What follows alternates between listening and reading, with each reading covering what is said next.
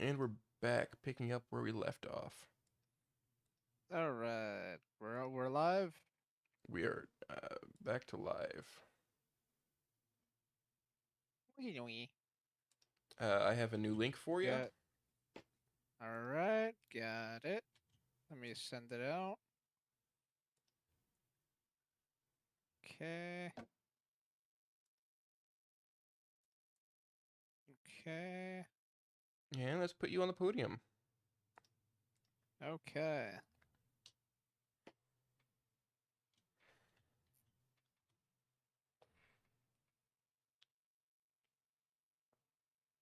Fuck it, we'll do it live.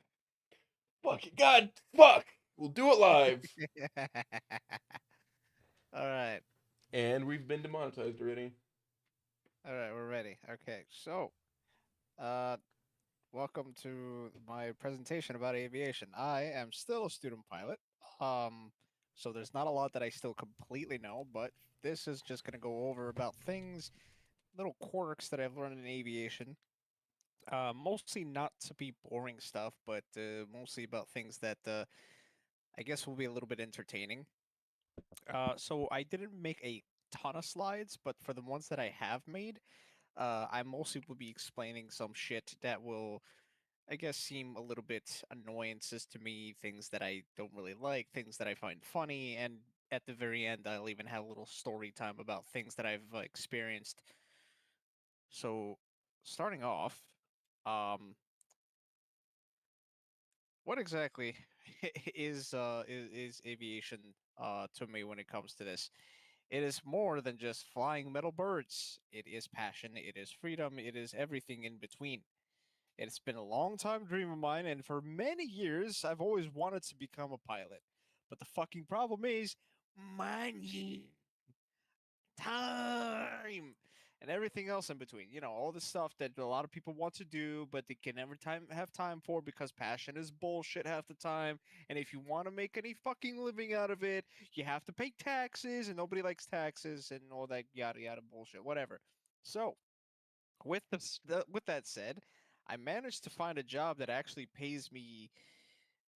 I wouldn't say completely legally, but I'm not gonna spout it out too loud. But I'm able to actually pay to go to flight school and get out of this godforsaken city that we call New York, that I call New York. How's the Uh, rat race going on? How's the rat war? oh, I heard that your rat funny. czar got taken down recently. Dude, that fucking okay. There's so much shit that's going on in the city, and this is the original reason why I wanted to move out. It's not just for the fact that I love aviation. It's just the fact that I want to leave. I want to leave this fucking piece of shit state, move down south, settle down with a nice girl that isn't a whore, and be done with it. I want my own Fang. I need my own Lucy. Good luck. so, Those don't grow on so trees. oh fuck, I wish. So, I'll go over basically things of like what I've learned, the shit I've experienced, and all that good stuff, yada yada. So, starting off, this this is basically what I fly. It's a specific aircraft that I fly is a Piper Cherokee PA-28 161. So I'll go quickly over about what exactly this is. It is a the specific picture that you see above here is the exact aircraft I fly. That would be November 866 Mike Alpha for the Icarus Flying Academy down here in Long Island. It's a great little school. There's a bunch of schools that are surrounded around where I fly, but this one I found to be the best and the most reasonable. Um, and this type of aircraft is most well known for being a student aircraft in general. Every single student has either flown on a Piper Cherokee or a Cessna 172. Great little birds, they're very easy to fly, mostly made of aluminum and not metal, surprisingly. And they are also belt driven and don't have any type of hydraulics to them. So if anything happens where the belts are cut, you're basically fucked in the ass. But I at the mean, same very thing with hydraulic same, lines. yeah, but there's nothing. There's no. The only hydraulics that these planes have are just for the brakes. So uh, anything else is literally just made with literal pulleys. Like it's a pulley system when it comes to the controls. Nothing here is hydraulically operated other than the brakes. That's why whenever we do what's called a pre-flight, which is to check the aircraft for any little nicks or dents or issues that go around it, we always check to see if there's brake fluid and oil. That's it. Nothing really else other than the fuel, but there's literally nothing else to check on the aircraft because it's all just internally in the body, and it's all that. Everything else has to just do with maintenance. Let them fucking deal out with it. If something happens, I just say, you know what, fuck it. But yeah, anyways, uh, Cessnas, although a tad bit cheaper, in New York City, it's not because most Cessnas that people fly when it comes to schools are the new fancy schmancy ones, and the ones that I fly is the ones from the 1970s. So these things are, you could technically say, falling apart. Paint chipping, stress factors on the body, all that good shit. But the thing that I hate the most about this thing is that it has only one fucking door to get in and out. It's not on the not on the captain's side, but from the passengers, and it's like a Nissan 370Z. It's like a coupe, you know. If you want to get into the back seats, you have to move the front seat out to get in the back, and it's a little bit claustrophobic. Fucking don't really like that, but you know what? I digress. Whatever. The other shitty thing that I hate about these aircraft is because they were made in the 70s, they have leather seats. And when you're flying in the air with no air conditioning in the aircraft in 80-degree weather, that shit sticks to you. It is annoying. It's fucking stupid. I hate it. For the love of God. We are in the 21st century. Switch to cloth seating. It's so much better. It's cheaper. And you don't have to keep up maintenance on them. I fucking threw up on one of these seats once before, and it was disgusting. Anyways, on to the next one. So, operation of the bird. It's a four-seater, single-engine pistol aircraft that uses four cylinders like a regular four-beater car of like that you could think of. A fucking Hyundai, it could be a Honda, fucking Civic, whatever. They're not much faster than a regular four-beater either. The ones that I fly, the reason why it's called a 161 is because it is the variant with 160 horsepower, an engine that was specifically upgraded past the 1950s for with Lycoming engines, which to this day is still being used.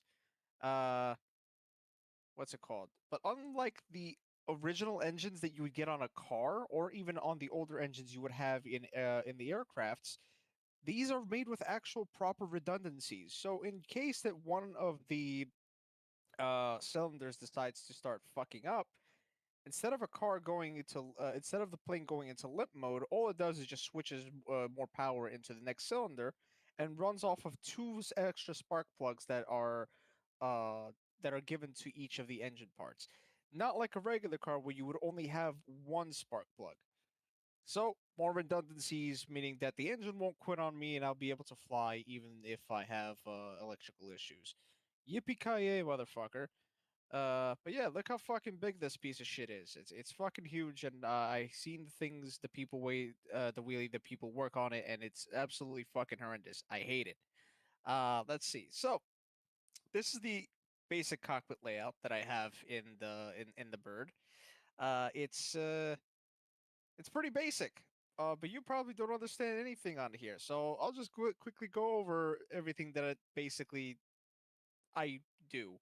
So this is the very old style at cockpits from all the way from the beginning of time, pretty much of aviation to even now. But basically, these instruments that you see right over here, the six pack we call it, is the basic necessities that you would need to fly in clear weather. So, for instance, airspeed indicator right here. That basically just tells you the airspeed. Yay. Attitude indicator. That just basically tells you whether or not you are straight and level. And if you're not straight and level, you'll fucking know. Over here is the altimeter. This just tells you your altitude. Your turn coordinator tells you whether you're turning left or right and how fast or how hard you're turning. The gyroscopic compass. This is vacuum operated and allows you to pretty much see whether or not you're drifting left or right from the compass that has to be slave to. Then there's the vertical speed indicator, which is pretty much just telling you whether how fast you're going up or down. Uh, and yeah, that's pretty much it. Every other instrument is pretty much made for those who are in the most higher leagues of aviation that are going for their instrumental rating. Radios over here where I talk to the big boys in the tower, the speed controls, the fuel mixture controls, the rudder pedals to move the wheel and the back tail, and of course a tachometer for RPMs. And that's where you put the key to start the plane. Yippee. Uh, this is a more bigger and more comprehensive diagram of the things that I have to go with. So, a good example of a quirk that we have in the aircraft that most other planes don't have in general is we have fuel selectors. And this is, in my opinion, the most stupidest thing ever, considering that not even cars has had it. Like, I understand that cars and planes had been carbureted for pretty much years, but the problem with airplane fuel is the fact that when it comes to having to switch between fuel tanks, it's the fact that there's no timing on how and when it should be done. And it's one of those things where you can easily starve the engine of fuel based on when you decide to switch fuel tanks because every half an hour it has to be switched in order to keep the plane steady level and not basically drain the plane of any fuel. Luckily, we've gotten to the point where we've had backup instruments that are basically placed right over here, for instance, with a screen to tell you when to switch tanks. Problem is, beforehand, it was issued where people would forget and they would starve the engine and crash the plane. Fuel selector is right over here.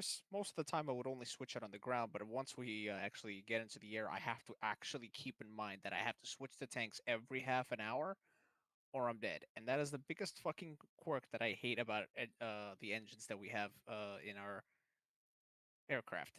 The fact that, instead of switching them to actual fuel injected engines, we have to still use technologies from the fucking 40s. Congratulations on that.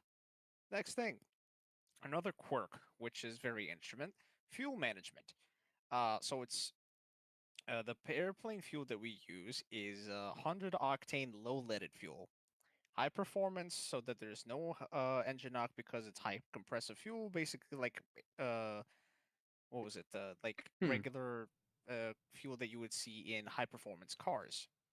It's leaded, it's blue, looks like great Gatorade. It looks delicious, but you cannot drink it because it will give you leukemia and a bunch of cancerous spores. I get that shit on my hand every single day. I am not kidding you because every single time that I have to do my pre-flight to check the aircraft, I have to sump the fuel using this little bottle that you see right here, which is basically a fuel checker. And if you look over here pretty quickly, if you see this, it's on the bottom it's clear and on the top it's blue. If you see that clear liquid on the bottom, that is straight up water, which means that you need to dump all the fuel right away, which means you are dumping gallons and not just gallons, but you're dumping a shit ton of money out into the onto the floor. Um, there are uh there are like little bottles you can get that can separate both of them so you can put the fuel back in, but they're expensive and most students do not have that type of money, especially me. So I'm taught to take the fuel, sump it, see if there's any type of debris inside of it, especially water, and then just fucking dump it on the ground, which sounds counterproductive, makes absolutely no sense, but what the hell can I do? It's not like it's not like there's any other way to really go around it at this point. But yeah, I've heard stories of students who have forgot to sump fuel from one tank or the other, and when they went up in the air, like half an hour later, they switched tanks, and then the next thing you know, they are starved of fuel because they had water in it. And yeah, big no no. So whenever whenever I fly, I always have to check fuel out of three areas: both wings and the engine, because sometimes there might be fuel in the engine, and you have to see if there's any water in there. yada yada, good stuff. So next thing, uh, other quirks, carb heat. So everyone knows what carb heat is in cars. It's the same principle that we have in aviation.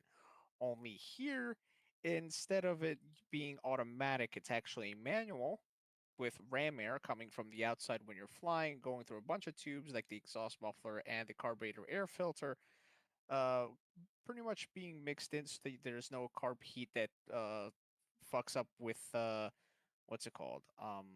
With icing on both the spark plugs and the carburetor itself.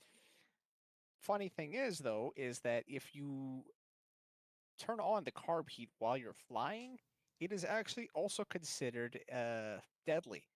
It is by the operating handbook. We are not actually supposed to use carburetor heat for a certain amount of time because it actually lowers the overall performance of the engine because you're pretty much taking power away from the engine to sump out any type of icing that's on it. But the problem was, well, with that is that when you're flying in very cold weather, especially in older planes like this, there is no cabin heat to keep you from freezing. So sometimes we are forced to turn on the carb heat in order to get some of that heat to come into the cabin. And I've heard stories of people who kept it on too long, suffered from carbon monoxide poisoning, and yeah, that's why we're told to only do it sporadically and only if we see that the engine's about to fucking quit on us in very, very cold icing conditions in like clouds and stuff. Uh, so we try not to use stuff like that because despite the fact that it's available to us, it is also very deadly. Other than that, let's keep going. Another quirk that I have about the plane, about the specific plane that I fly, is the trim wheel. We consider this the poor man's autopilot because we do not actually have any form of autopilot in our aircrafts. All of these planes were made before autopilots became a thing because the first general autopilot really came in the 1950s to the 1980s and it wasn't widely available at that point. So when it came to training aircraft in order to keep them cheap, autopilots were pretty much non-existent in a lot of the aircraft. So every time that I go out to fly, I'm always hand flying the planes. And everyone asks me, why is it so is it not hard to like lift the aircraft? Is it not hard to turn it left and right? Sometimes it is, sometimes it isn't, but that always depends about the trim wheel.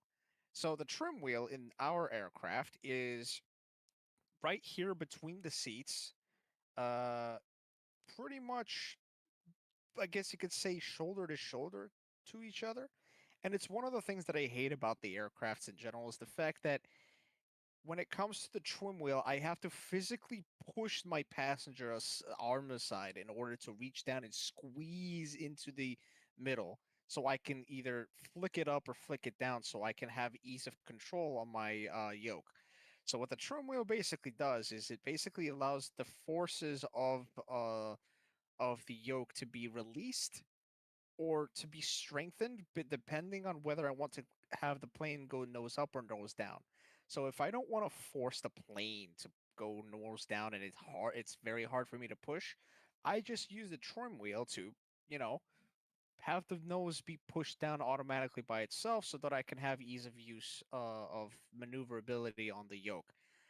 I try not to, you know, push it around too much. I try not to uh what's it called? I try not to be sporadic with it, but in a sense it is basically a lifesaver because at the very least I'm not cramping my hands because when I first started flying I did not use it and I when I every time I finished up my classes I pretty much came home with bruised hands. It was cramped, it was absolutely just awful. But honestly, great piece of technology that's to this day is, you know, considered a lifesaver. But at the same time, it's a fucking shame that they decided to put it next to you where you cannot even fucking reach down into it properly without having to push your passenger aside and having to, you know, forcefully look down while you're flying the aircraft.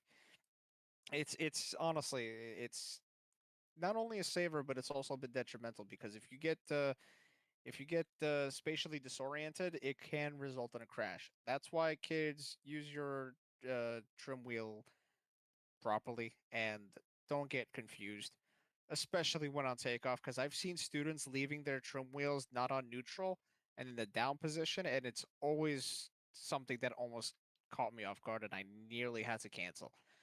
Thank you. Anyways, next. Uh, center of gravity calculations. This is the piece of shit that I really hate. So, center of gravity. Everyone knows what that is in cars, but in planes it's completely different because weight shifts when you're flying. So let's just say that you and your family decide to go out to lunch, what we call the $100 burger run. At least it used to be $100 before prices went up for aviation fuel. Yippee fucking kaye. So you basically use the man, this has been a while. You basically use this equation to get the CG position by taking the sum of all the moments, which is basically the weight of yourself, your passengers, the baggage, as well as your will to live, because of how much money you spent. You multiply that by the arm, which is basically how far from all the plane's reference points are, which is basically would be mostly from the middle of the aircraft, and divide that total moment by the total weight, which is all the weights that you calculated, to find the exact center of gravity so that you know whether or not you have to take off at a different speed, take off at a what's it called, different altitude, different, sorry, not altitude, different distance, and whether or not you'll be able to make it in time, or make it there with the amount of fuel they have collected and what altitude. So I've gotten barely to this point yet, but it's already starting to get to the point where it's kind of giving me a headache because I'm not really great at math. Same thing with this. I have not gotten to this point yet, but this is called an E6B calculator. 1940s technology, which to this day is still being used mostly by students, but it's not needed anymore. The only reason you would have to ever use it is because it doesn't require batteries. It calculates the ground speed, the time, distance, fuel burn, and wind. Uh, so you don't basically run out of fuel in case something happens where you may have miscalculated or didn't know that you wouldn't get there on time. Most of the time, when we're driving in the car, we just fill the tank either halfway or to the fullest tank, and we would be set because we have an internal calculator in the car to basically tell us, all right, we have this amount of fuel, and we only need this many miles to get to that destination, so we will be okay with this tank. But when it comes to aviation, there's a lot of things that can happen. And a lot of those things could be your takeoff, you don't know which altitude you're going to get hit with by the air traffic controller, or you'll have to set one yourself, and you don't know how the winds are going to change based on your route, as well as if you're going to be deviated because of weather or because of any type of delays based on whatever the air traffic controller decides to do to you. Kind of like they did to us 2 weeks ago when I was practicing, and my instructor and me were forced to do four 360s around the airport because some asshole decided to have their engine quit in front of us.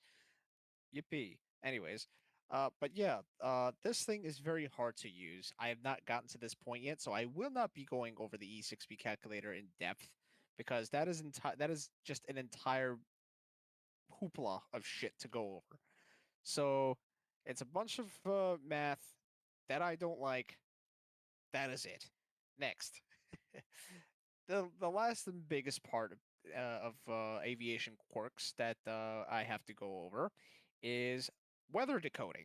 So mostly pilots and meteorologists use what's called a METAR, which is exactly stands for meteorological aerodrome report. It's basically set up either by a automated weather service system or by the air traffic controllers who are on there itself. This technology is very old. It has been set up also in, give or take, around the 1940s when technology and automated services started to become a thing, which to this day everyone keeps saying that it has to be modernized, and it's just absolutely disgusting. But this is basically it. To read this, it's not exactly hard, but it does take a while to get used to. But this basically tells you the information of the weather at the current airport that you're currently residing in. And most of this information is basic can basically tell you whether or not you can expect to turn off a certain runway, or whether you should do any type of wind corrections when taking off or landing, and if you what's it called? If you're going to expect any type of issues when taxiing around or everything like that. So, for instance, let's go over how to decode this type of information. So, we start off with the actual identifier. So, KFRG is my local airport. This is the where I fly out of. It's where I learn. It's where I pay my fucking life away to get out of the city. So the airport identifier, which is also called an ICAO code, would be the name of the airport and can be pretty much used by anyone. So if you decide to, for instance, go and search on ticket sites uh, for like places to go when it comes to vacation or visiting family, you can search the airport like FRG or JFK or whatever is your local airport's identifier, and it'll pop up usually on any website. So K, the first identifier, is usually never used by normies, and it's mostly used as an identifier that K is America, and Canada would be C, Mexico would be M, and so far and so forth. Same thing with time. When it comes to the time in aviation, we don't use local time in aviation because we're always switching between time zones. So we use Zulu time as a one-time identifier in order to understand where we all are in the world without having to confuse time zones between us.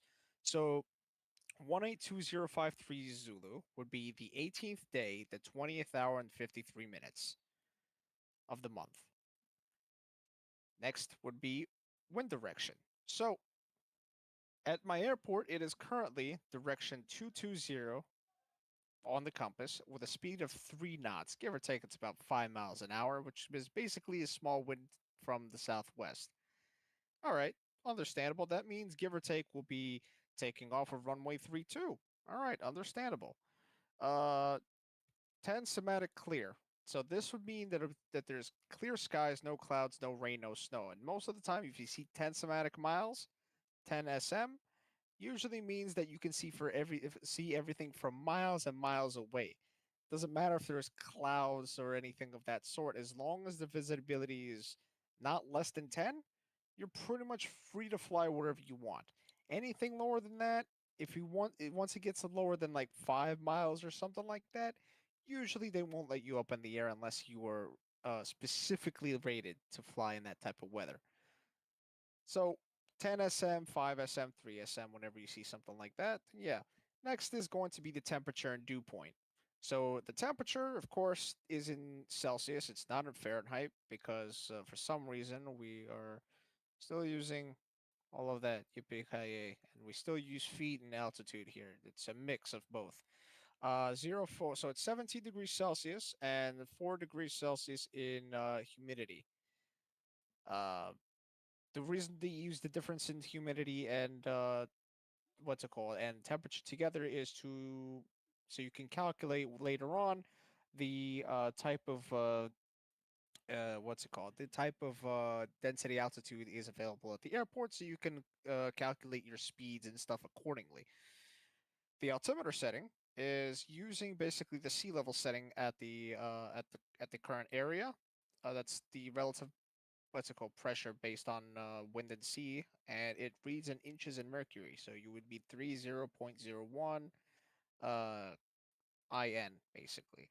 And whenever you get an altimeter change, it would be either 3012, 3025, something like that. You would change that on your altimeter, and it would actually change the altitude on the instrument to be either higher or lower based on that type of altimeter setting. And when that happens, usually the instruments, the ATC would usually tell you whether or not you're either flying in the proper altitude or not. Next thing, remarks. This is just basically telling you things that's not really important information afterwards. This is just stuff that you could ignore most of the time, but interesting to read. AO2 would basically mean that the weather station at the airport can read precipitation whether or not there's rain or not, because there are some weather areas and weather stations that cannot read whether or not that there is rain. And if you fly into that airport and you're not instrument rated and there's rain, you either divert or you get yourself killed. Pick each or either one. It's up to you. Uh, Same thing over. That's for the altimeter pressure. You could read that in millibars as well. It's also sea level pressure, and it's another way of reading the altimeter setting if you're European, because over there they use QRHs instead of inches over in mercury. It's more complicated over there. I don't know why. Same thing for the temperature and dew point. It would be basically be there if you want to nerd out. Nobody really cares. Then this would basically mean 5800 O2, so that would basically mean that it's there for another, so that every 5 minutes the what's it called, oh, I forgot this one actually.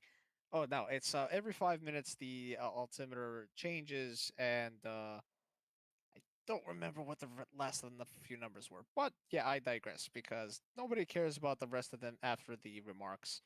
You're pretty much good to go. You can fly out. Nobody will care. As long as you tell the ATC that you have this information, they don't really care. And that's all I really have for all the quirks and stuff. So, for stories. When it comes That's to the not stories chalks. of this, oh, it's no, it's chalked. It's more of what happened, what's on the wheel. Can Oh you shoot, tell that's what's flat. happening? It's That's fucking flat. flat. It's flat. So, this happened a few weeks ago. I was with my instructor on his last day of teaching because he was leaving to a new company. And he basically went over of everything that I had learned at that point, and we, did a bunch of shit. He said I was doing pretty good, and he was introducing me to my other instructor later on. So we landed. We started pushing the plane back. We started doing our post-flight debrief. And as soon as we started pushing the plane back, it felt weirdly heavier than usual. So I looked down at the wheel, and lo and behold, we have a flat. I don't know how this happened. I didn't feel it on the way in, and it might have happened as soon as we landed. But from what I can tell, my instructor, considering it's his last day, didn't want to deal with the bullshit. So he instead of writing like that I probably fucked the plane up a little bit. Um, that he just told me, you know what, screw it, put it onto the school. Usually, he said that most students, because we don't have any renter's insurance, it's technically the liability of the school to have this, but the problem is the fact that because the student did it, they usually would blame it on us. So I'm very thankful for that. Great guy, Daniel. Love you, man. You are awesome. Otherwise, other issues that we've had with the planes that we have at school. So there's a specific plane that we fly called Icarus 15. It is just a moniker that we use because we don't want to use the whole call sign. So the problem was with that aircraft is that I have a very big love-hate relationship with it. The reason for that is that not is it's not because it uses instruments. It's mostly for the fact that there's so many issues with that plane that I've run into that I'm surprised it's still flying. A good few examples, which is just by God stupid. The right landing gear strut that holds the wheel up has been falling every single time that we fly. When I do my pre-flight, we're supposed to check the strut, as you can see right over here, but this is the front main landing gear, not the left. But if it's less than 4 fingers, the hydraulics that hold it up failed, and it needs to go into maintenance. The amount of times that I've landed with that failed landing gear strut has been insane. And although it hasn't, we haven't crashed yet, it's been in maintenance maybe every 5 to 10 days, and students have been missing classes because of it. Another issue with that aircraft is it has an inoperable what was it? It has an inoperable instrument in there, and I don't know what it's for. My instructors won't tell me, and it's a bit weird. It also has. Let me go back a bit to where it is. Here we go. it, so over here we have what's called the radio comms. They are basically just frequencies that you can switch to, whether to listen to weather or to talk to air traffic controls, depending on which frequency they're on. The numbers that you see here were not lighting up, so I had to guess who I was switching to, make a test sound just to see whether or not they could hear me, and it was a pain in the ass. I don't know why they allowed us to fly on this thing. I also had an issue where the vacuum powered instruments, which would be the attitude indicator and the gyros indicator, would fail. So I would have to sometimes rely on just my turn coordinator to basically fly the aircraft. No bueno. I feel like I should have been refunded for that because I'm flying on a dangerous airplane. Let's see what else. Um, ah, I have this video here. That I have where I recorded from my meta classes where my instructor and me flew to a maintenance airport to get a plane fixed while we were learning because the screws that were holding the cowling together flew out into the engine bay. Two screws and a washer. That could have been detrimental.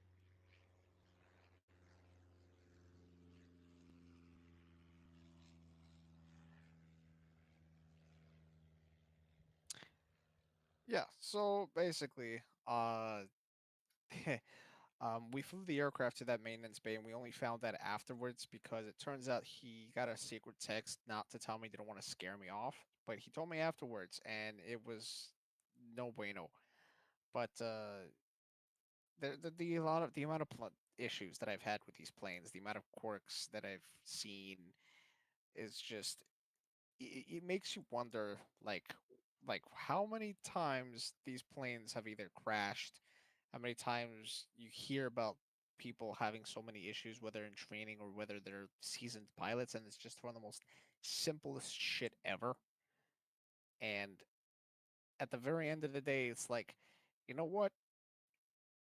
What the hell can you do? Pilots are ballsy, and I have slowly started becoming one of them because just look at these planes. Look at all these marks. Look at all these paint scratches and stuff. It's insane that they allow these things to fly past their the fact that they're past their 70s. But yeah, that's the most of the quirks that I've so far seen and things that I've really experienced when it comes to aviation. And considering the fact that people say it's a very professional job, it's very, gung ho, and people are very, you know, they can make so much money out of this. It's like you see the reason why that there's a lot of things that happen in aviation, such as crashes, is that it's not as professional as you think. It's really just you're hiring some random guy to pretty much teach you how to fly a plane, and they're regular people. They're not like crazy into rules. They try to always bypass a lot of these things, and there's so many loopholes and stuff. But it's fun. It's fun to fly. It's fun to see things that you can and cannot do. I mean, I didn't even know that I would even get far into it the way that I have, considering when I first started flying, I was just very, very sick. I got very, uh, just, I threw up like back in June when I was coming into landing once, and it was not great. I pissed off my instructor. I got it all over the leather seat. They had to take out the plane for about 2 days so they can clean everything up. Luckily, they didn't charge me for any of that stuff, but yeah. Other than that, I mean, I overcame the sickness, and now I'm flying every time for 2 hours a day, pretty much.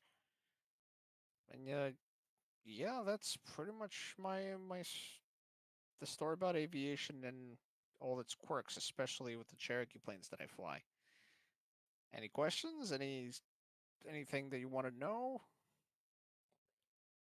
Okay. Has part of you ever expected that you'd have to land without landing gear? Well, we don't. So these aircraft do not have retractable landing gears. These Cherokees are actually fixed gears, so they don't go up or down. They stay down all the time. So luckily, I don't have to learn that yet. When it comes to retractable landing gears, that is a different endorsement. That is considered a complicated. I believe it's called comp. No, sorry, it's complex aircraft endorsement. So they basically teach you those whenever you're flying either fixed gear or multi-engine aircraft. I'm currently flying. Sorry, yeah, it's not fixed gear. So it's retractable gear and multi-engine. I'm currently flying a single piston uh, fixed gear aircraft. That's the most simplest aircraft that I can only fly, and nothing above that until I can get either that endorsement or the other one. That's pretty much how I have to be. But when it comes to learning what to do in emergency situations, it's mostly engine stuff. Um, when it comes to engine stuff, the only thing they teach me about is engine roughness and engine fires, as well as engine failures, so they can be one and the same.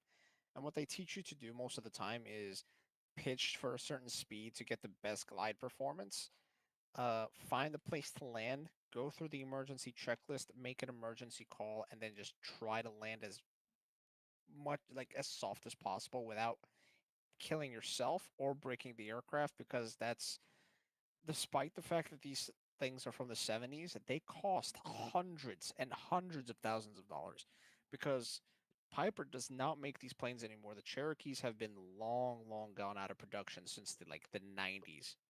So parts are very sparingly made, and even if they are, considering the fact that the planes from the 70s and these engines are carbureted, they're And just you have to have expensive. certified parts? Yes, you cannot get third-party parts from either any company at all because the amount of times that we've seen crashes happen and things of the sort where they use third-party parts, it has been detrimental to the aviation industry in general because a lot of the crashes that I've seen when it came to maintenance, for instance, have been mostly for the fact that the parts that are in the aircraft have always come from the smallest of issues, like cracks in engine parts, peeling, not peeling paint, but like peeling like other issue like parts of the aircraft. And when that happens, it usually results in strained body parts of the aircraft, like the strained fuselage, to the point where the cracks get so big, it just the whole plane comes apart. So yeah, when it comes to getting third-party parts, I would never recommend it. I've talked to a few ANPs, and an ANP is basically just special word from airplane, airplane mechanic, basically. And everyone has told me that there are parts that do exist that can be technically put into aircraft, and it can be considered safe, but the Federal Aviation Administration makes it so damn hard to get those certified, mostly because it's a government company in general that it's it's rarely ever like allowed because every single year you have to go through maintenance, and every 5 to 6 years you have to replace the engine entirely. You have to do an actual overhaul. So one quirk about aviation buying, which I don't really want to get into a lot because it's just a headache in itself. Just because you bought the plane does not mean that you technically already bought it. So it's it's a whole thing of just because you bought the plane, you have to put in more money for it. It's a money pit because you can buy the most shittiest fucking shit bag of a plane that could exist worldwide, just like this Piper right here. These things could go for like $40,000, $50,000. It's possible to find these things for that cheap. But if you're finding these planes for that cheap, there's always something wrong with them. It will always have damage history. It will probably have an overdone engine that hasn't been in use or has been overpropped for a long time, and it probably has very old avionics. And for the majority of the parts that when it comes to those avionics, they're probably not even certified anymore.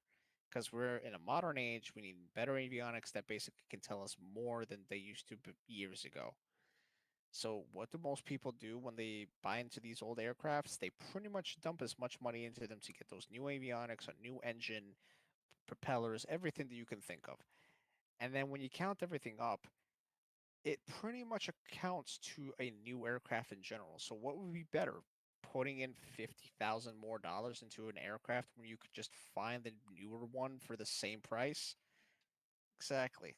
So, at that point, when it comes to maintenance, it's nothing like a car. And I'll be honest with you, it's not worth it for those who are not rich or fucking nepo babies or some shit like that because it's a headache on its own. So when it comes to me, I don't think I will ever be able to own an aircraft. I think I'm gonna have to either rent for the rest of my life until I can get myself a actual career in the airlines, or put down a money pit if I'm willing for it. But even then, if I'm going to be doing that, I'd rather become my own mechanic so I don't have to pay someone like a few $1,000s each year to take a look at it.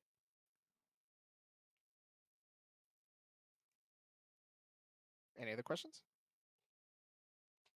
Have you ever thought about flying experimental aircraft?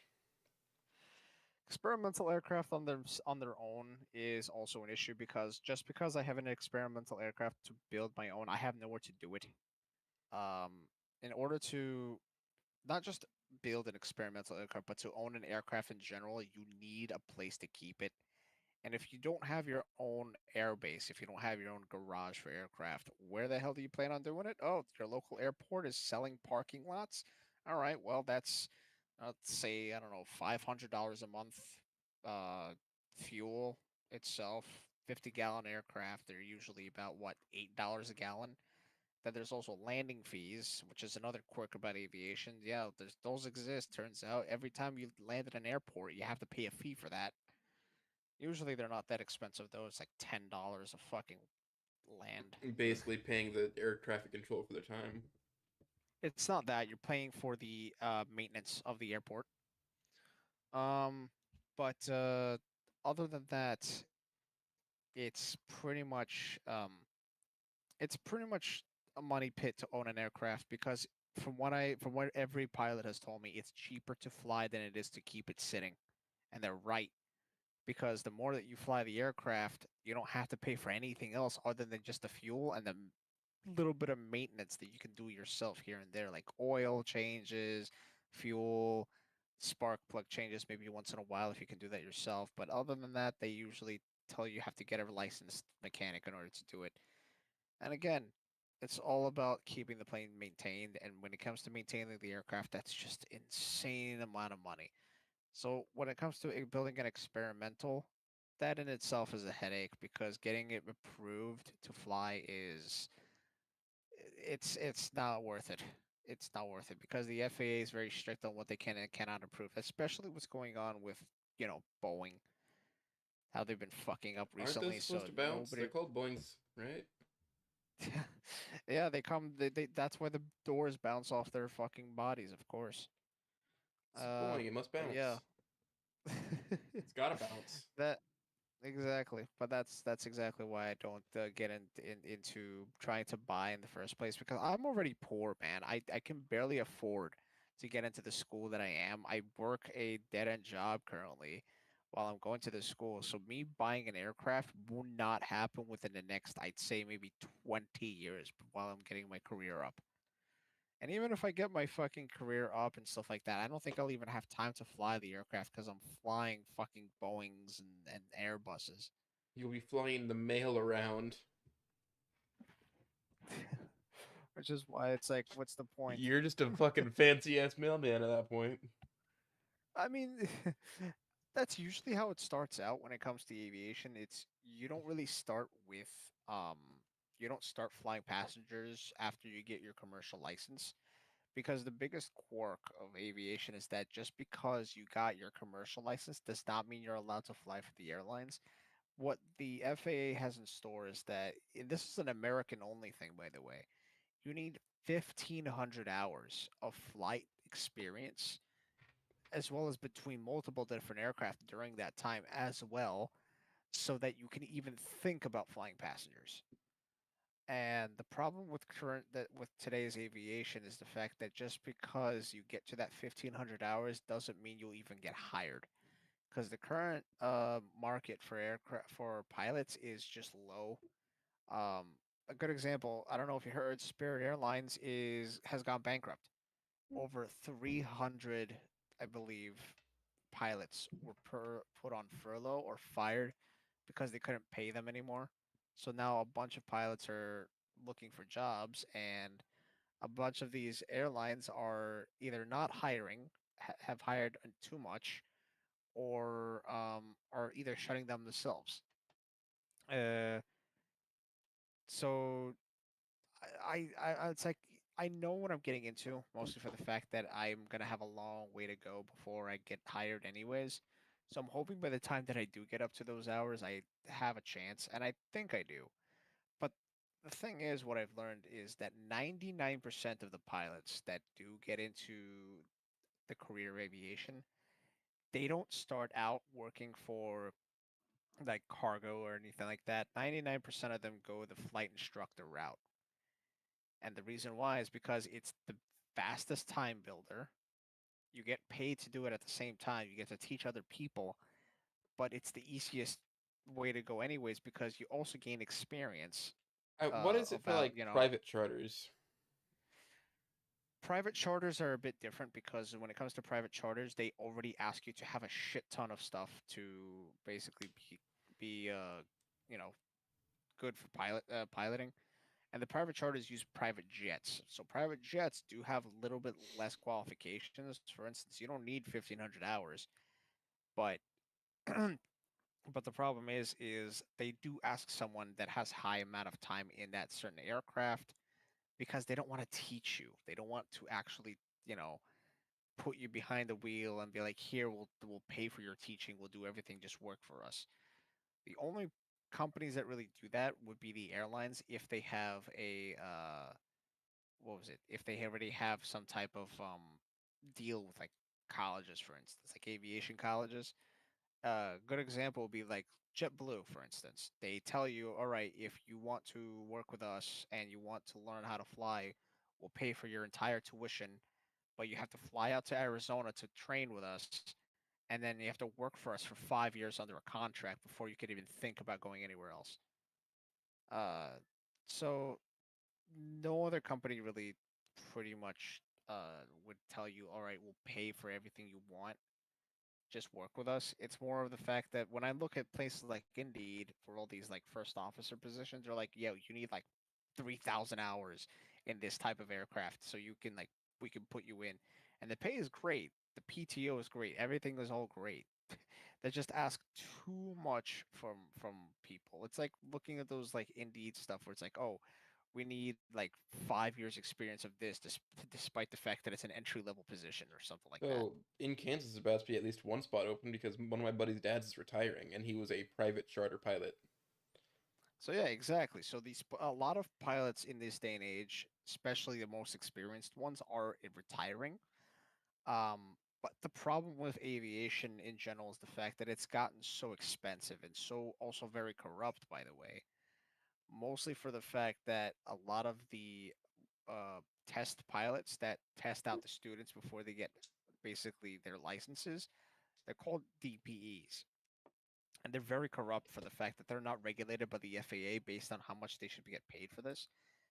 But they basically get money to train you, and if you fail, you don't get that money back. And depending on how much uh, they charge you, that test could last anywhere from an hour to maybe 5 hours.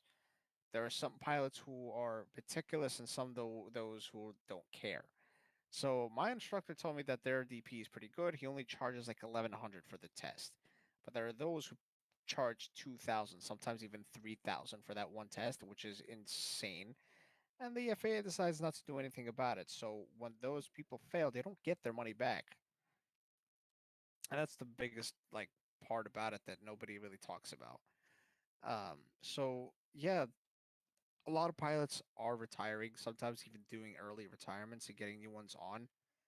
But the majority of the time is those positions are few and far between, and there are no new pilots that are getting into those positions because they either don't have enough time yet, or they either failed a test or some other stupid thing that they couldn't get past. And because of that, people say, oh, like, there's a pilot shortage, there's this, there's that. And then you think about it, it's like, well, Is it a yeah, shortage of pilots or a lot, shortage of people paying pilots? it's a bit of both. Um, so there is a pilot shortage in the same sense that they either are not getting paid or they're just don't have enough time. So payments of pilots have gone up dramatically. Like they make a great amount of money when you're coming in to a career, but that was not the case. Let's say 5, maybe even 10 years ago. A lot of the pilots that first came into the career would be making something along of the lines of like $22 an hour, which was insane to think about. But then you see that people are complaining like, oh, don't get into aviation because you're not going to make a lot of money in the first place, and you're going to get so stressed. And then when the pilot shortage actually came by, uh, people and companies started raising the rates for how much people get paid. So the majority of pilots now start off at $90,000 a year, which is pretty fucking good. Uh, Problem is, even if you are getting that salary, the majority of the pilots just aren't at that time yet, and those that are getting there have already dumped in so much fucking money to uh to get their licenses and to get that time. So at the end of the day, most pilots that have tried getting into the career usually just drop it at the end of the day because they just can't afford getting a license. I mean, just me in general, I've spent a good few $1,000s into my endeavor, I guess you could say, mostly for the fact that uh, they charged me about $230 an hour just to fly this aircraft. Um, Luckily, they have given me discounts because I pay cash, but it's still mighty fucking expensive. So that's where it comes down to just literally the reason why most people aren't going into aviation as much is just the biggest thing is just finances. It's on par with going either to med school or to law school. The amount of money that people put into those professions is pretty much the same. The only thing about flight school is how predatory it comes to loans than it is to any other loan combined.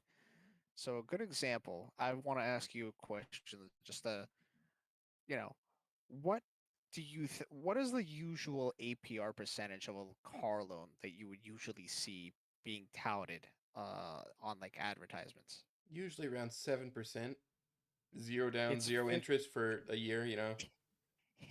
it starts at 17% in aviation. It starts at 17% and goes as high as, from what I've seen, I believe 35%. And a lot of the 35 is the students from legal limit for interest. right. So from what my instructor told me, is that most of the students that decide to go the loan route always default. So so the majority of the students drop out. Um, and the best thing about the school that I go to is that it's a Part 61 school. So there's two types of different schools that anyone can really go to, and it's called a Part 61 and a Part 141. So the difference between those is one is tuition based and the other isn't. So Part 141 is the straightforward route where you get a syllabus, you have to wear a uniform, you sit in a classroom, and you get to fly on the newest howdy planes that they have there. You get to learn everything professionally. You basically get everything done much quicker. It's much more professional. It's not joking. It's not laid back. None of that. And you have to go 5 days a week. The best thing about these schools is the fact that majority of the time, because they are Part 141 schools, you can easily get uh, what's it called, grants or scholarships, depending on how good your grades are, and whether or not these schools are a part of. Oh, hold on. That spooked me out. I thought it was my mouse. Yeah, there we go. So, oh, the video is green. Whoops. There we go. But basically, the um, the thing is the fact that when it comes to these Part 141 schools, it's again you have to go 5 days a week. You won't really have a job, and when it comes to pay the tuition, it can start to pile up. So because of the fact that I have a job and I cannot, I've already got a diploma of sorts, stuff like that. I can't really do a school like that. So I go to a Part 61 school, which is a part-time aviation academy. So these are not affiliated in anything in any way. It's technically considered recreational, so you cannot write it off. You cannot get grants or scholarships for it. This is straight up out of pocket. It is out of pocket from you, or you have to get a loan. There's no other way around it. But the best thing about these schools is that you don't have to follow a syllabus. You don't have to sit in a classroom. You can fly whenever you choose. You can choose the weekend. You can choose the weekdays. You can choose whatever time you want, whatever plane you decide to choose. You don't have to wear a uniform. You can even talk with your instructor as if you're friends. You can curse around with them, all of that shit. They don't care. As long as you pass, as long as you give them money, they don't really give a shit. That's the best part about it. Only thing is that it just takes you much longer to get your license. Instead of having going through a 3 year program, it could take longer. Sometimes it could take shorter. It always depends on whether you have the time to do it. Considering me, I work 50-hour work weeks. I only have time to fly on the weekends. Therefore, this is what I do. I go to the academy. I meet with my instructor. We fly for about 2 hours. We land. We debrief. He tells me I did good. Signs my logbook. Boom. I go home. But sometimes I do wish I went to a Part 141. Problem is, I wouldn't have the capacity, the money, or the time to do that because I have to pay rent. I have to help out with the family. Gotta, you know, make money somehow. So no, well, that's about it. There's nothing really I can do about that. So yeah, dude, I'm taking the long way around if you think about it. Any other questions? Hmm.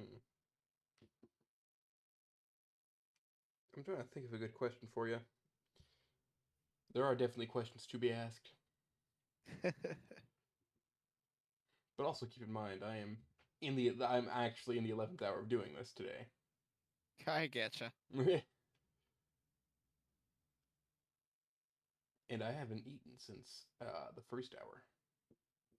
Dude, Yeah, I had I go fucking fucking like hardcore. I had homemade hamburgers and stuff like Oh, that, that dude. would You be should at so least good, get but I forgot to fucking go grocery shopping. brother. Do you at least have some type of I don't know, like I ordered pizza, when? like just now. Bro, what type of pizza at least? So there was a deal, so like unlimited medium pizzas for $7. So I bought three of them, and I also had an Domino's? extra coupon that was another $10 off. Domino's? No, it's a place called Marco's. Oh, nope, never heard of them. It's a But Midwest thing. so well, anyways, yeah. There's a lot of quirks in aviation where there's two different types of schools and everyone gets treated here like you know Like they're everyone's cool. Um, and there are sometimes problems that we have. Like for instance, today I did fly today. It was very, very, very early in the morning. I had to wake up at 7 to get there at 9. Um, and when I was doing my pre-flight, I was checking to see if I have enough oil. And in order to when we check the oil, it has to be at least at 6 quarts or more of oil in the engine, and I we had barely around 5. And I told my instructor, and he's like, "We'll be fine." I'm like, "You taught me that it has to be at 6 quarts or more," and he's like, "Yeah, but we have oil in the engine, we should be okay." So, like I said, there are quirks in aviation where the instructors will try to kind of skirt around some of the laws because engine still runs. Why not? It's just like driving any other shitbox Honda, you know? These things are literally shit boxes. They are made of aluminum. They are breaking apart. They have popping tires. All of this stuff. I mean, they literally are the Honda Civics of the skies. And at some point in the future, the thing is, I will actually be flying this with my family because once I get my pilot's license, the first thing I'm going to do is celebrate with my family to fly them around the city skyline. Uh, which And then you drop them off in Chicago. fuck no, no. But here's one more thing that we do have Chicago actually. is worse than New York. Absolutely it is. But here, let me show you the VFR sectional. So here's another quirk that we have. Oh nope, that's not it. VFR, where is it? Oh, There we Kansas go. City mention. I saw it. All right, so here is New York City. This is what I have to basically learn how to read. This is a map made for pilots. Um, and this area right here is New York. You can kind of make out the New York's map in general Where the here, airports are, too. pretty much. Isn't that what the center of the circles are? So here's JFK. Here is Newark. Here is LaGuardia. All that stuff. Yeah, the big three. Um, I fly out of here, Republic Airport, FRG. All this information, yada yada. So we have something called a VFR corridor. It is a special flight rule area where basically planes like mine, tiny little planes like mine, have this little special corridor made for us where we can fly between the big, bad Class Bravo airspace, where the big jets come in and they have all these busy other stuff, and have me given us this, special requirement that we can fly right in the middle between all these airports to basically give us like a tour, allow us to have like a tour for like people and stuff like that, to pretty much fly right next to where the right next to where the what was it, the Freedom Tower is, where where the Twin Towers were. Hmm. We are literally allowed to fly right next to all the city buildings and at the same altitude as them too, which you would think would be pretty much illegal, but no. Um, Jet fuel can't melt steel and beams. exactly. So, uh, every single day, I pretty much make my drive all the way from like here to the airport right over here.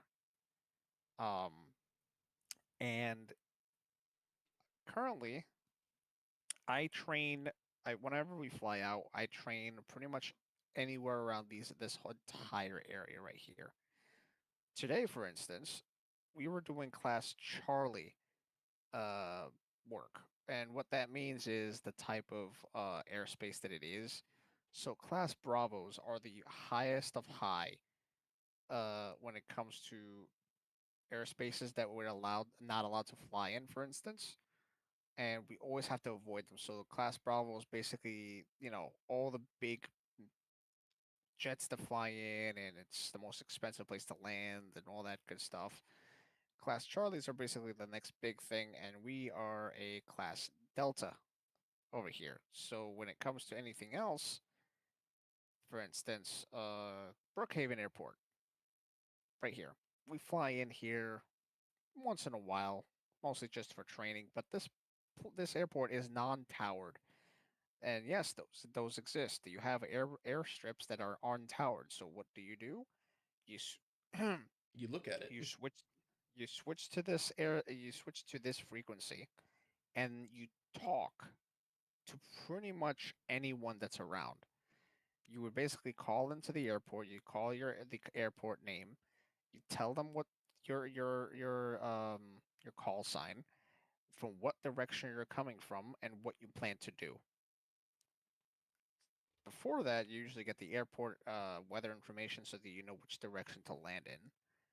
You call that in for, and then pretty much once you make that call, all the other pilots around that area will have to look out for you, So you're which saying means that one there call is all is it no takes? air.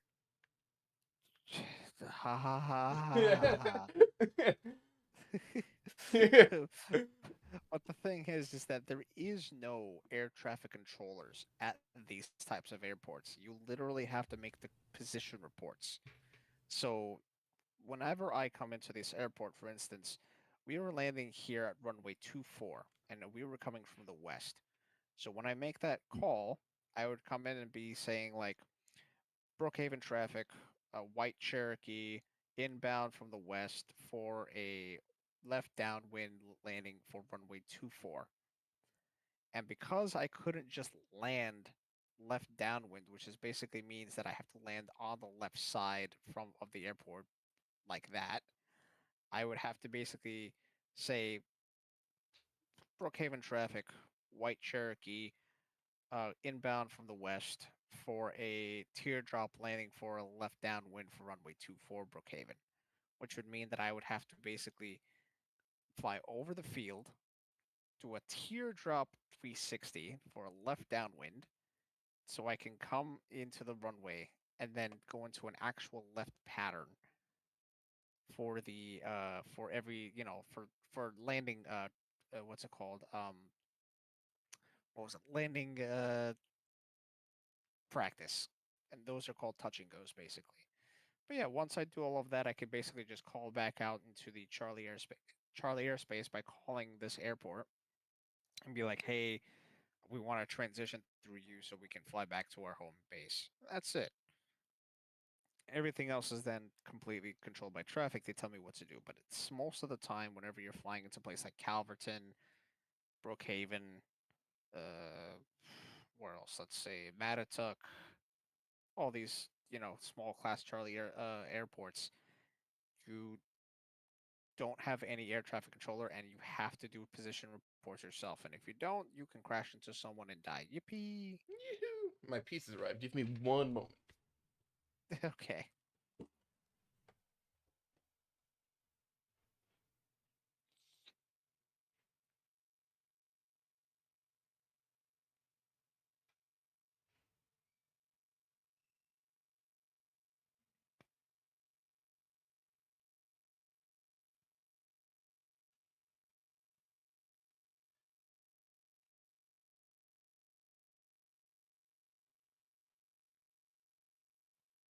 All right, I'm back with the pizza. Yippee!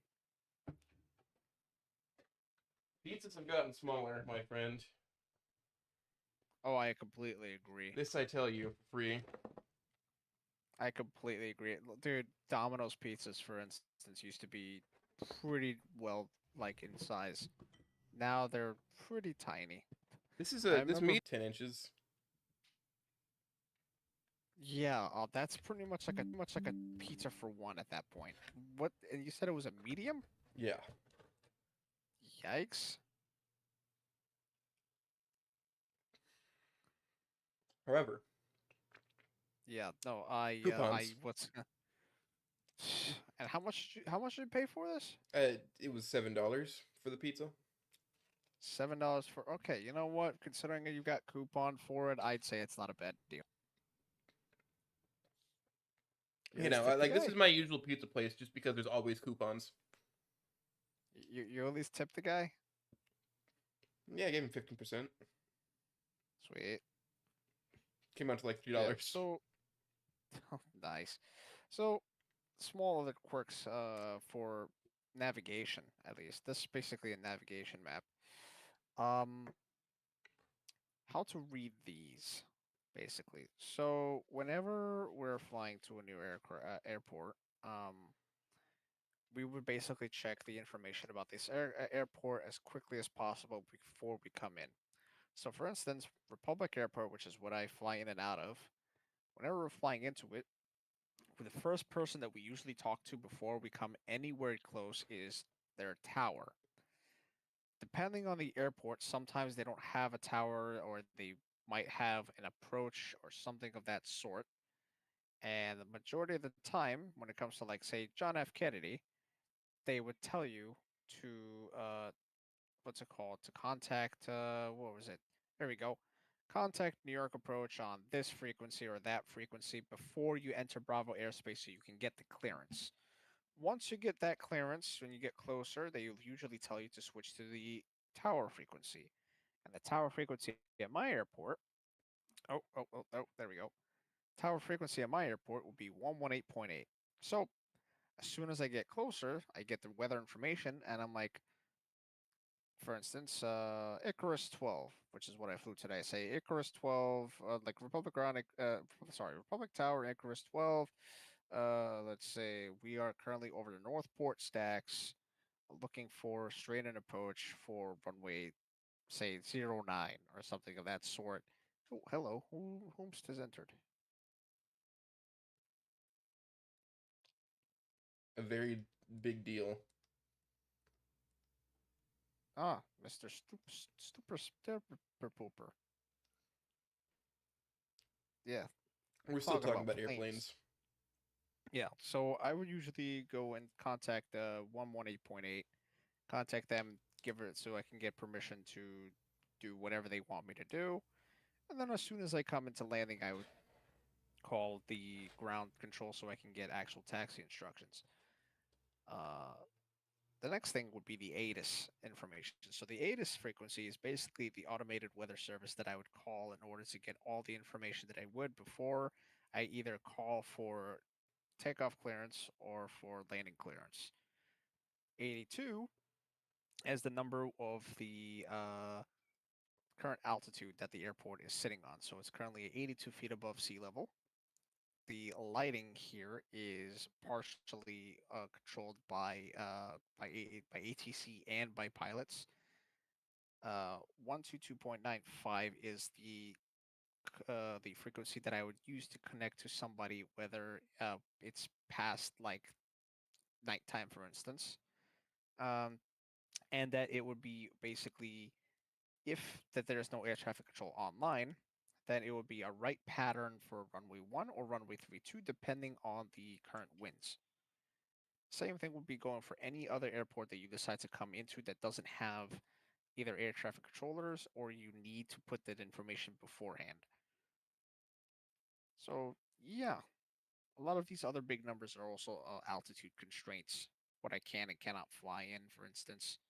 Um, so I'm still learning the majority of this map, but I pretty much have it down.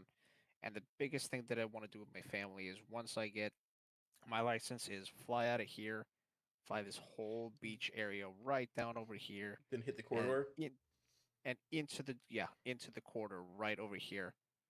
And then once I get past the corridor, I'll probably fly up to, I don't know, let's say, I think my instructor told me to either Danbury Municipal or probably to New Haven because I heard that there was a good airport restaurant. Oh, there's a good airport restaurant over there. And then we'll just fly back to the airport right over there. But before I do that, I still have to see how much it's going to cost me to rent out a plane for a few hours because I know it's expensive. It's gonna be a few $1,000s, I feel like. It's definitely going to be a few $1,000s. Maybe not, maybe less. One thing that I learned is the fact that I cannot actually charge people for flights if it's because I don't have a, what was it? I don't have a commercial license. I can only technically charge them like kind of like say I'm charging you for fuel for a car, for instance. Like, oh, you got gas money, that type of stuff. Well, I Could can you charge. could you charge them a hand job in the plane? I have to focus, man. I can't do that. He No. doesn't have autopilot in the plane that he flies. Yeah, Oh, yeah. So these things, yeah. So the planes that I fly don't have autopilot. They're all hand flown. So I have to actually focus, and I can't moan on frequency when I'm calling ATC. blown. Let's go. Yeah, but yeah. Anyways, uh, that's all about aviation that I can really talk about in depth that won't make people confused. So yeah, uh, great to be on the stream. I hope it was somewhat informational and This was very informational. I really do enjoy just how much you hate this fucking plane. I absolutely hate this plane. This is literally the Honda Civic of the skies. I hate the Cherokees. They're hot to sit in. There's barely any ventilation It's through the not even like vents a that we Type R have. or anything cool. It's just like this is a It's a clapped out regular SI. 1999 Honda Civic. Yeah, it's a 1999 Honda. Not even 1999. It's a 70s Honda Civic, basically. No, this one's only 3-cylinder. Yeah, and these are upgraded four cylinders, so who knows? Maybe they used to be three-cylinder. They probably But make the same yeah, horsepower. that's 160 horsepower. But Oh, definitely still, not then. it's yeah. Even so, they're they're easy to learn, but they're just hard to love, mostly for the fact that again, it's the small things. The fact that it only has one door to come in and out of, the fact that it's, using a shitty four-cylinder engine, and that it fucking likes to eat gas like a motherfucker. Because these things only hold 4 hours of gas. That's another thing. Yeah. Anyways, Is that like a hard great four talk. hours or just pushing it harder to make it go up further? Again, there's so many variables that go into it.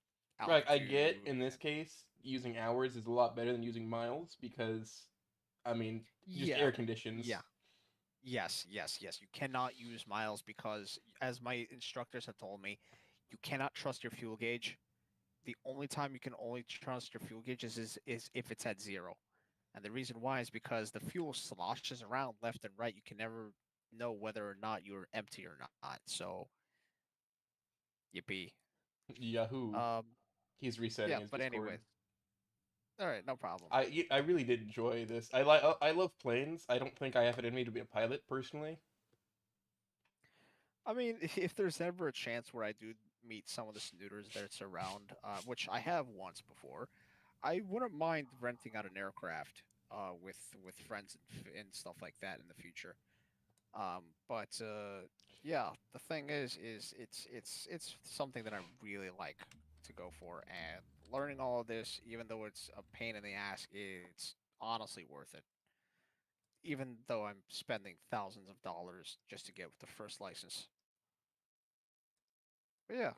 Anyways, any other further questions before we end this off? Uh, not I know I quite yet. joined late. How many hours you got? Currently about 50 so far. Okay. So the minimum amount of hours needed is 40, but because it depends on whether or not when your instructor are ready to actually start doing the proper testing for the. I haven't gotten to my first solo yet, but my instructor told me that I have about maybe 5 to 10 hours of flying with him because I got a new instructor, and he told me he wants to see what I can and cannot do. And he says that he can see that I'm doing pretty well. So he says within the next 5 to 10 hours, he can see me doing my first solo. And then finally, once we start doing that, he wants us to start doing actual cross country flights. And that's not what it sounds like. You don't actually do cross You just country. fly over It's land to a different airport. no, it's crossing state lines. Cross country is considered flying 150 nautical miles between two airports and making at least one full stop landing, not a touch and go where you touch the runway and take off again. It means touching down, actually taxiing back to the start of the runway and taking off again.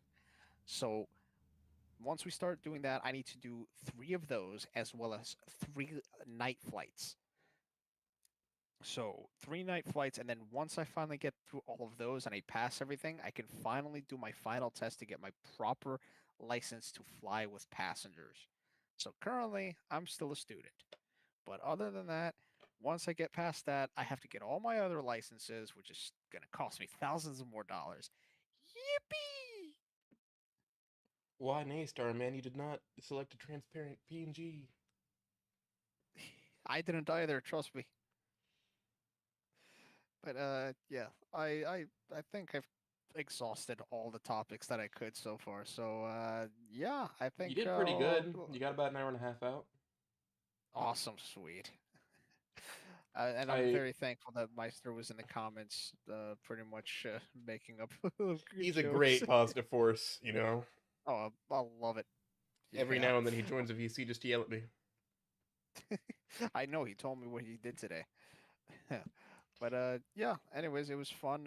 Fun, being on the stream. It was fun to talk about aviation and all the little shit that pisses me off once in a while. But it's fun. And Yeah, it's I always love fun it. to like get a read on like what people do outside of what, we know they do. I mean, I'm still a novice, so as time goes on, I'll probably start learning more things to hate.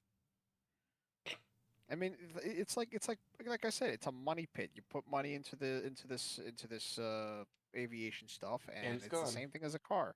You start you start working on a car that you bought as a project, and the next thing you know, you start shitting all over it by calling it a piece of shit.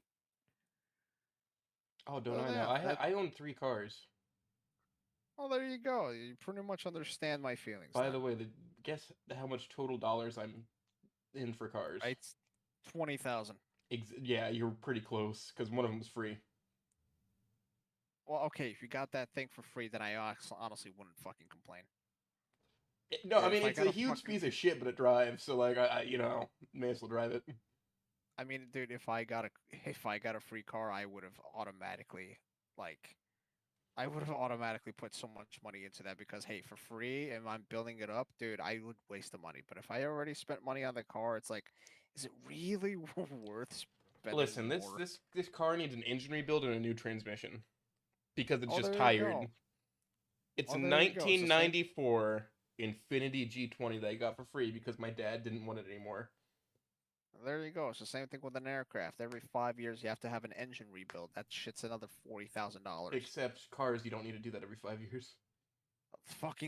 Luckily, too bad on planes is like, oh, if you don't fucking rebuild your engine, it's The not you considered know the best airworthy. part about living in Kansas is that there's no vehicle inspections unless you buy from out of state. Fucking lucky because the fact is that every year in New York you have to do a inspection, and you cannot have any type of tints while you're doing those inspections.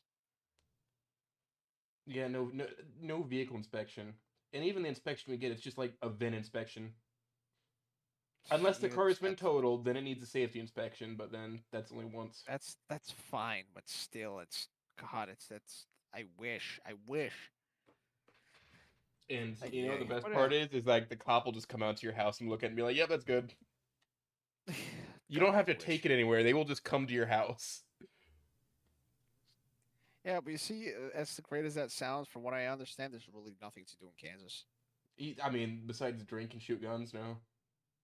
Yeah, exactly. It's a whole lot of fun though. Dude, I love to shoot guns. Trust me, I understand. But as a New Yorker, we can't do that. You know, that's suboptimal. Exactly. That's the only bad thing about New York is that I can't shoot guns. That's not the only bad thing. Well, okay, yeah, there's the fact that we're, getting a communist into our mayoral stuff and all that other stuff. But that's a topic for another time. But And yeah, and anyways, violence and gang eh, violence. And the rats are bigger than my yes, dog. yes, and the fact that there's way too many problems in general. Again, it's something that I could talk about for hours, but I'd rather not. Anyways, I I'm feel like we gonna did this. skedaddle. I think you did that last time we talked. Dude, we went over this like twice before. Yes, I know. I remember we talked shit about New York so many times. I remember. Yeah, but again, thank you for having me on this stream, and I was glad to talk about the things that I like and hate. Anyways, Starman, and have fun with your stream. I hope everything goes well. Appreciate you, boo. Oh my god, yes. Glad. Uh, Oh my god. okay, bye bye. I'll have you guys have fun. It's a slumber party. It's a slumber party. It's Yeah. so nice. Is So there nice. I wonder if I wonder if I should have my image be mirrored. No, it's fine. I'm gonna be shooting off screen. I mean, I can mirror it. No, fuck you. I'm gonna be shooting off screen. There, I did it. I'm happy with it. Yeah, it's not transparent because I put 0 effort into this. You found except a yellow space marine. I found a yellow space marine. He's an Imperial Fist. It's close enough. It's literally me, except I don't play Imperial Fists. Man, I mean, you didn't want to use the professor again? Nah. I mean, Well, you didn't have the professor for me. You had some stupid transparent thing. Hmm? Oh No, the Starman in the suit wearing a hat. Well, I know that one. Oh boy. Oh god, I'm dying. I know that one. You don't like that one? No, it's fine. I've used it before. Let's do something on theme. Yeah, Warhammer. Where's Jungle Jim? Yeah. He just sent me a DM. Let me mention that. I really doubt that he set up any profile or anything. With I mean, because I did not get any of that. here, let me have my little Meister T stuffed animal. There There we go. Ain't that grand? Yeah, I have a little Meister T this- stuffy. Oh, look at that. It's because, alright, so Reactive did an update and fucked everything up. And so, like, the old version's still running for some sprites on some screens. And that's why it wasn't changing before, but I fixed it. Yeah. The old Ugh. link still works. Mm.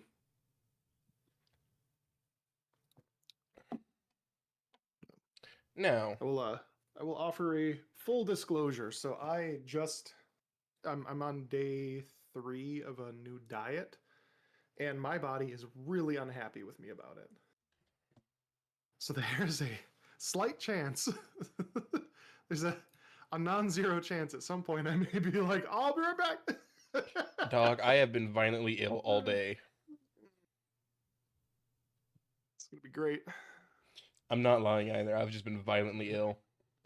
Yeah, mine has not been violent illness. It's just been like, again, my body being very displeased with the decisions. You that I hit have the inflicted upon it. threshold. Your party years are definitely behind you now. Yeah, it's like, wait a minute.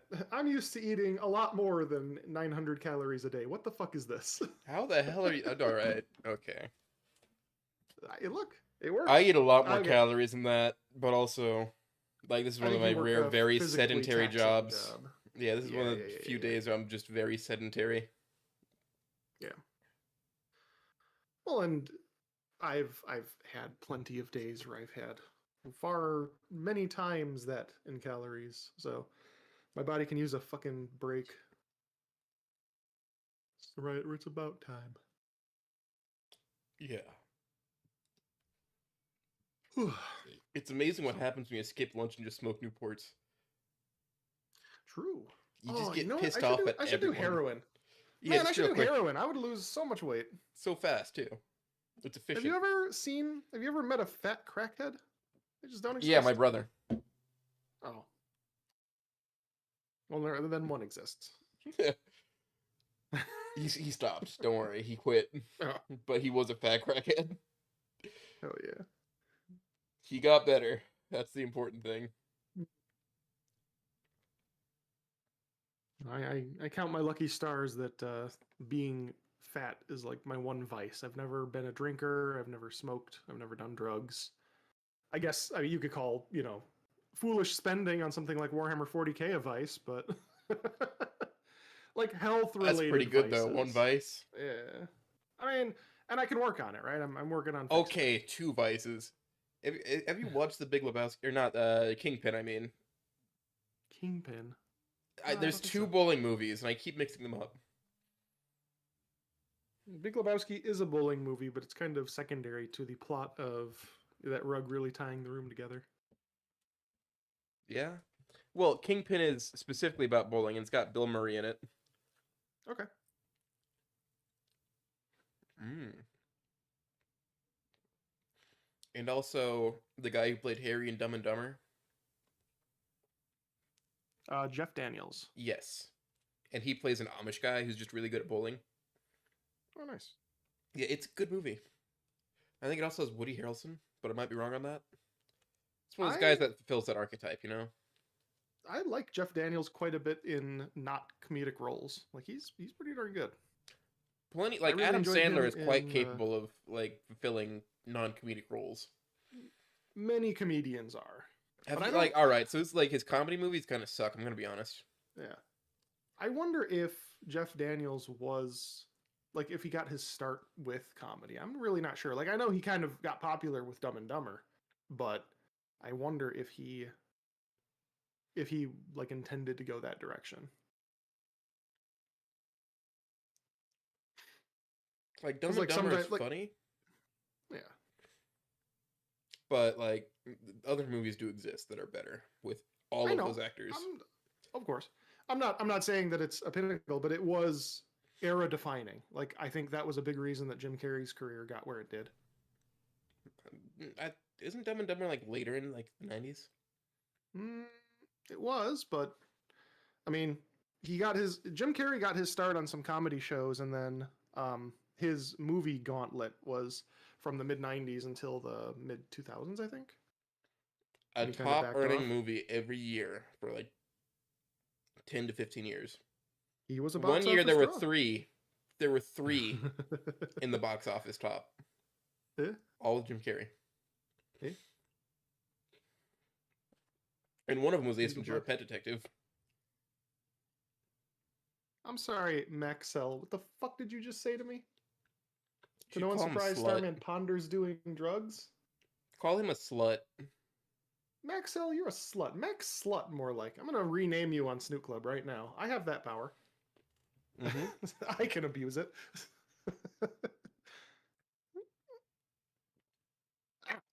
You shall now be known as Max Slut. You, Starman, you attached a picture of Mike's persona to my name at Snoop Club. Because that's what the Yeah. chicken sandwich enjoyer is. Yeah, Somebody Deal with else's persona. deal with it. I did ask for the funniest role you had. Yes.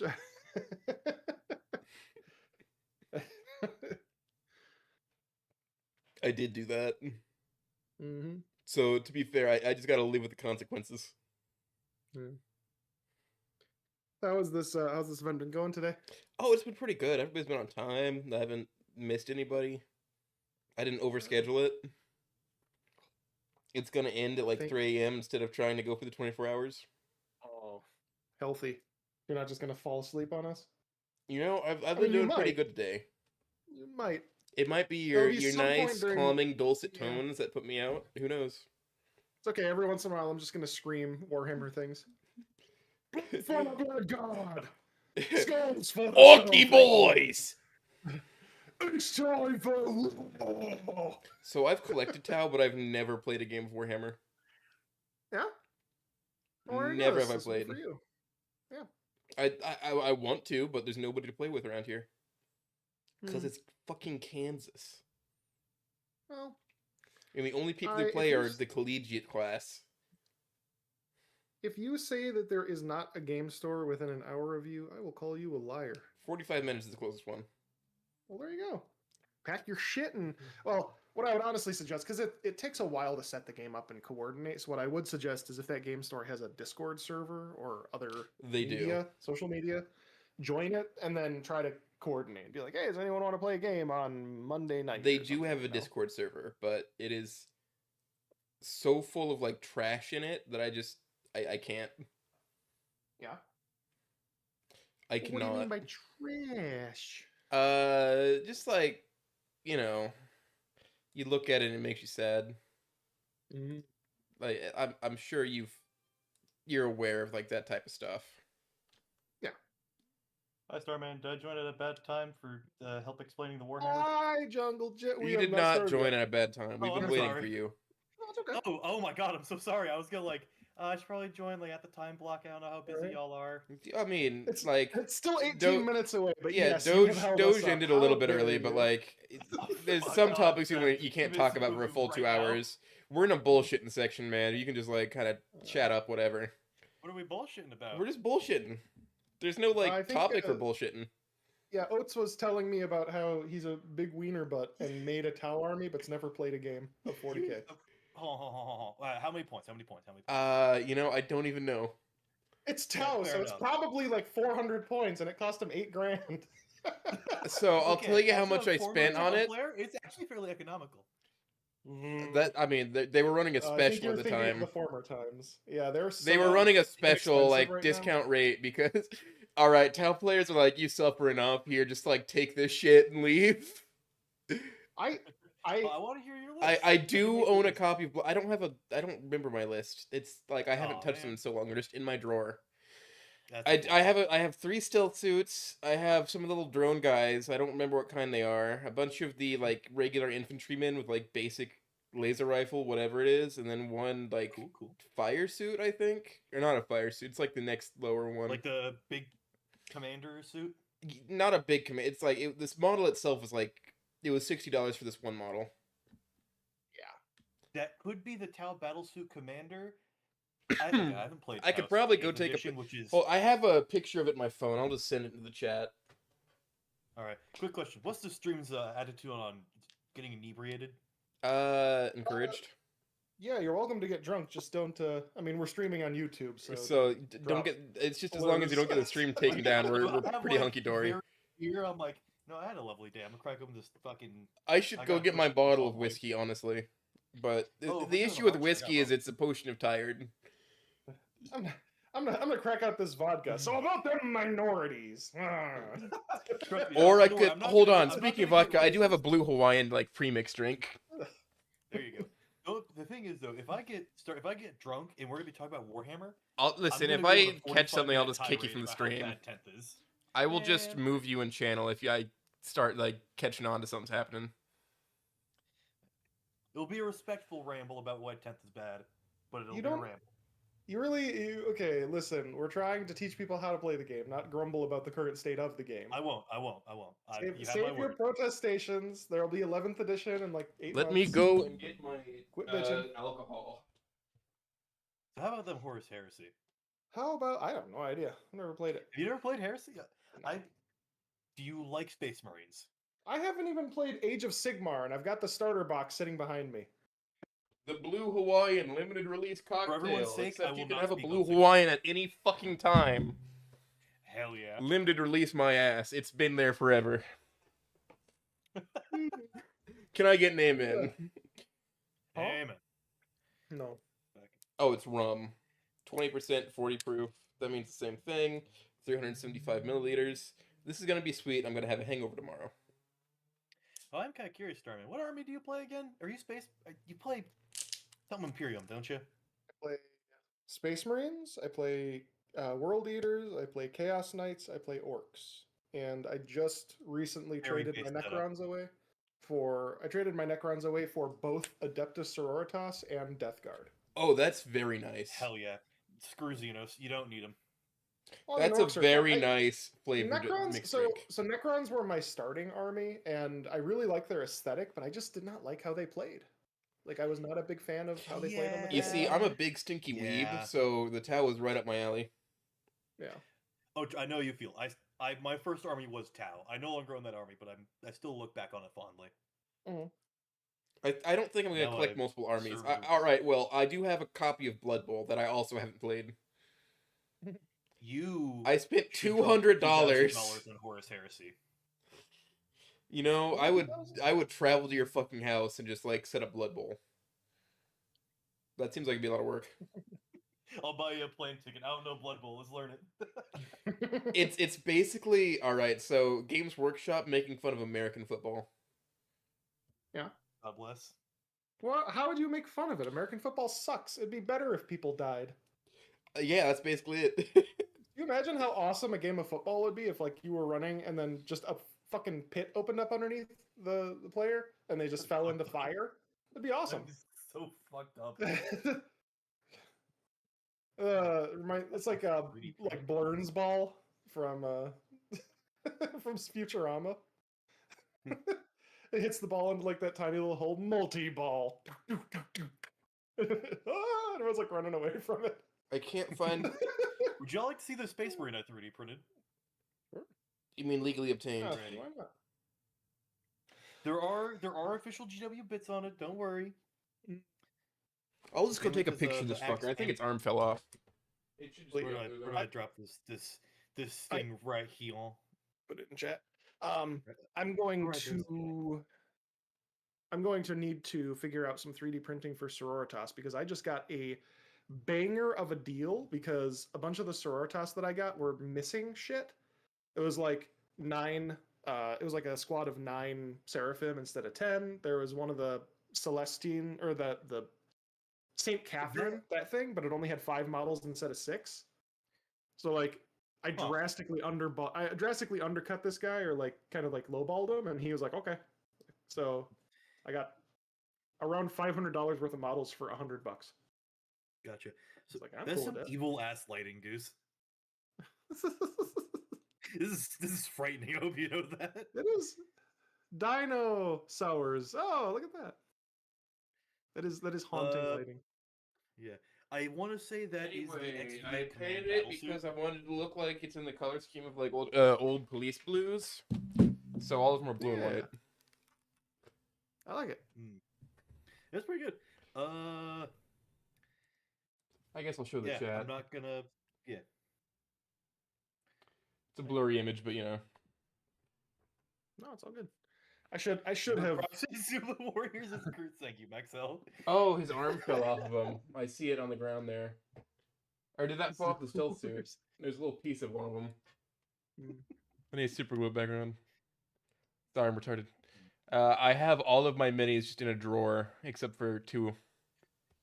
Hey, your storage is better than mine. Mine are in cardboard boxes that I'll be right back. live in my closet or in my car. Yeah, no, I couldn't do that. You spend so much money on these fucking minis, you better display them.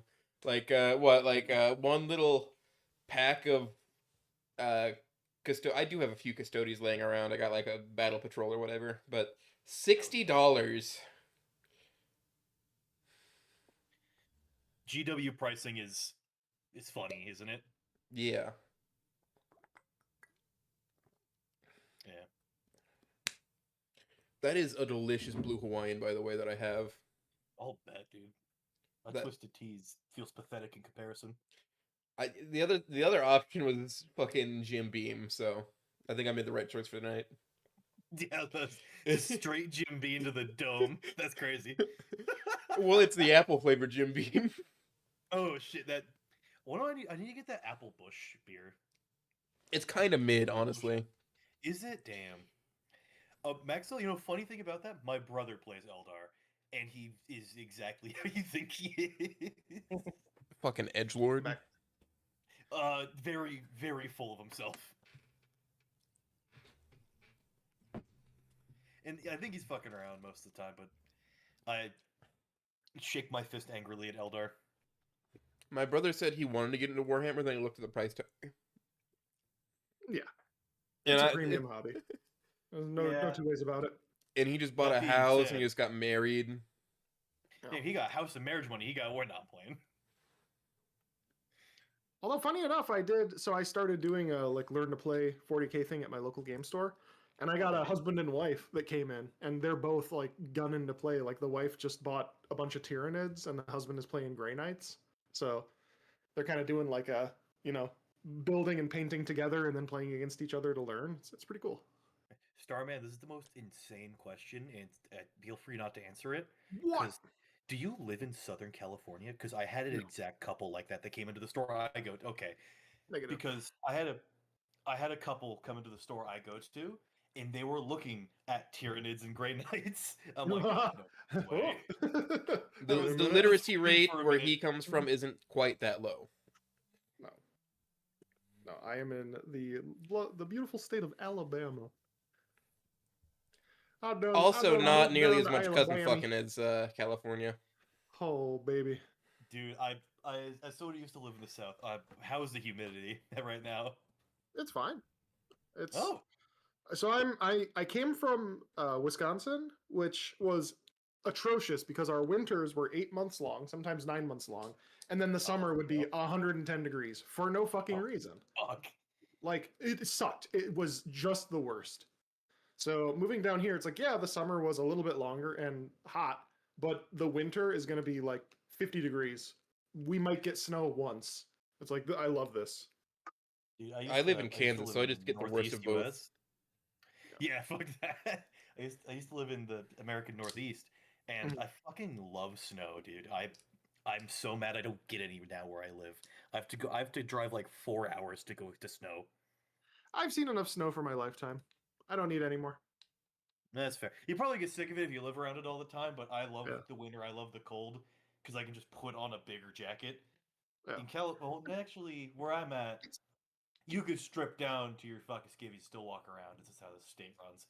It's also a matter of like how long it's around. Like when snow falls for the first time and it's around for like a month or so, you're like, this is beautiful. This is nice. I don't mind this. But when you're on month 8, you want to blow your brains out because you like can't leave. You're always snowed in. You know, the roads always suck. I heard the fucking book uncorking, dude. Like, I I'm am looking resealing now, the right? bottle every time just because I like the noise. Why, yes, I I'm mean, I autistic. could Could you get my tell? nice rum out that has a cork, but that's gonna lead to conversations we don't need to have on the stream.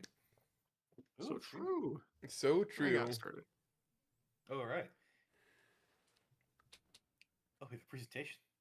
I mean, whenever we decide to start, I mean, it doesn't have to be we got now. 5 more minutes before your slotted time, but you know. Yeah, I know. It's fine. I just said whenever. Whenever. I'm ready to start when you are. Just let me know when you want me to say things. Ugh. This bottle is You so are perfectly allowed- chilled. You are allowed to contribute when and where you like. Just Okay. This bottle is so Don't, nicely chilled by my freezer. Like, you don't even know, man. I Does guess our everybody only consideration is that we got 2 hours. Right. does everybody have the drink they want? Yeah, I'm good. I got twisted tea. I'm living. I got fucking Coors next to me as well.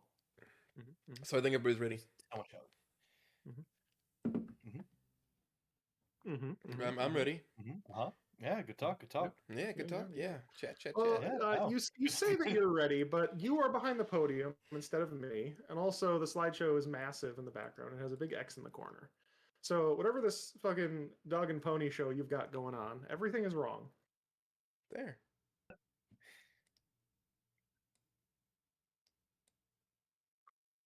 Tell us the story, Dad. What? Huh? I said, tell us a story, Dad. No. Well, now the podium's off screen. Oh, geez. Well, I guess my screen is like 30 seconds behind. No, not the podium. Bring it Oh, back. oh, bring it back. I'm just gonna eventually like- fall off screen. Can we get like a 240p Starman PNG behind the podium? I need it to be terrible, awful looking. I mean, I can make I'm it gonna I'm small. gonna be Imperial Fist today. Oh, are your Space Marines painted Imperial Fists? No, I looked for yellow Space Marine online. I was like, close enough, because I'm Starman. I gotta be yellow, right? I hate the fists. Yeah. I don't know who likes them. They're just kind of GW. You know, God forbid a boy like Legos. So true. No, I hate the Imperial Fists because of what they did to Alfarius. Yeah. Autism be damned. Nice. My boy can build.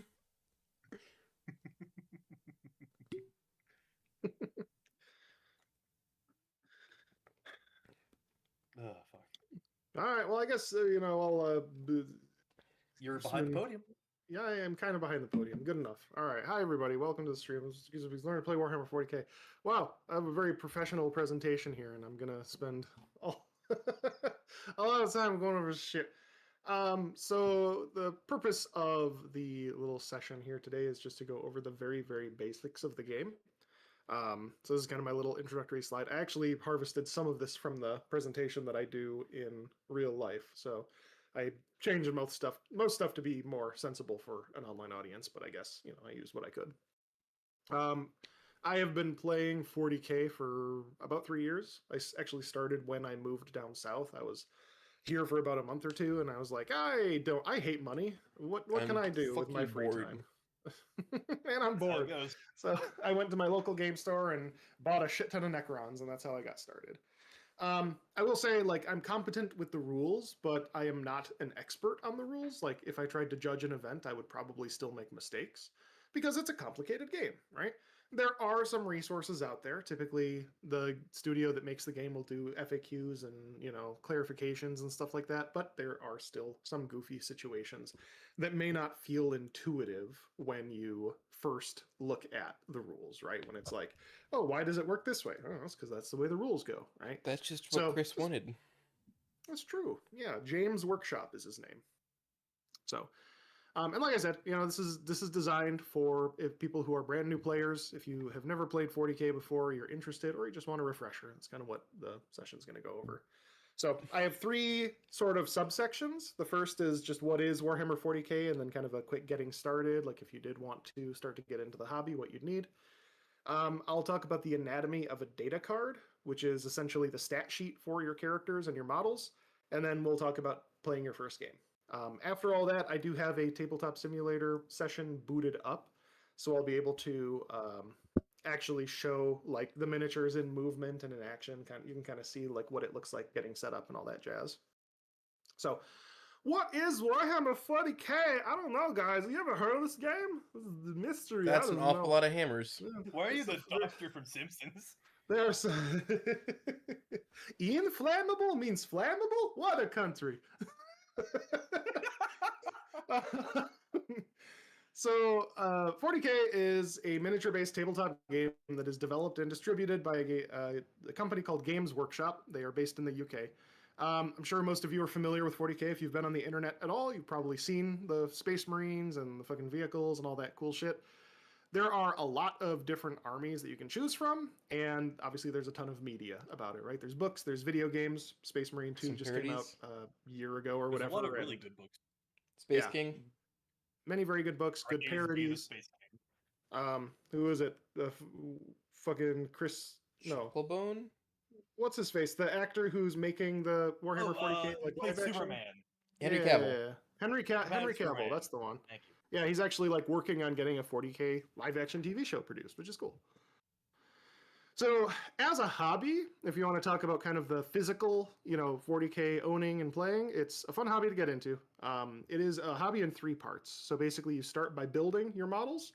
When you buy a Warhammer kit, it looks real cool on the cover, but then you open it up and it's gray sprues where you got to actually cut them out and glue the pieces together. So you actually build models, you paint them, and then you get to play the game, right? You can skip one of these steps. You can just build them and then put gray models on the table, but it's also fun to paint them and put kind of cool, colorful models on the table. Real tournaments need at least 3 colors just to prove you spent enough money. Yeah, well. With all that said, I will obviously put out the disclaimer. This is a premium hobby.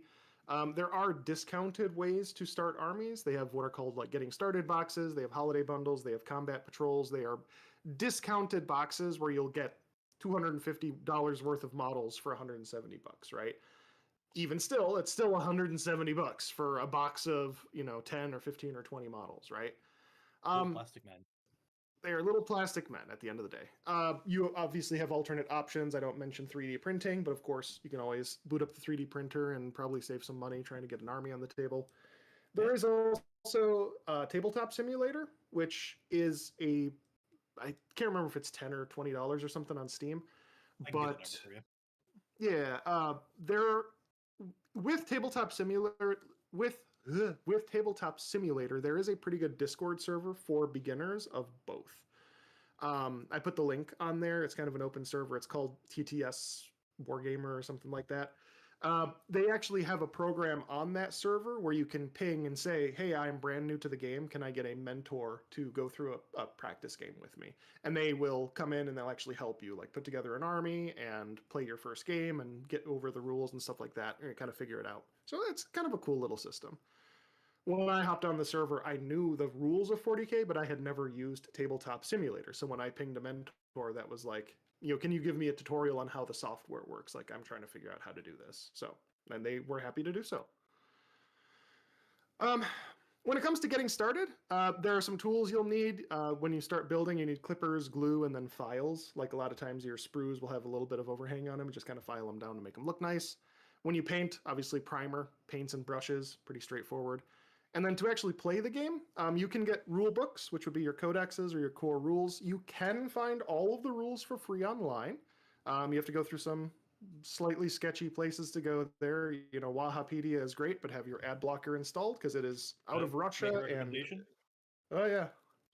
So for getting the rules for your units, there's a actually really good site that I trust, and I even have an app. It's going to be called New Recruit.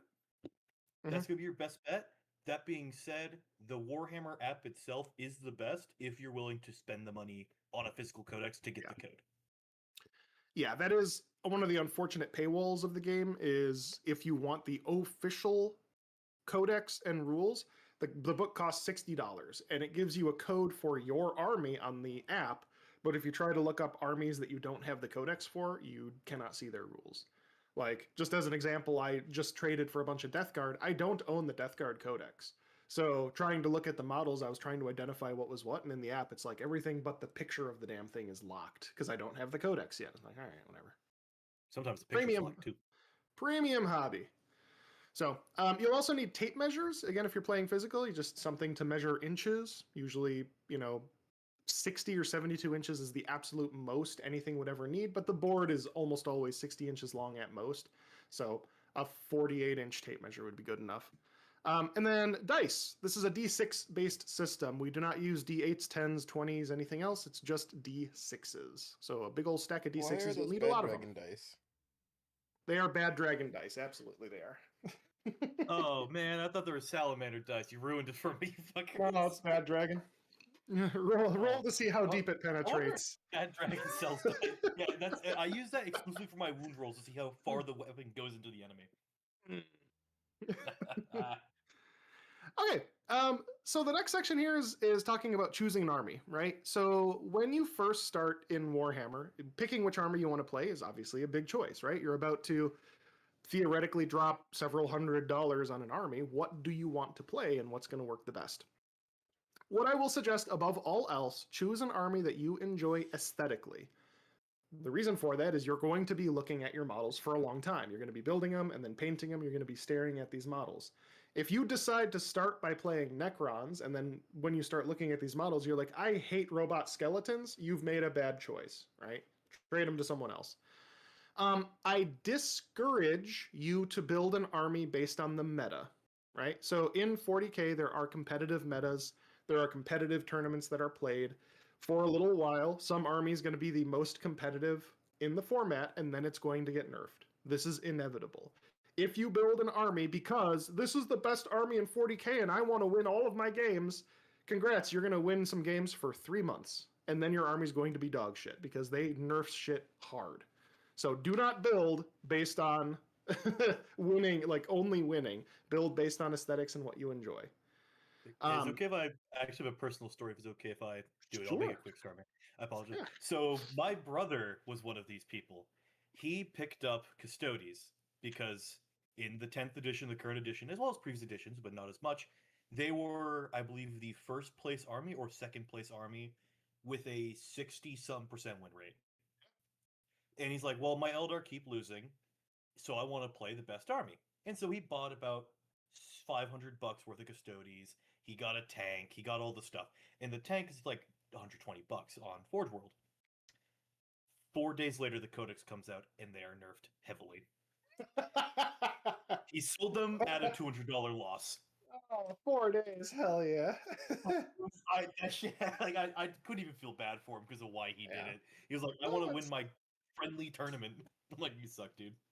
Yeah, and it's the thing is the margins of competitiveness are very close. Like when we say the best army in the game, that usually means it has a 55 or 60% win rate. That still means it's losing 45 to 40% of its games, right? Exactly. almost all armies are somewhere between a 48 and 52% win rate, and again, that is at these top level tournaments.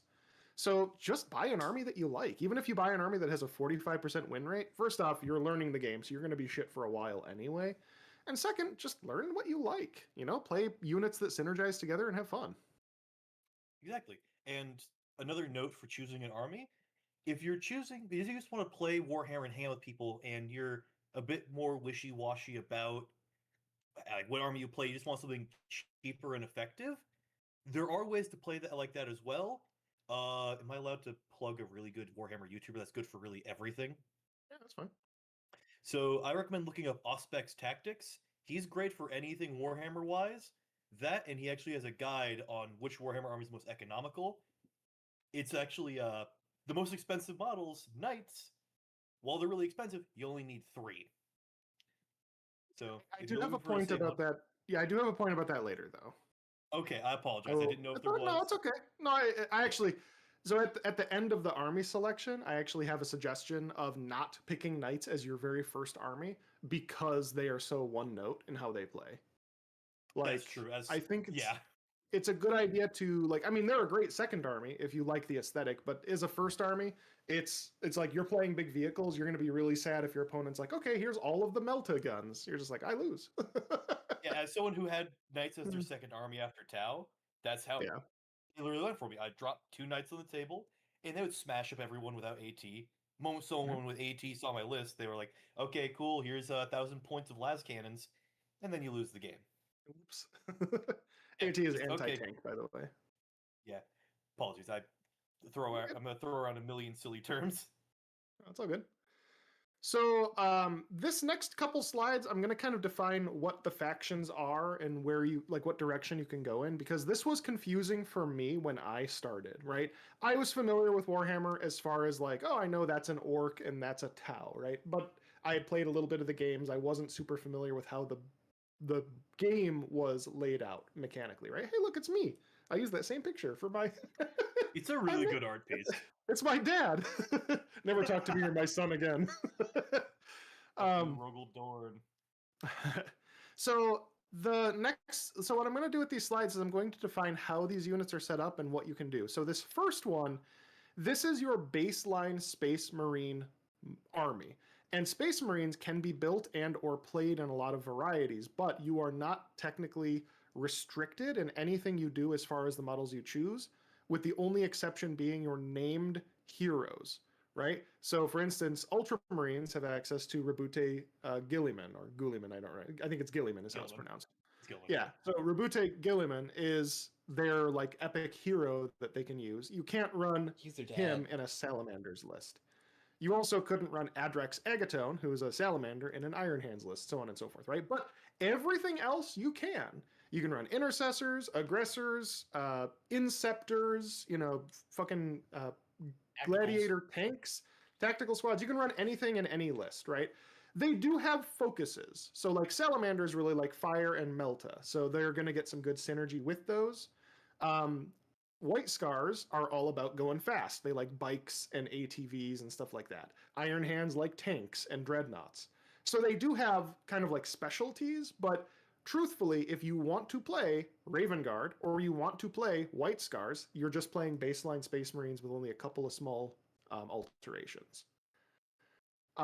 And then beyond that, you also have even more sub-chapters. You'll hear people throw around names like Raptors and Carcharodons and all these other things. It's those are just, they're called successor chapters, and you can play them. It's totally fine. It's really just a style thing. It's how do you want to paint your guys and what do you want your lore to be? That's all it boils down to. No impact on the rules.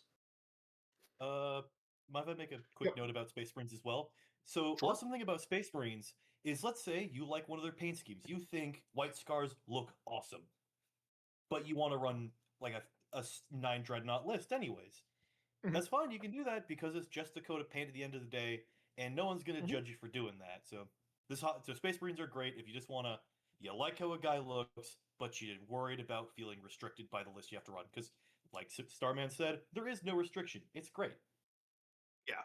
And like in the past, this is something thankfully they did away with. In past editions, your color scheme of Space Marine would actually lock you to that chapter. So if your guys were blue, you were playing Ultramarines, which really sucked. It's like if you got an army from someone or painted them just because you liked the color blue, it's like, I don't want to play Space Marines. Too bad. That's in the past. They don't do that anymore. All they want is for them to be painted. Everyone wants That's to it. be an Ultramarine, though. Yeah, Matt right. Ward said so. What I'm doing personally, so I play 3 flavors. I like Salamanders, I play Iron Hands, and I play Raven Guard. Oh, why did he go? And for the Raven Guard and the Iron Hands, both of them have a black color scheme for the most part. Iron Hands are like black and silver. Raven Guard are like something slightly darker shade of black, I guess. But I'm just doing both of them the same way. And it's like that way I can just swap between the two and not care. Again, the color scheme doesn't matter, but just aesthetically, it's what I'm going for. So, okay. The second point here, these are what are called supplemental chapters for Space Marines. They are still Space Marines, but they are. This Discord died. They're Space still Wolves, Space regular Marines? Space Marines. Kind of. With So they extra have flavor? special The units. furries? They have special units. Yeah. So essentially, what these do, they have special unique units that are added to the standard list of Space Marine stuff. So usually you can play most Space Marine stuff, but you'll have some special units that either supersede some, or you may have a special rule that disallows some units. For instance, Black Templars are absolutely 100% opposed to psychers and psychic energy. Therefore, you are not allowed to run librarians in your list because librarians are Space Marine psychic units. You just can't run them because they abhor the witch, right? They totally despise psychic power. So that's a flavor one. For other ones, it's usually because they have their own version of the unit. So like you would play a Space Wolf Terminator instead of a standard Terminator, that type of thing. It's just an extra And furry robot. Yeah, and they'll also they'll also have their own rules that kind of like go on top of the Space Marine rules. They'll have like special characteristics or kind of alterations to their playstyle. Welcome back. I'm so sorry about that. You're good, man. Don't worry about it. Horus. No. So for the next one, this is everyone else that is humanity, right? So the rest of the Imperium of Man, these are all different armies. These are no longer Space Marine armies, but kind of like next to them, usually allied with them. Don't Custodians have like a with more usual proportion than regular humans? Just because they're actually like genetically modified from birth? All of them. All Space Marines are. They're bred in a fucking test tube, so they're 10 foot tall and immensely strong. Don't some Space Marines take recruits and then just do surgeries? I know that Custodians are like specifically bred. Yeah, Custodians specifically bred. Space Marines, they have worlds they pull children from, and they shove 17 organs into. Yeah. Sorry, no, you're good. So some of these ones, again, I won't go through every single one, but like Adeptus Sororitas, those are your Sisters of Battle. That's one I'm just starting to kind of dip my toes into. Battle Nuns, they're awesome. They like fire and they like, again, purging the heretic. Custodes are your golden children. They are big ironclad, or gold-clad warriors. They are a very elite. Yeah, they're the right hand of the Emperor, basically. They're not expensive, actually. It's one of the cheaper armies to get into because it's a smaller unit cost. Yeah, points-wise, like 2,000 points, you got maybe 12 dudes, 15 dudes on the table, whereas the other dude's gonna got like 30 or 40. Yeah. Mechanicus are your they're basically based on Mars, and they are. I want to replace my penis with a thrust action piston. They're technophiles. They love everything, but they don't. Let me. That fucking video of the snake in the like robot. It's got like the robot arms and legs. I discovered the moment I discovered the weakness of my flesh, it disgusted me. I craved and sought for the certainty of steel. So. And then the other ones too, like Astra Militarum are kind of your standard military guys. Grey Knights are the secret army of the Emperor, very heavy psychic influence, and they kind of do his will. They're also Imperial agents. They are, Or but they are their own special Space range. Marines. Yeah, they're their own range. Yeah. You can't run them without Caldor, Drago, and all that. Caldor Imperial Dragon Legion, Army for the and rules. and then Imperial Knights, which are the big robots. Powered by diesel. Yep. So next up are the forces of chaos. If you decide that humanity sucks and instead you want to, embrace chaos, wickedness, evil, cruelty, and all that jazz, Chaos Space Marines are your jam. So the way that they are designed is unlike, well, I guess a little bit like, but a little bit unlike the way that Space Marines are designed. There is a core Chaos Space Marines army that you can run, and they do have a core set of units and things like that that are you can specialize, right? You can paint them however you want, and you can kind of like say that it belongs to this or that, but they're going to have their own set of units. However, there are four primary deities of chaos in 40k, at least that we know of, right? You have Nurgle, you have Tzeentch, you have Slanesh, and you have Khorne. And those four have their own dedicated forces. For Nurgle, you have the Death Guard. For Tzeentch, you have the Thousand Sons. For Khorne, you have the World Eaters. And for Slanesh, you have the Emperor's Children. They are technically their own army range. They borrow a little bit. Like, there are a couple of units from Chaos that you might be able to use, like maybe a Master of Executions or a Forge Fiend, Terminators sometimes. Yeah. But they're going to typically have their own specialized models and specialized units and rules, of course, that they run. And then on top of that all, you also have Chaos Demons, who can be run as their own faction, or you can sometimes supplement them into your Chaos lists. For instance, I play World Eaters, and I have a Demon Prince as part of that list, because Demon Prince is awesome, and he's very powerful. Yeah. Have you seen the Fulgrissi? The Fulgrissi. No. I'm going to hold my thoughts on the Emperor's Children army they released. That's fine. I mean, Emperor's Children's like the most recent army they did, right? They're the most recent, and they got less models than the Space Wolves refresh got.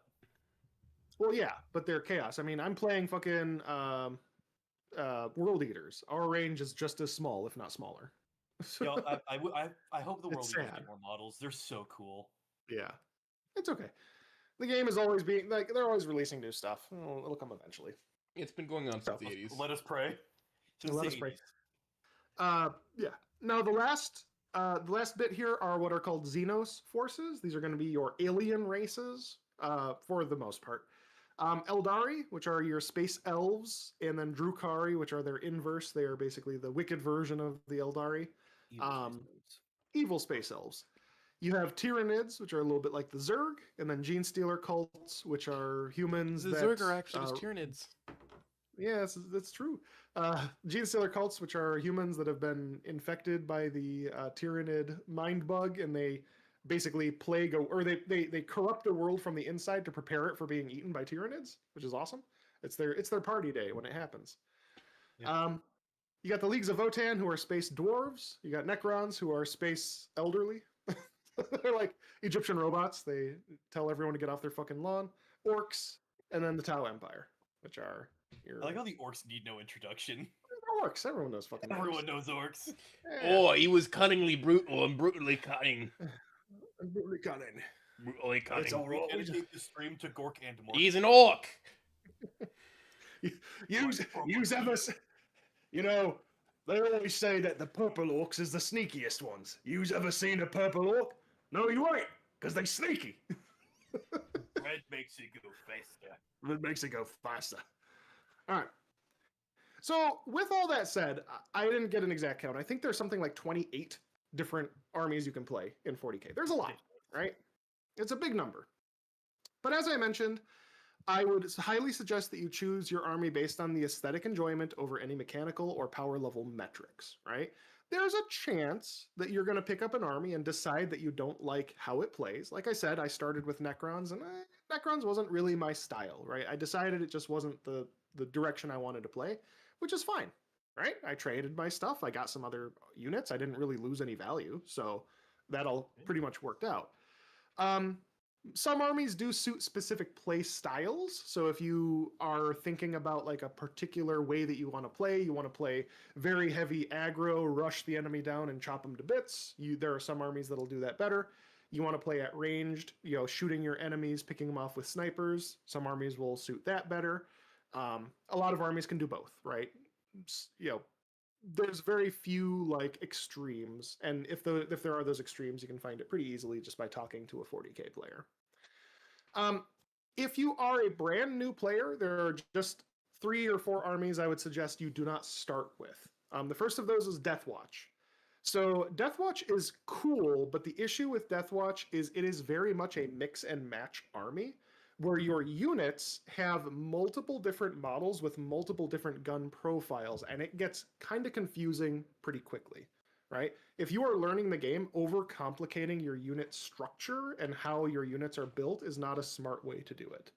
This doesn't mean that you can't, right? I mean, if you're super, invested in Deathwatch, that's fine. You can play them, but just be careful, right?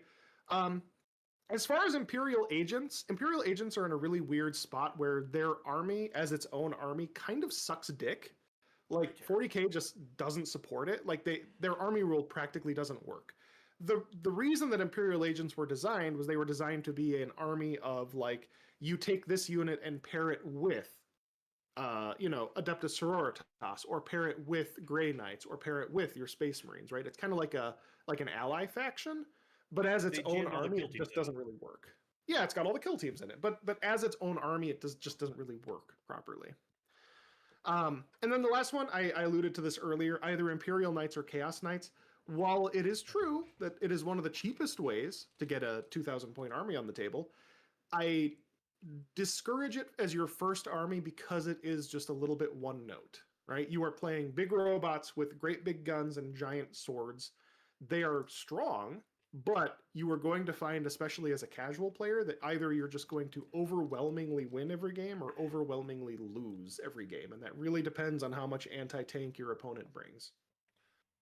So that's it. And again, I would definitely suggest either of those as like a second or third army. It's totally fine. Like I have Chaos Knights myself, but I had Necrons and Space Marines before them.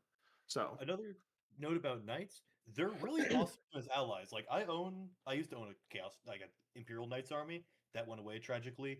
But Chaos Knights, they're actually really fun as allies because it really ties armies together. Sure. So if you're thinking about it, try it out as an ally first. That's what I highly recommend. You can pick up a box of 2 War Dogs or 2 Armigers, the Chaos and regular Imperium versions, respectively. And I think 2 costs like $85 or something. So it's $42 for a pretty big, nice model that you can magnetize to run all of its options without any fuss. Like that's really cool. That's not a bad deal at all. That and as far as also, now I'm just talking about Knights as an ex-Knights player. They do happen to come in a lot of like combo. You can find combo boxes for them fairly often. I think it was last year. One of the Christmas boxes they put out was just 8 War Dogs. So I'd highly recommend trying to pick up one of those if you want a cool ally unit. Mm-hmm. Sorry, cool tangent over. No, you're good. So, next, we're just going to kind of talk a little bit about the gameplay, right? Just the beginner bits of how a game of 40k is played. It is played across a total of 5 rounds. Players alternate back and forth. You move units, you shoot at your opponents, you charge into battle, and then you fight to the bloody end, right?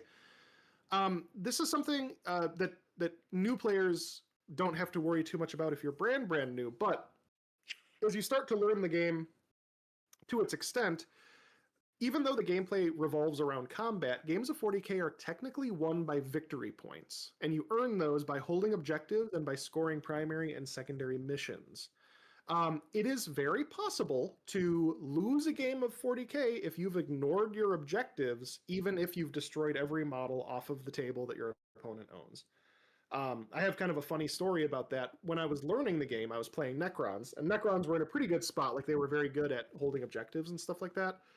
And I played against a guy at my game store who was sort of notorious as being one of the sweatiest guys there. So he brings this really competitive list. I'm fucking learning the game and he's not going easy on me, right? So he's rushing me down, he's blowing up all my units, and we get to the end of the game, and it's turn 5. I look down, I have not a single model on the table. Every single model of mine has been blown up. He still has like half of his army left. But we look at the scoreboard, lo and behold, I'm beating him by like 5 points. So I won the game. Despite having no units on the battlefield, I won the game. And he's just sitting there looking at it like, yep, that just happened. I lost. I was like, yeah. So again, it's a game of points, right? It's for that reason, it's usually a good idea to build a list that includes units that can like hold objectives or that are going to be doing actions and things like that, instead of just having nothing. Like, I'm going to run every single tank that's available and not a single infantry. You might struggle a little bit if you do that. Term action monkey might get thrown around at game stores you're at, because that's what people call them. It's just someone to go hump an objective or do a secondary. Yep, it costs you, 70 points or something, but it's a unit of scouts that can go and do an objective and get you some points. It's like perfectly reasonable. So, all right. So I do want to talk as well about the spirit of the game, right? So games of 40K take around 3 hours to play. I will say nobody really wants to spend 3 hours doing something unfun. At the end of the day, 40K is what I would call a gentleman's game. There is a ton of rules in the game, and it's really not a good idea to focus on gotchas, right? So if you spend your whole game sitting there and being pedantic about, oh, well, you were supposed to activate this 20 seconds ago and you didn't, so now it's too late and fuck you. It's like, I understand that like there are rules in place, and obviously if your opponent is cheating or taking advantage of things like, in their favor, you don't want that to be the case. But you don't want to make it an unpleasant experience because, again, there are a ton of rules to juggle, and it's a lot more fun if things are kind of like being played in a fair and at least, this is how you expected it to go away. So, all right. Oh, by the way, intermission. If you guys didn't know, I am a published author. You motherfucker, shut up. Oh, yeah, let's go. I lent my copy to my brother, and he still hasn't read it. I put this slide in my, like, the ones I do in person too. I started bringing physical copies with me. Someone bought one. You show your book during your presentation. Dude, I didn't make any money. I'm doing it for free. Yes, of course I am. It's like, I don't work for the game store, and they're not really paying me. They give me a free soda when I come in. It's like, that's okay. He sent me a second copy with the damn right I did. I said giving it to somebody. Yeah, absolutely. You got to get it out there. I found somebody to give it to. Yes, if anyone in the audience has not purchased their copy of Kind of Blue, it is you got it. It's a religious experience. Mystery, crime, drama, fiction. By the way, a Dimetrodon is not a fucking dinosaur. It's a type of mammal. This fucking guy. All right, showing's over. All right. Thank you. Anatomy of a data card. All right. So within this section, we're going to talk about what a data card is. So essentially, the data card of your models houses the rules for each of your model, right? It's broken up into different sections. Your data card is going to have stats. It's going to have weapon profiles for both ranged and melee. It's going to have abilities. It's going to have loadout options, and it's going to have keywords. Now, a data card can look a little overwhelming at first. Don't panic. It will make sense once you kind of learn the basics. I will point out here at the start, on data cards and also throughout this presentation, I will be using the terms model and unit quite a bit. I can't remember if I have a slide that defines these, but a model is literally a model, right? If you're holding a Space Marine figure, that is a model. But if you have 5 Space Marine intercessors together, they are called a unit, right? The 5 together is the unit, and the model are each of the 5 individual bits, right?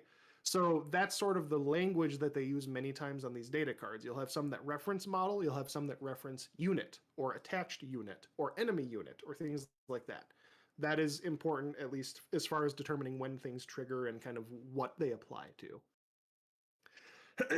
So this is an example data card. This would be a Terminator squad, right? Terminators are pretty standard, pretty strong Space Marine units. The data card is they're Terminators. The data card is broken down into sections. I'll kind of like break these down, but in the top left is the stat line. On the left side are the weapon profiles. The right side is the abilities. Sometimes a card will have a back, which would actually show like the war gear options. That's what your unit can be equipped with. Like if your model could have a storm bolter or a heavy flamer, which one of those can it use? You know, and in what circumstances can they use those? And then you'll also have keywords, which can be relevant sometimes for rules, like game function and rules, but usually it's just a keyword. So starting with the top left, this is your stat line.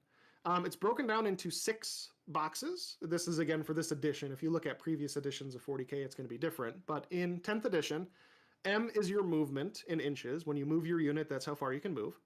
Your T is toughness. That's how hardy your unit is and how well it's going to resist being wounded by your enemy's attacks. SV is your saving throw. It's your baseline. Occasionally, this will also include something called an invulnerable save. For some reason, this version of the Terminator data card has it in the bottom right. Oh, it's in the bottom right. Most of the newer ones have it right below the saving throw, but this is just like I found it on Google. It's just an older version of the data card. Gotcha. The W is their wounds. That is their health. That's how many damage one of the models can take before it dies. So Terminator has a total of 3 wounds. LD is your leadership. This is used for figuring out what are called battle shock tests and sometimes for performing leadership checks when they are called for.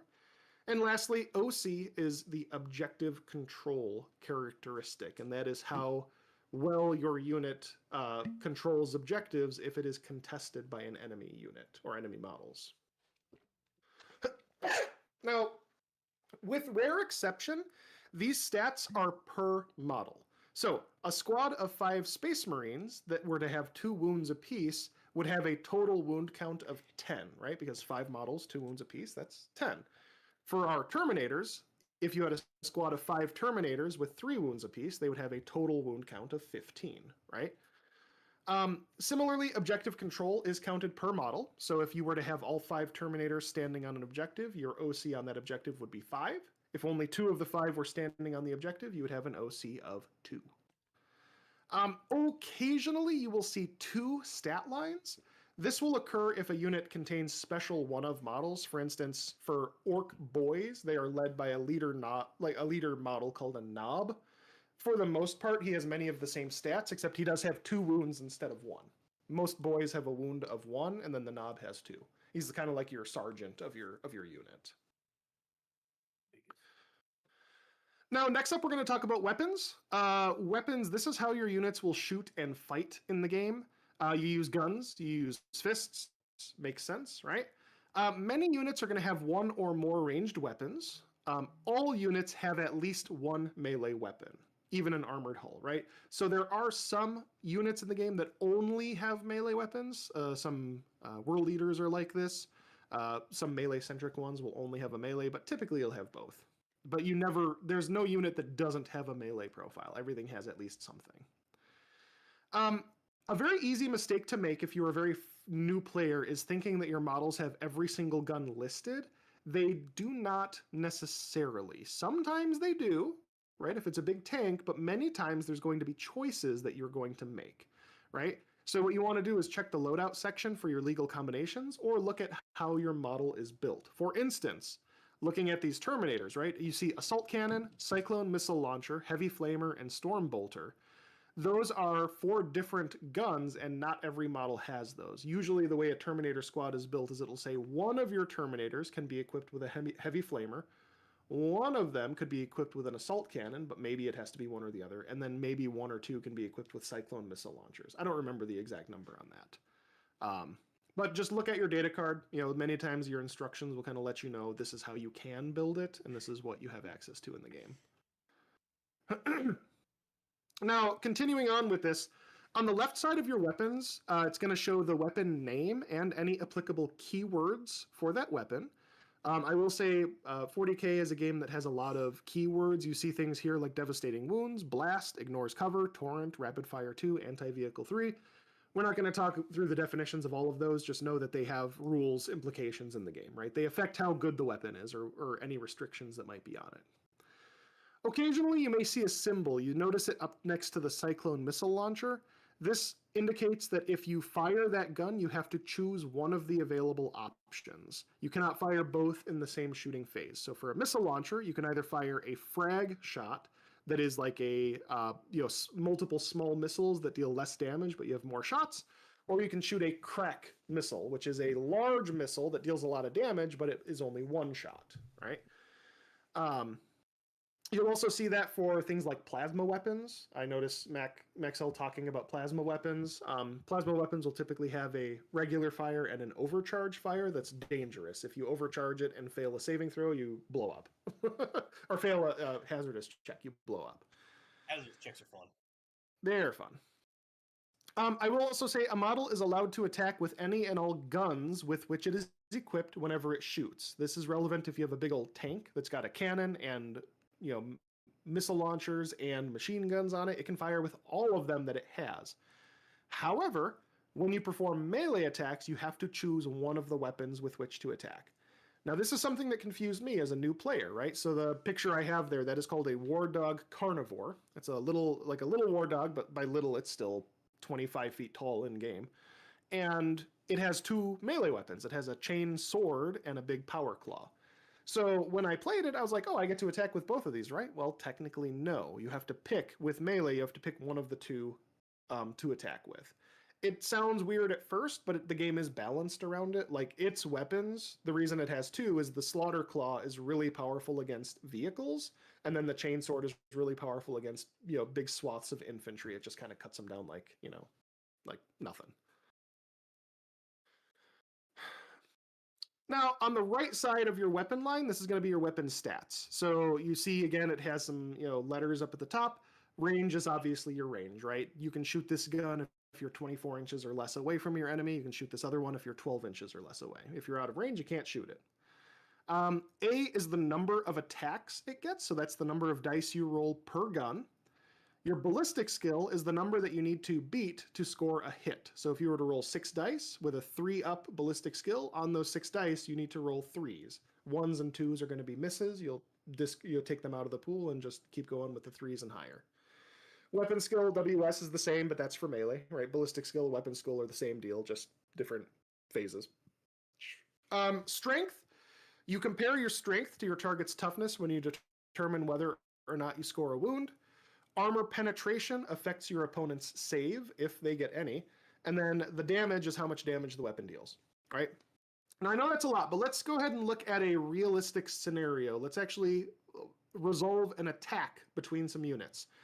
I have a squad of Space Marine heavy intercessors that are going to open fire upon some heretical world eaters, right? So we are in the shooting phase, and I'm shooting at some Khorne berserkers. So the heavy intercessors are a 5-model unit. I think it's technically 5 to 10, but we're just going to take 5 models for this unit. 4 of them are equipped with heavy bolt rifles, and 1 of them is equipped with a heavy bolter. You can actually see in the picture, the guy in the top right has a great big magazine on his. That's the heavy bolter. Different profile. They're all equipped with pistols, but pistols do carry a special rule. We'll talk about that later. So this is the data card for the heavy intercessor. As you see, heavy bolt rifle has a couple keywords, a range of 30 inches, 2 attacks each. The heavy bolter has 3 attacks. So how did I just explain it, right? There's 1 guy with a bolter and 4 guys with a bolt rifle. Because of that, since I have 4 guys with bolt rifles, we're going to roll 4 attacks with it, and since each has 2 attacks, I'm going to roll a total of 8 dice. 2 times 4 is 8. So now that my heavy intercessors have 8 shots with their bolt rifles and 3 with the heavy bolter, let's go ahead and just start with the heavy bolt rifle, right? If a gun is different, you want to roll it separately and kind of afterward. So we're going to start with the heavy bolt rifle. So we're going to roll the hits for similar weapons together, and not every gun is the same. Here's the roll I did. I just threw it into Google and generated some dice rolls. 7 of these dice are a 3 or better, and only 1 of them is a 1. So this one is going to be discarded, and I'm going to take the other 7 to the next step of this process. I will point out, with a few very minor exceptions, 6s are considered crits, and they are always going to hit. Sometimes they will also trigger special rules, Ones are always misses. So it's kind of like rolling a d20 and getting a 20 or a 1. It's similar. Ones are always going to miss. Sixes are always going to hit. And usually they're good in those regards. Again, very, very minor exceptions to that, but that's typically the case. So I got 7 hits, but do those hits wound? This is part 2 of resolving an attack. This is determining what's called the wound roll. So to figure out whether your attacks are going to actually wound the opponent, you would consult this chart. Now, this is provided in many of the quick start guides and all that stuff. I know my profile is kind of blocking it a little bit. That's okay. Whenever you roll your wound roll, what you're going to do is you're going to compare the strength of your attack to the toughness of your opponent that you are attacking. And based on how those two values compare to one another is going to decide what roll you need to get on a d6, right? So if your strength equals the toughness of your opponent, then you need a 4 or better, right? If you ever see a plus, that just means or better. If your strength is higher than the toughness of the opponent, you need a 3 or better. If your strength is less than the toughness of the opponent, you need a 5 or better. And then lastly, if your strength is double that or half that of your opponent, you need a 2 or a 6, respectively.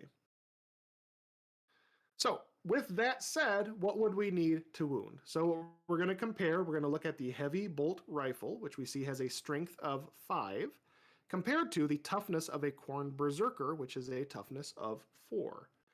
Again, looking at our chart, because our strength is greater than the toughness of our opponent, we only need a 3 or better on the wound roll to score a wound.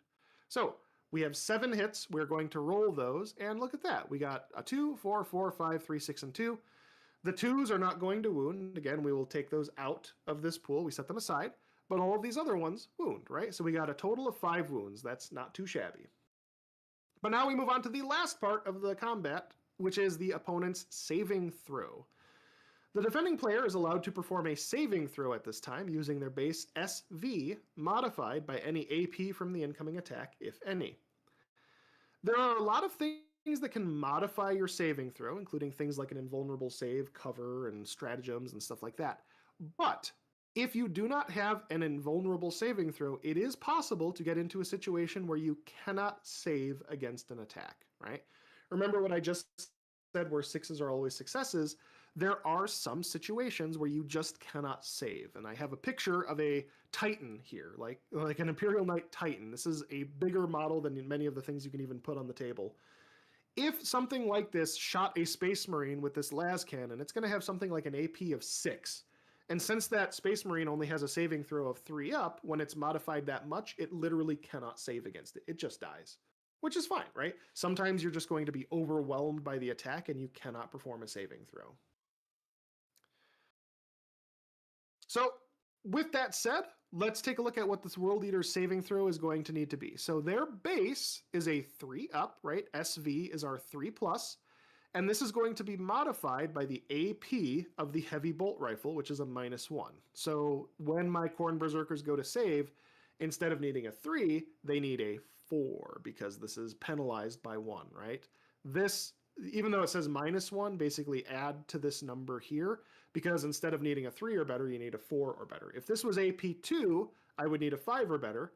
If it was AP3, I would need a 6 or better, and if it was AP4 or more, I could not save. My guys would just die.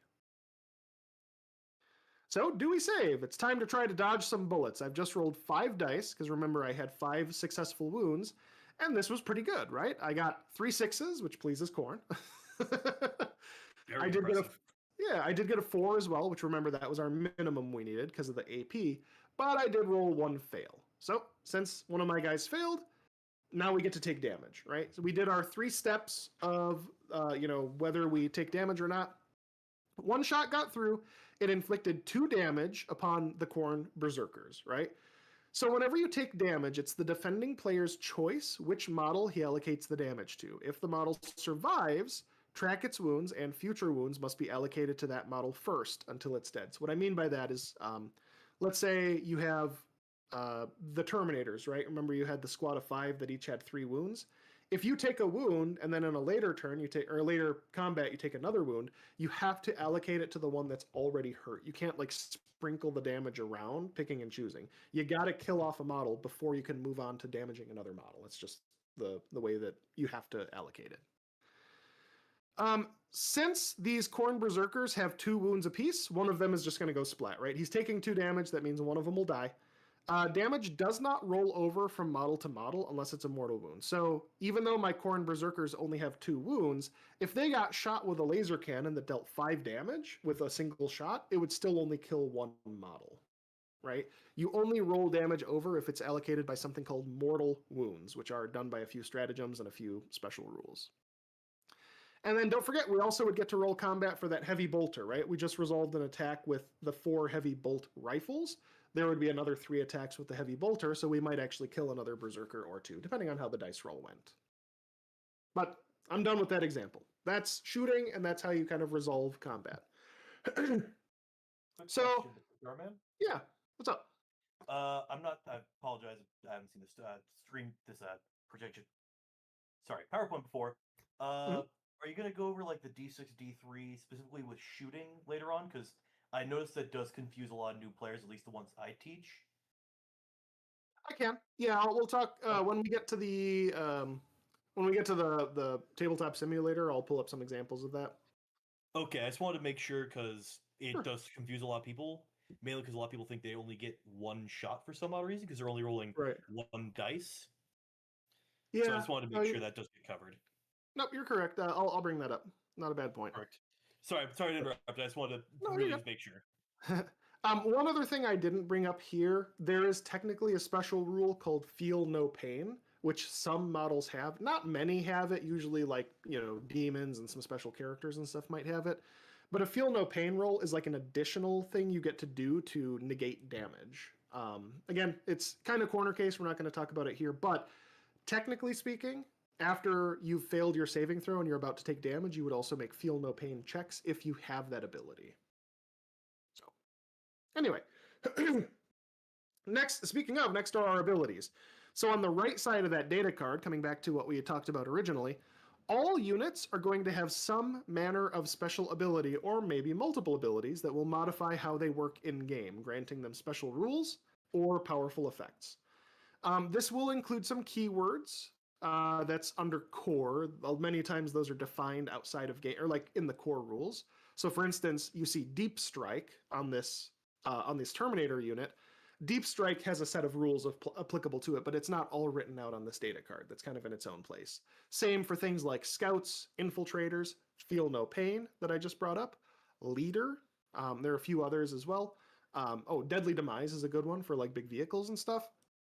Those are considered core abilities. So if it's written there, the rules are out there. They're just not on the data card. Many times, your abilities will actually modify your attacks or modify the function of your data card, so you do need to be vigilant and kind of keep an eye on what's happening. A good example of this is perhaps you have a leader attached to your unit that says whenever you roll an attack roll, add 1 to the hit roll. So what that means is if your unit would normally hit on 3s, because of that bonus, you actually hit on 2s. However, the data card is still going to say 3+. So if you forget that and you're sitting there thinking that you only hit on 3s, you're missing out on your ability because you're not, you kind of forgot that that's there. Like I said, it feels like a lot, and you will make mistakes. Don't worry about it. I've lost games spectacularly, and like at the end of the game, I'm like, oh my god, I had this rule the whole time and I fucking forgot. This would have changed everything. It's fine. It is what it is. You learn from that, and as you play your army, you're going to get better at knowing what does what and when to activate abilities and things like that. I kind of alluded to this just now, but you can also technically modify the stats or weapons of your attached units in the case of leaders. A big function of 10th edition is that you have character models that are attached to your units that actually act as leaders. So they use it as a bodyguard unit, and then they grant abilities to that unit. Like I said, it can be a bonus to their hit. It can be the ability to do rerolls. It can be the ability to reroll charges or things like that. There's lots of different effects that they can have and benefits that they give for being attached to a bodyguard unit. I don't know that there are really any leaders that don't do anything for their bodyguard unit. I think pretty much almost everyone does. I guess I just thought of an example. Vulcan Hastan does not do anything for his bodyguard unit at all. He's an example. That's kind of wild, actually. Well, I figured out because of that, the game I have on Tabletop Simulator, he's running with a group of company heroes because company heroes are badass, and he doesn't care. He doesn't have to do it be on their attached. own. Yeah, fuck yeah. So it's like, yeah, let's attach him. So another one that I believe doesn't do anything. Sorry, I'm on a side tangent just because I'm You're playing good, the you're army. Chaos sorcerers. If I'm reading the rules correctly, and I could be wrong, they have rules and they can be attached, but they are harder to shoot, and only their psychic weapons can deal more extra mortal wounds on leadership checks. So like if you attach Okay. him to a guy that has psychic weapons, only his psychic weapon does it, and only he's harder to hit. The rest of the squad just gets fucked. They're just. I mean, I guess they die before he does. That's a plus. Yeah, exactly. I'll throw him next to some Terminators. And those not Terminators, like my beefy ass unit, and those eat all the shots. And cool, eat psychic damage. No. Sorry, side tangent. No, you're good. You're good. You're good. So one thing I will bring up here, many times with 40K, everything is going to boil down to a matter of how things are worded, right? This is a game at the end of the day. So many times you have rules and then you have other rules that are going to modify or supersede those rules, or they're only going to apply to specific pieces in the game, right? So earlier I talked about the difference between a model and a unit. That can have a big impact, right? You may have a rule that says when a model is destroyed, and you may have another rule that says when a unit is destroyed. Those are two different things, right? They would both technically trigger if a unit only had a single model in it, let's say a big tank or a big vehicle or something like that, or a big monster. But most times you would have a unit of 3 or 5 or 10 or 20 guys, and you would not get a trigger for having killed a unit until you killed the last guy in that unit, the number 20 of 20 of your Necron warriors. I also mentioned, don't get overwhelmed or frustrated if you make mistakes. This is all part of the learning process. There are a lot of fundamental things that may seem a little bit odd as you get started, but they will make sense as you play games, right? It took me a while, I'll be totally honest, it took me a while from playing 40K 10th edition to have it finally click and have it finally go, okay, now I really get it, right? Granted, I wasn't playing as many games as I could have, but it still took a little bit longer than it probably should have. I'm normally smarter than that. It happens, man. And always remember to have fun. That's always the most important thing. So, okay. This is the last part of our presentation. Thanks for sticking with me. This is section 3. This is playing your first game. So what we're going to do here, we're going to talk about how you set up a game of 40K, what you need to kind of assemble for your army, and then we're going to talk through the phases of a turn. And obviously, I have a tabletop simulator pulled up after this. We can look at some scenarios. I can kind of show you like what it looks like moving the units around the battlefield and how you can line up shots and all that fun jazz. So we'll get a nice, fun visual exercise just here. Real quick, I just want to mention that I saw somebody paint a Space Marine unit into Ronald McDonald. Fuck yeah, that's awesome. I love it. There actually is a Ronald. Two armies very close to Ronald McDonald schemes. Yeah. There's an official one of Lamenters. They're yellow and red and white as a side color, and then a really fun fan one of the Angry Marines. Sorry, it's reminded me of them. Yep. Yeah, the Marines are fun. Purple Stash, hope you're cool. One too. I think there's an orc one too. Like Yellow Suns. I love them. Awesome. Okay. I could probably DM and ask for a picture. First things first. Before anything else, you need to muster an army, right? This is where you are basically building your army. You are assembling a list of all of your miniatures that you have, figuring out your points cost, getting your rules together, and getting ready to play, right? So all models in the game are assigned a point cost as far as mustering, right? The general rule is that the higher the point cost, the stronger the unit. This is, of course, not an absolute, but a humongous knight, an Imperial Knight that you put on the table is probably going to cost between 350 and 400 points. A unit of 5 scouts are going to cost you 70 points, right? I'm talking like Space Marine scouts, just dudes who don't even have power armor yet. 70 points, right? You might have Nurglings that cost 40 points for a little stack of, blobs. Weird little freaks. everything has different point costs. Obviously, some, that's part of the balance that the Games Workshop does. They will increase and decrease point costs before most other things. So if a unit is really oppressive, a way that they try to nerf it is by just increasing its point cost before they start to like monkey around with its rules. That doesn't mean that they won't. Some units have gotten rules added or gotten statistics modified from when they were first printed, but they don't do that first. They'll always try to like do the points first.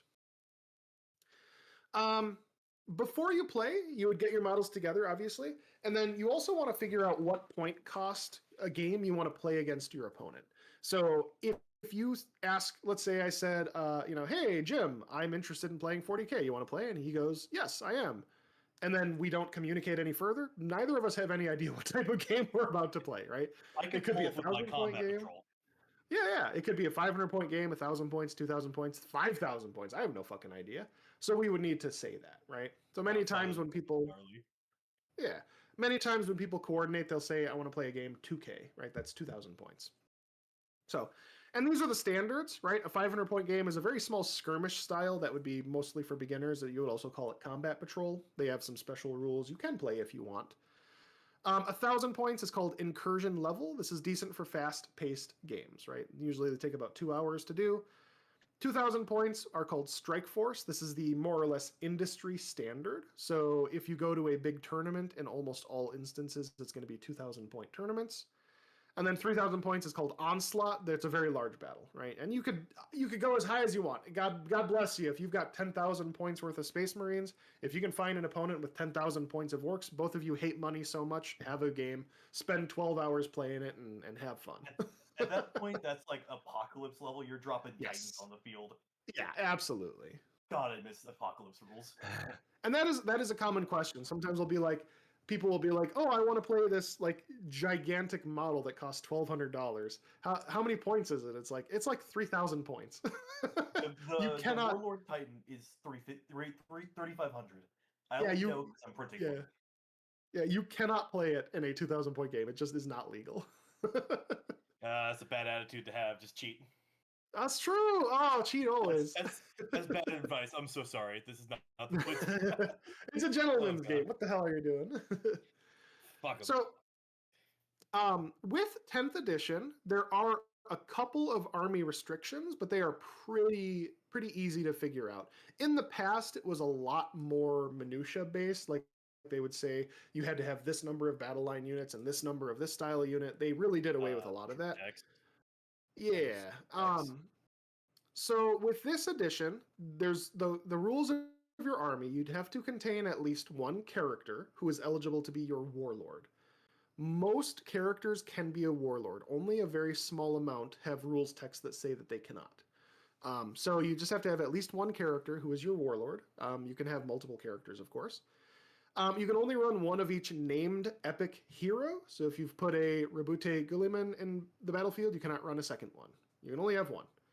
Your opponent might have one, in which case have fun in the mirror match, but you can only have one on your side.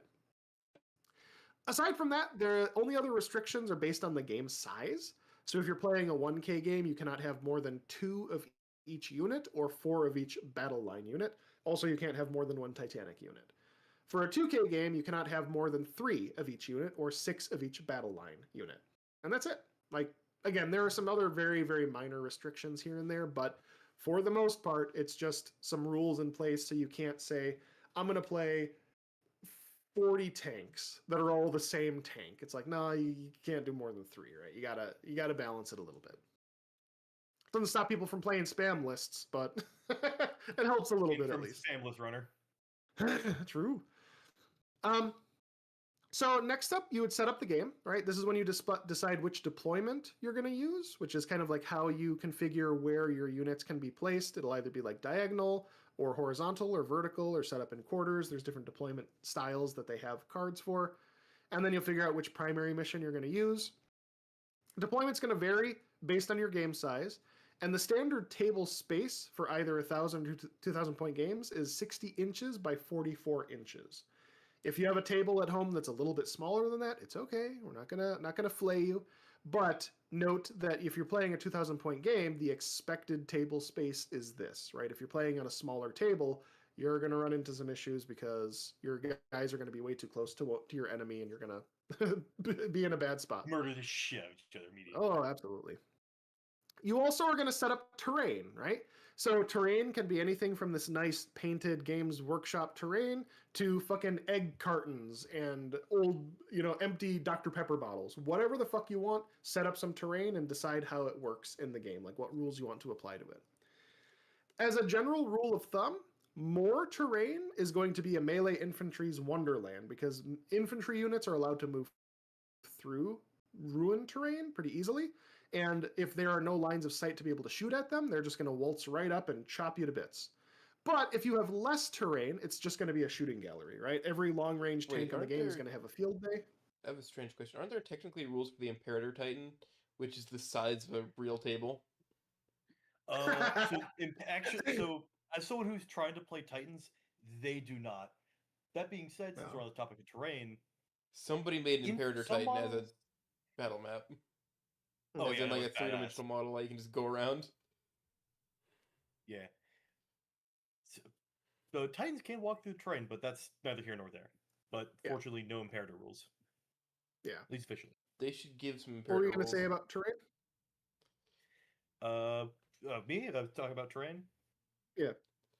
So, I was mainly just going to, since you mentioned the Titan, it reminded me, so with terrain, usually it's only infantry. You might find some niche rules. That's just, again, make sure you pay attention to your data card.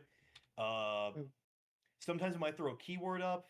Again, make sure you pay attention to that. But the general rule of thumb, Titanic models, if they have that keyword, can walk through the terrain with a movement penalty. Vehicles cannot. Infantry, they just walk through ruins if there's windows and shit. Well, and there are in depth, there are rules about moving over terrain. You have to kind of measure the inches. So theoretically, if you had a big tank, you could roll over a 4-inch wall. It's just going to take almost all of your movement to do so. Yeah. And there's also you work it out with your opponent, right? The image I have here, these little scrabbly ruins in the middle, you might say these offer cover if you're behind them, but if you have a vehicle or a tank or something, you can roll over it with a small penalty. Just work it out with your opponent. That's all it really comes down to. That's the entire game, really. Yeah, absolutely. And then lastly, you would set up your objective markers. On this little example, these circular things here would be the objective markers. This can, again, be anything from a bottle cap to a nice little mouse pad looking thing that you put on the battlefield to indicate where the objective is. And then you would apply any modifiers from your primary mission. And then you're ready to start. So you roll off. The winner of that dice roll can choose if they want to deploy either first or second. 1 unit at a time, you're going to deploy your armies within your deployment zone, alternating back and forth as you do. Again, some special rules. There's something called infiltrators where you can deploy into no man's land, which is the area that's not in either player's deployment zone. A special rule. We're not going to go over every one of those. Once both players have fully deployed, you roll again to see who gets to go first, and whoever wins this dice roll has to go first. They do not get a choice. If you win the dice roll, you cannot decide to go second. You have to go first. From then on, the game is going to be referred to in battle rounds and in turns. Each player is going to get 1 turn per battle round. By the end of the game, 5 battle rounds will have occurred, with each player getting a total of 5 turns each, unless one of the players is tabled ahead of time or they concede, right? Obviously, in those cases, you would just kind of figure out what points are at that point. But it's a total of 5 battle rounds, a total of 10 turns, but that is 5 turns per player, back and forth. With that said, let's quickly go over the anatomy of a turn. In a game of Warhammer, or in a turn of 40k 10th edition, you have a command phase, a movement phase, a shooting phase, a charge phase, and a fight phase. You can kind of see a little summary here. You muster strategic resources, test your battle readiness, maneuver across the battlefield, fire ranged weapons, charge forward to get into close quarters, and then pile in and attack with melee weapons. Once your turn is over, your opponent's turn starts. Once both players have completed a turn, that is the end of that battle round, and you move on to the next player's turn and then the second battle round, so on and so forth. So the command phase. Command phase is pretty straightforward. First off, both players gain a command point. You get a CP. Unfortunately, 40k uses the letters CP a lot, and they have apparently never thought that this is a bad idea because of It's just like 20 times in every codex, dude. It's bad. Hey, can you because of the hey, can other you give me some COD implications. points? Yeah, you want some COD points?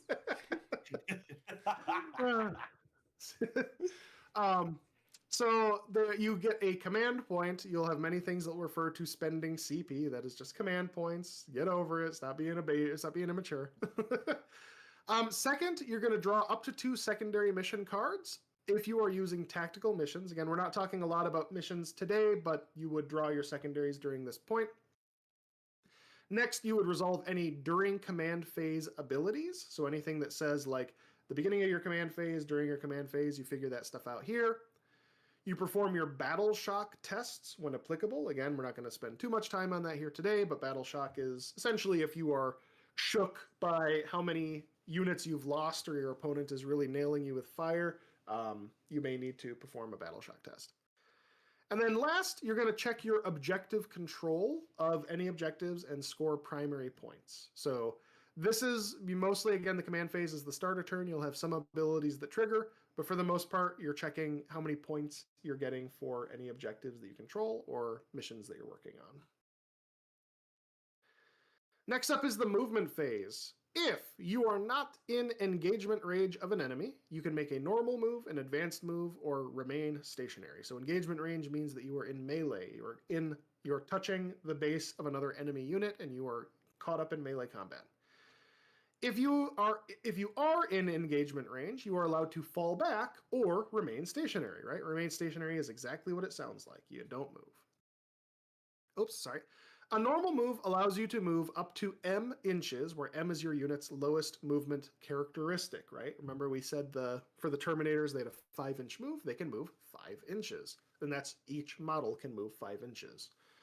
The reason it says lowest, there are very, very rare cases where you'll have a leader attached to a unit that has a faster speed than the unit, but you have to move whatever the slowest unit is. So if you had a 5-inch move, but your leader has a 6-inch move, your unit's moving at 5 inches.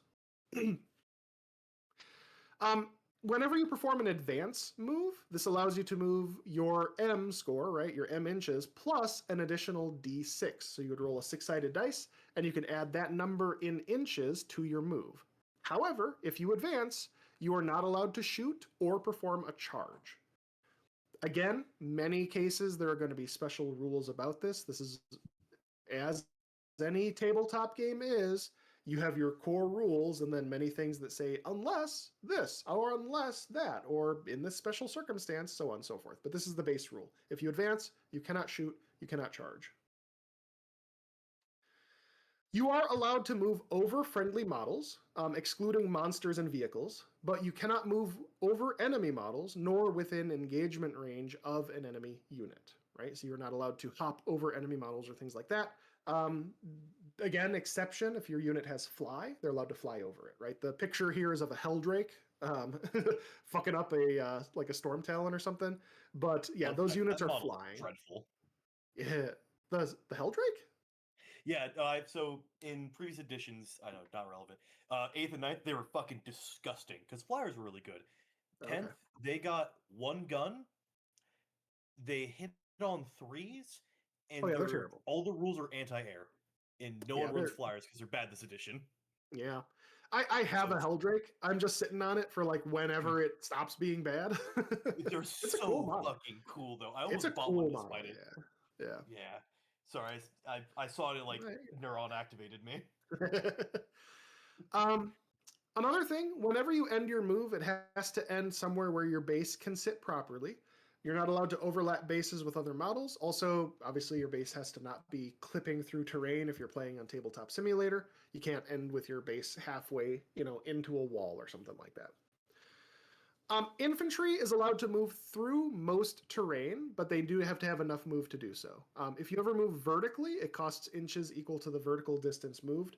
So many times for competitive play, people don't do much on second stories, but if you're playing for fun, absolutely, you might have a guy go up to the second floor of a building so he can shoot out of a window. It just costs you that many inches to get up to that second floor, usually 4 or 3 inches or something like that.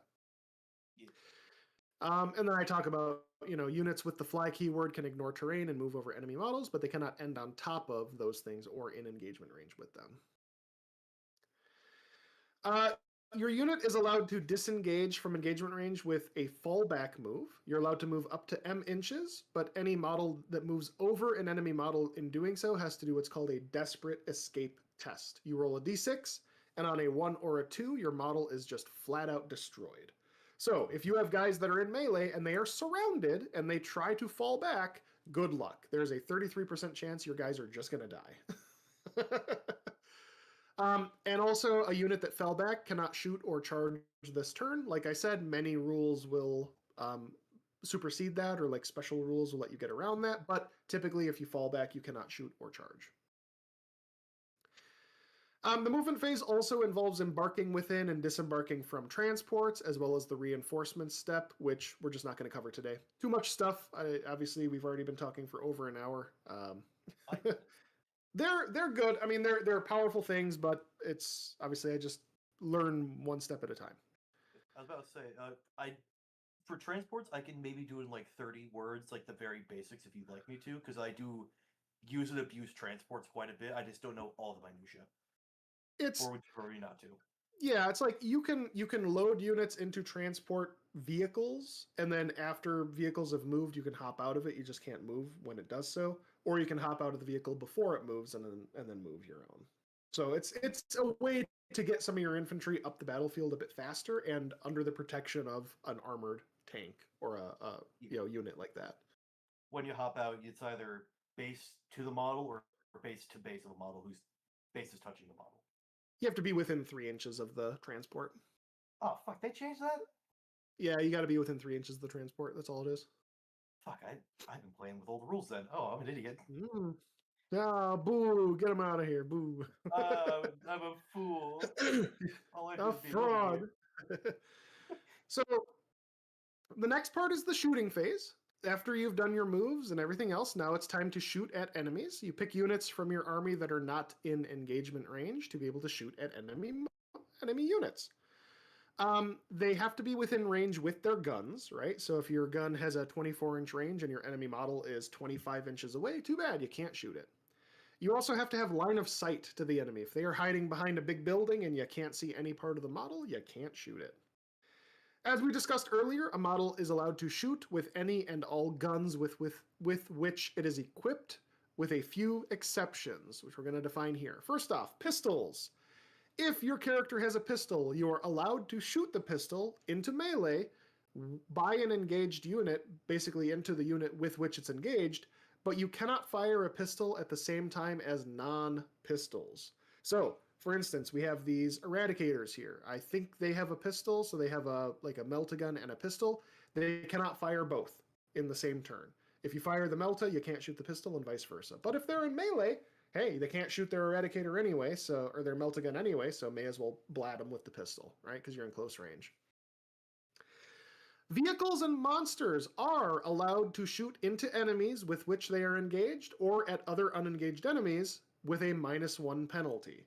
This has the caveat that they also can be shot at, because big guns never tire, right? If you have a big old tank that's tangled up in melee, you are still allowed to shoot at that tank, but the tank is also allowed to shoot out of engagement range.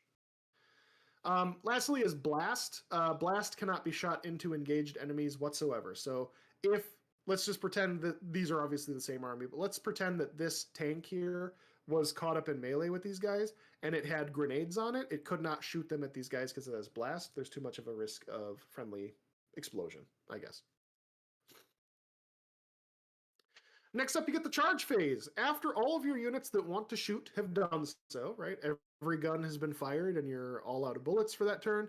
It's time to perform a charge. To do so, you declare which unit is charging and which unit or units it would like to charge, right? So you'd say this squad of Terminators wants to charge that squad of Termagants, right? On a roll of 2d6, which is 2 6-sided dice added together, you have to get within 1 inch of that enemy unit, or all units if you are performing a multi-charge. If you fail, you stay put. So let's say you have a 6-inch charge to get into combat, you roll 2d6 and your total is a 4. You do not move at all. You do not move 4 inches. You do not pass go. You do not collect $200. You stay where the fuck you are. But if you have a 6-inch charge and you roll a 12, then you are actually allowed to move up to 12 inches. It might allow you to circle behind the enemy and get to a more advantageous position for once you inevitably cut down the foe and start to move into more combat. And then after you do this, you repeat until all charges have been concluded. If you have 3 different units that want to charge, you do them one at a time. Each one gets its own 2d6 roll, and each charge is resolved individually. Here are a couple of examples of charge scenarios. Now, this is technically written for 9th edition, but that's fine. This is still valid in how these are described.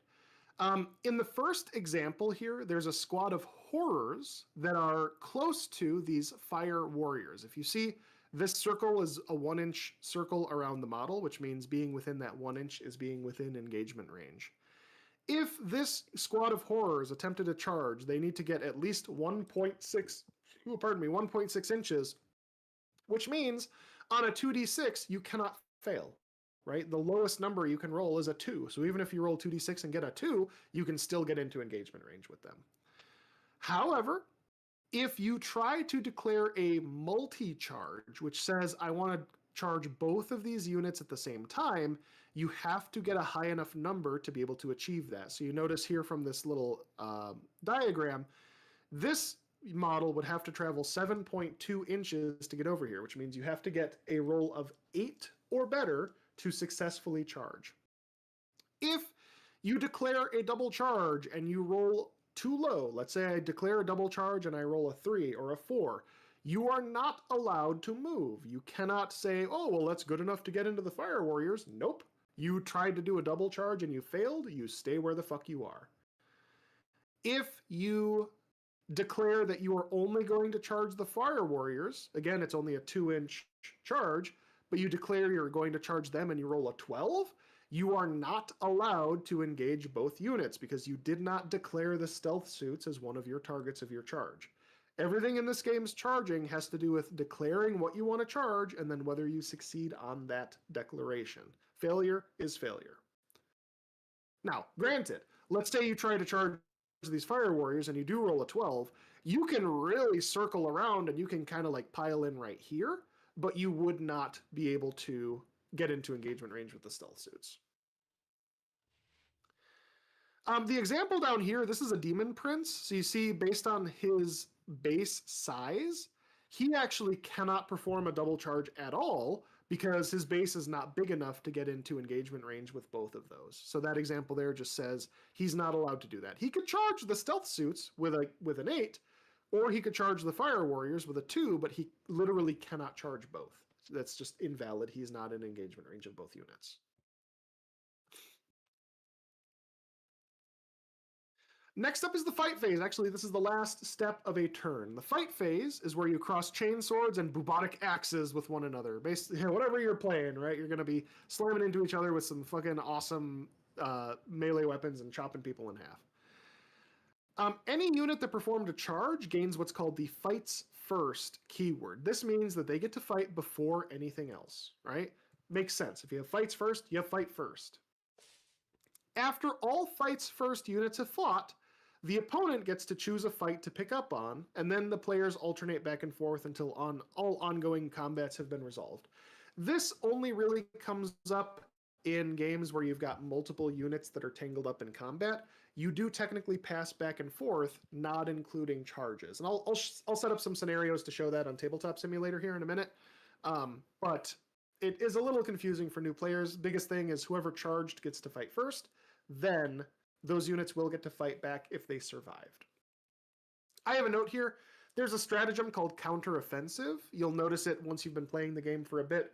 When it gets to the fight phase, your opponent will be like, how many CP do you have? And you're like, whoa, don't ask me a question like that. Who are you, the FBI?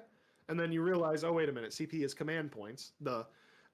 If you have less than 2 command points, if you only have 1 or 0 command points, they can just kind of go crazy. But if you have 2 command points, you can technically use what's called a counteroffensive, which lets you interrupt the combat step and actually jump in to really potentially interfere with your opponent's combat plans. So again, it's a little bit of a higher strategy thing, but that is something that is asked a lot. Like when you get to the combat step, people want to see if you have the capacity to interrupt their fight phase. So here's another example, right? We have a picture here. There's a squad of Terminators that have charged a large pack of Termagants. They are Tyranid models. They were able to get as close as is pictured here. So you notice they've got 3 Terminators that are touching base to base with these Termagants. They have a Terminator captain that is touching base to base with one of the Terminators that is in combat. So presently, as we see pictured here, 4 of these 6 Terminators are in combat with the Termagants. These 2 behind are not, because they are not touching base to base with the ones that have successfully charged. Because the Terminators performed a charge, they get that fights first keyword, like I mentioned, so now they get to attack. Before they do that, they are allowed something called a pile in of up to 3 inches. This allows any models not in engagement range a chance to mix it up in combat. So with the pile in, these 2 are allowed to move 3 inches, which is certainly going to get them into base-to-base contact with a model that is in base-to-base contact with your opponent. So if I were to move this guy right here and this guy right here, I don't know if you can see my mouse cursor or not. I don't think you can. The guy with the sword, if you moved him down and then the guy with the chain gun brought him closer too, you could get all 6 of your Terminators into combat. Now that the Terminators are all piled in, they get to resolve their attacks. They've got loads of punches, or they're going to be going into the hapless Termagants, plus a couple of swords. More than likely, that whole squad of Termagants is dead. If for some reason the Xenos scum survived and they are still within engagement range, they do have the opportunity to fight back. So any surviving units in a charge or in a fight phase are allowed to fight back. The fight phase is one of the few phases during a turn in which both players could technically roll dice, right, or combat. I'll talk about that in another slide. Those enemy units are also allowed to perform their own pile in, again, with a 3-inch move, assuming that they are not already in base-to-base contact. So any stragglers or guys kind of outside of melee are allowed to pile in to get closer for that fight. It's also possible to actually remove oneself from engagement with clever picking up of models. So let's go back to our example for a second. Let's say the Terminators did pretty shitty on their rolling and they only killed 6 of my Termagants. If I picked up with my choice, I picked up 1, 2, 3, 4, 5, 6, these 6 closest ones, and then left the 4 that are like, I would say 3 inches away or so. My Termagants would no longer be in engagement range of those Terminators, but we're actually still on that point, so we could still potentially control the point. And when it gets back to the Tyranid player's turn, they'd have a chance to shoot and then perform their own charge.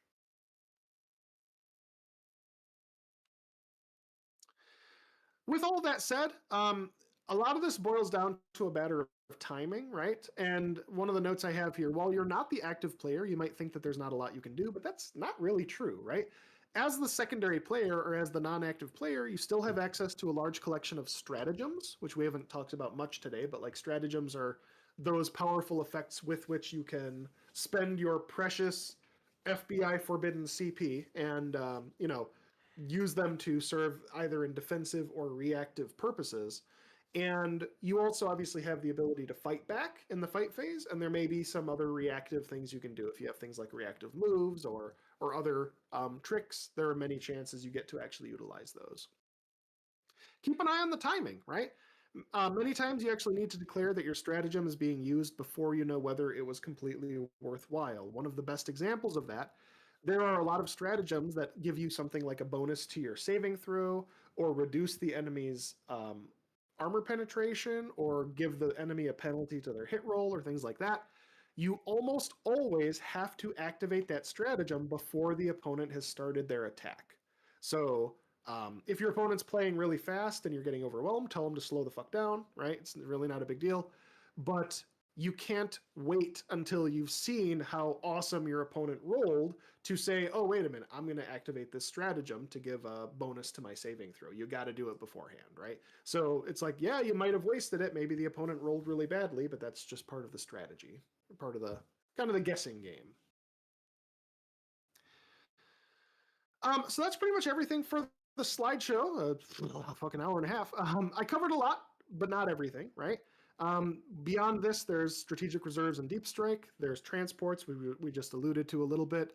Your missions, both your primaries and secondaries, and then also detachments and stratagems, which apply to each army individually. If you decide to play Space Marines, right, baseline Space Marines, you still have something like 12 different detachments that you can choose from that are each going to have their own rules and stratagems and specific play styles.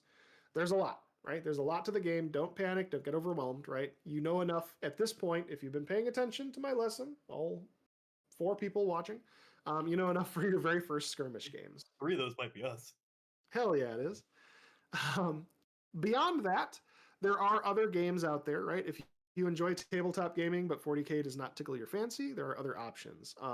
40K has a secondary style called Kill Team that is very, very small scale. You would literally play with 6 or 7 models, and that's your whole army, right? It's a very small, each unit is its own individual character with its own individual rules. You go back and forth with your opponent and still try to control objectives and do stuff, but it's a lot more scenario based. Age of Sigmar is a medieval fantasy style game instead. It does not use the same models at all. It's completely different armies. Horus Heresy, which Jim is a big proponent of, is called 30K. That is it's another version. Like, it has its own rules and its own models. There's a little bit of cross compatibility. Like, a lot of times people will be fine with house ruling that, yeah, those Space Marines, sure, we'll just call them 30K. That's fine. But it does have its own models and rules.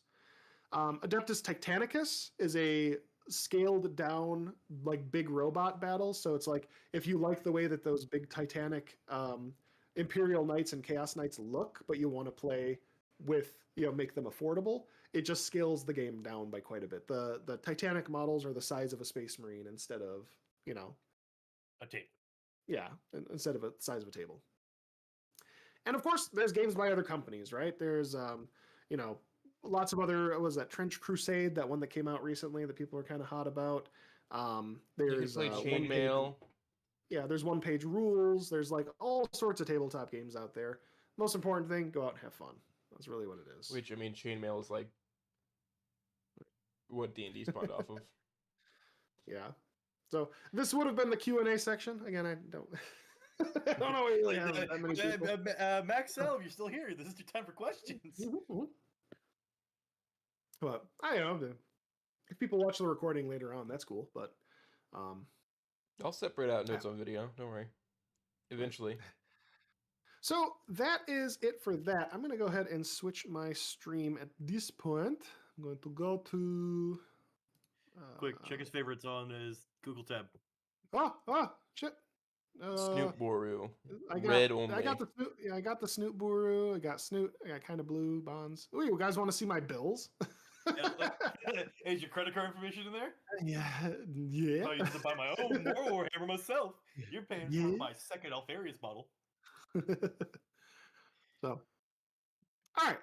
So at this point, we're going to flip over. This is Tabletop Simulator. So did you get a chance to look at the price point on it, Jim?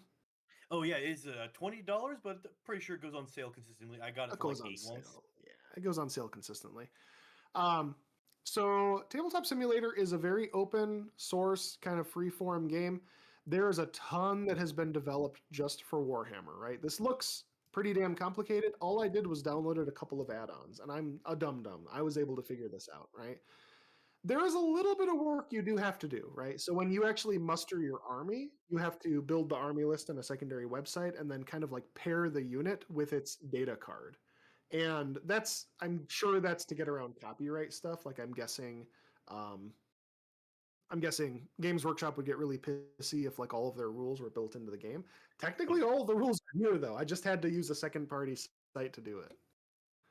So, but this is kind of how a game would look. Obviously, this is fancy. Your table's not going to look quite this impressive if you're playing in person. But up here at the top, we've got all of our stuff for tracking the turns, the command points, the scores, the secondaries, primaries, all that fun stuff. The center of the board is the battlefield.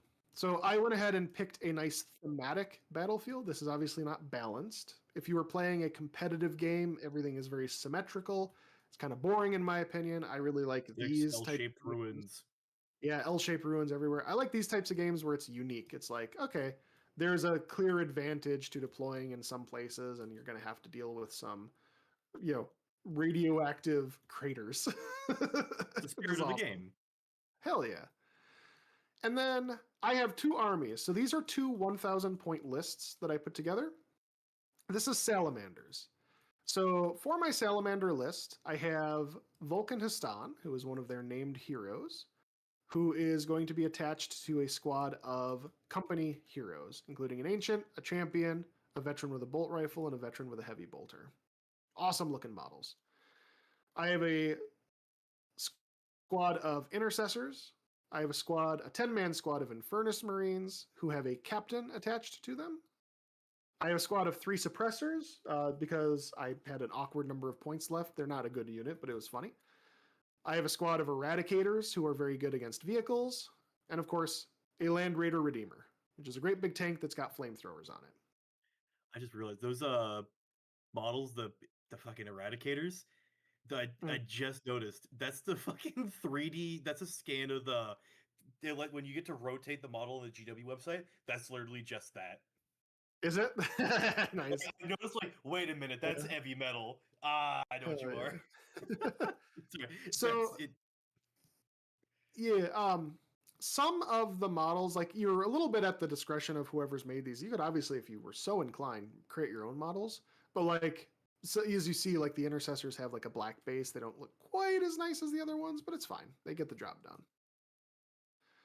Now, when you build these lists, you actually, like I said, you put the list together and then pair it with the unit. So for this Vulcan Histan, if you see when I hover over him, it actually shows a truncated version of his stat sheet.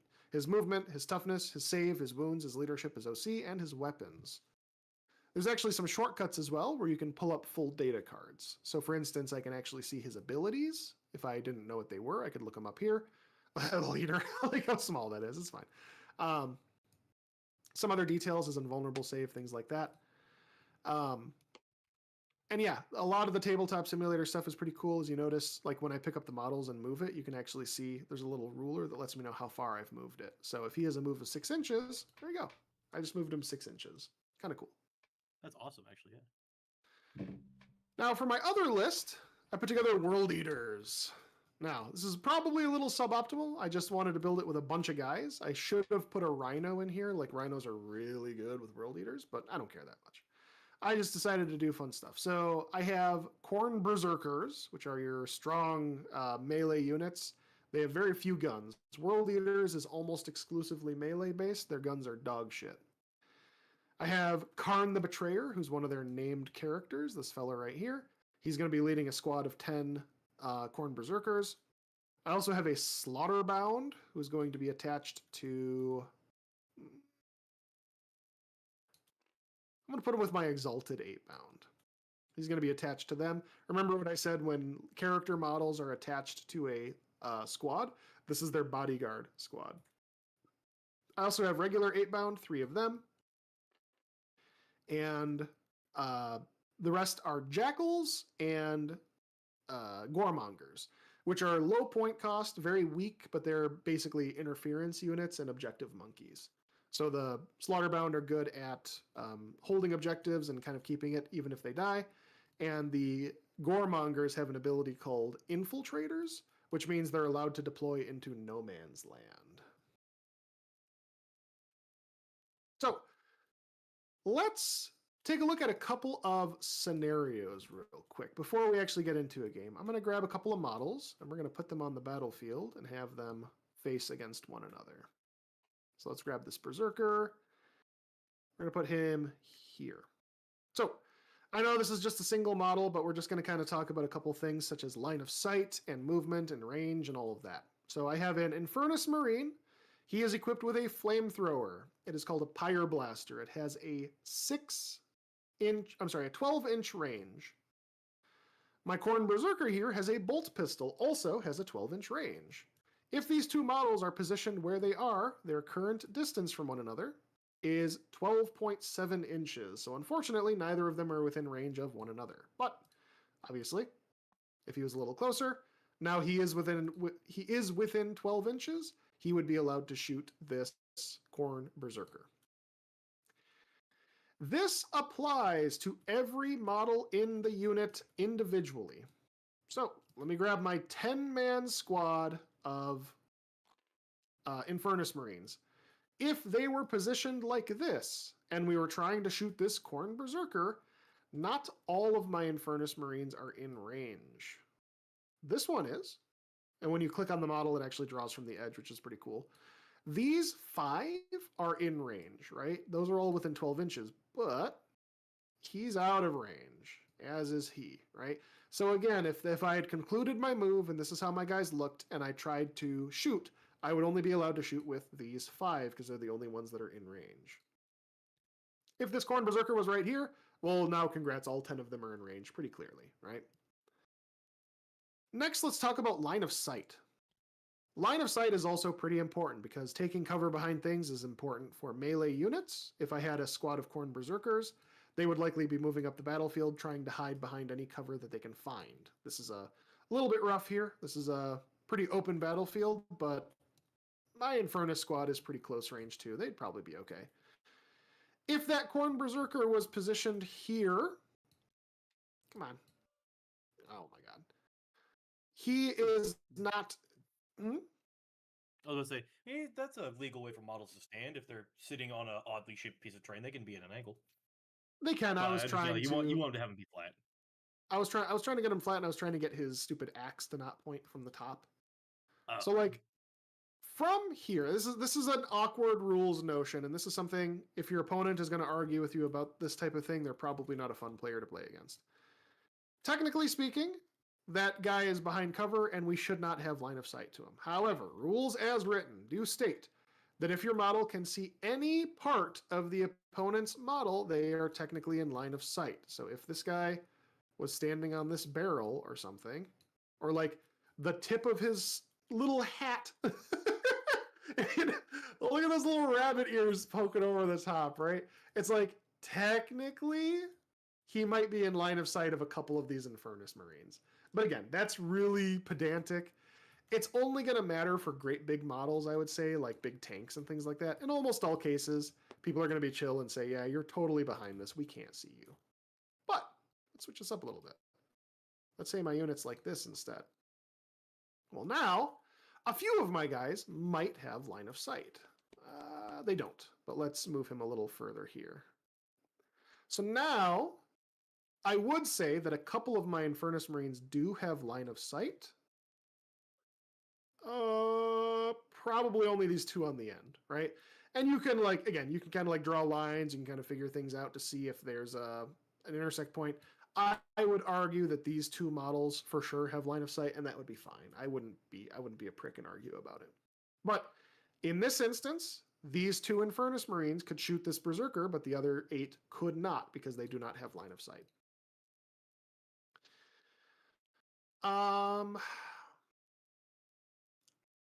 Let's talk about charging.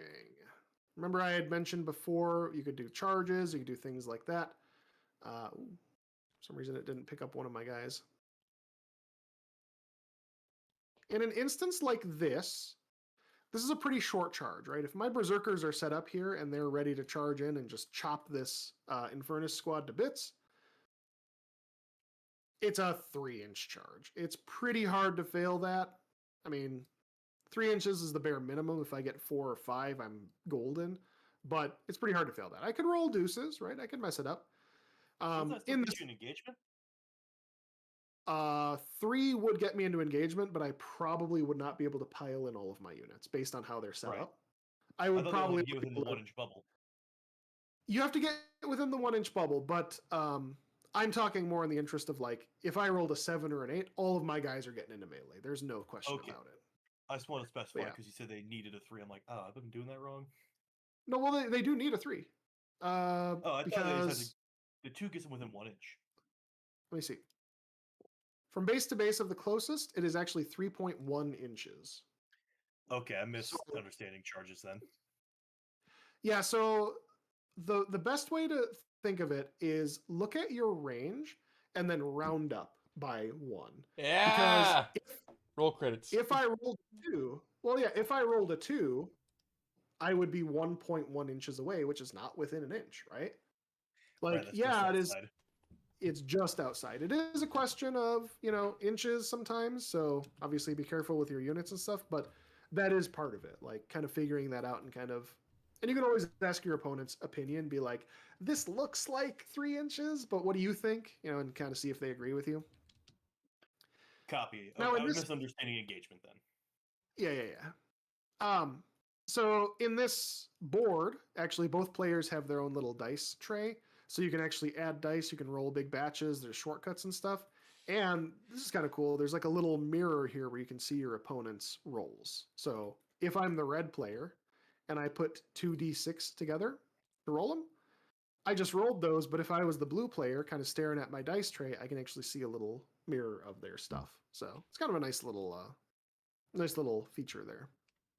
So I just rolled a charge roll. It was a 9. That is more than enough.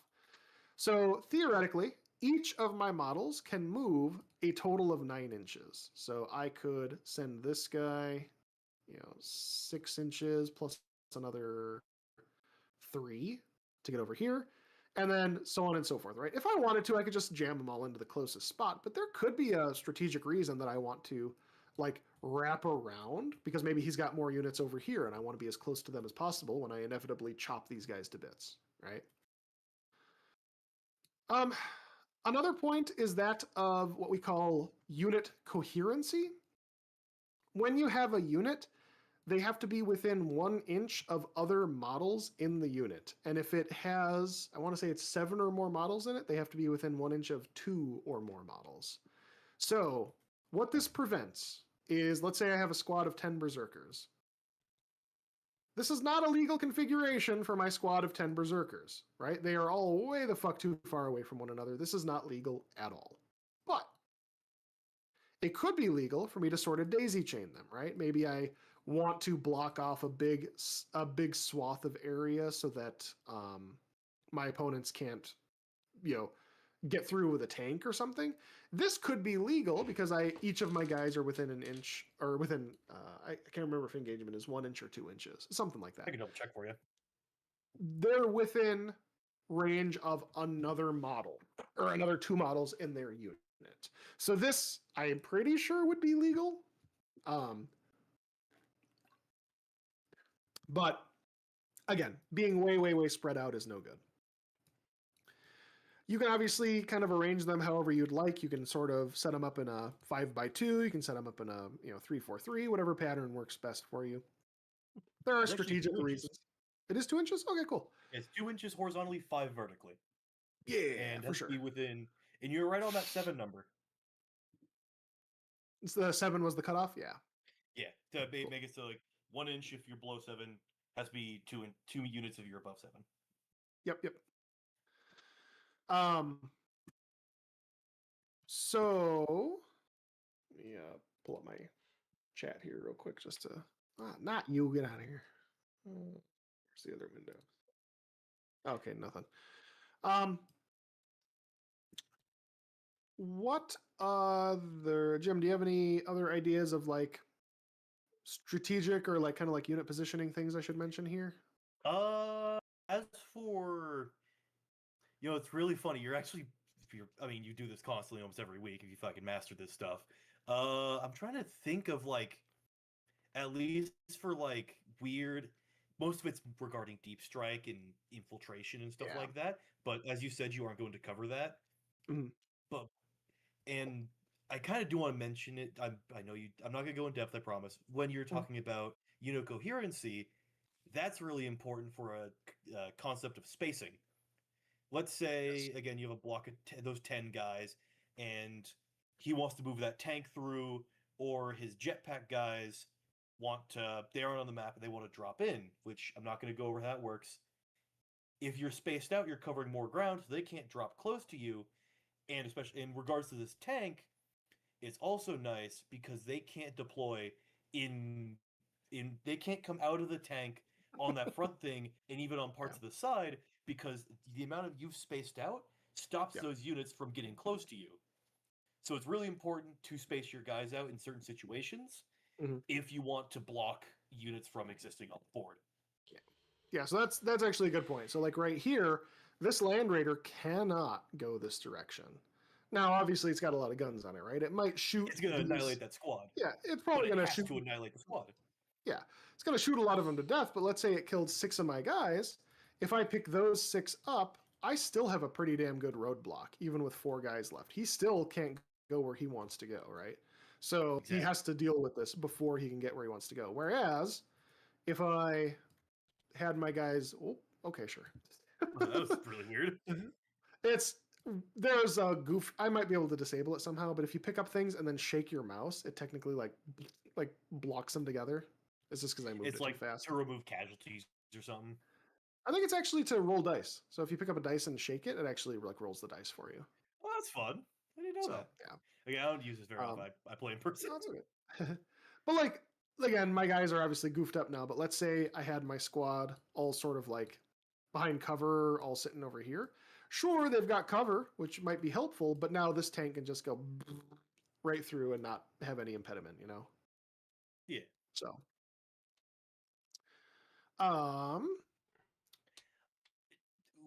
Something I just remembered, especially with these Yeah. corn berserkers, and it's going to be important when you're talking about. I wanted to bring it up earlier during the combat and consolidation step, but is there any way you could drop like an objective marker on the field? Absolutely. I was actually about to show that. So the in this, I loaded up some missions. I loaded up a deployment zone and a primary mission. So now that these are loaded with the mission select, I can actually.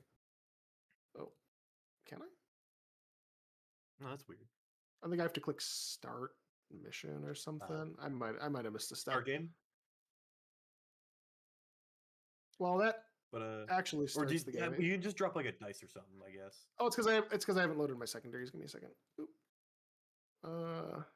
I forget secondaries are a thing because I don't use them.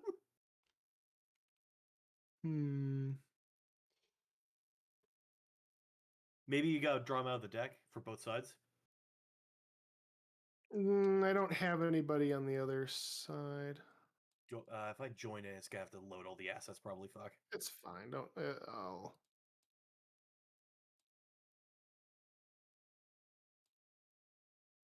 Must have both players seated. That could be why. I think it's just because it's me. Damn. Well, here, actually. Nope.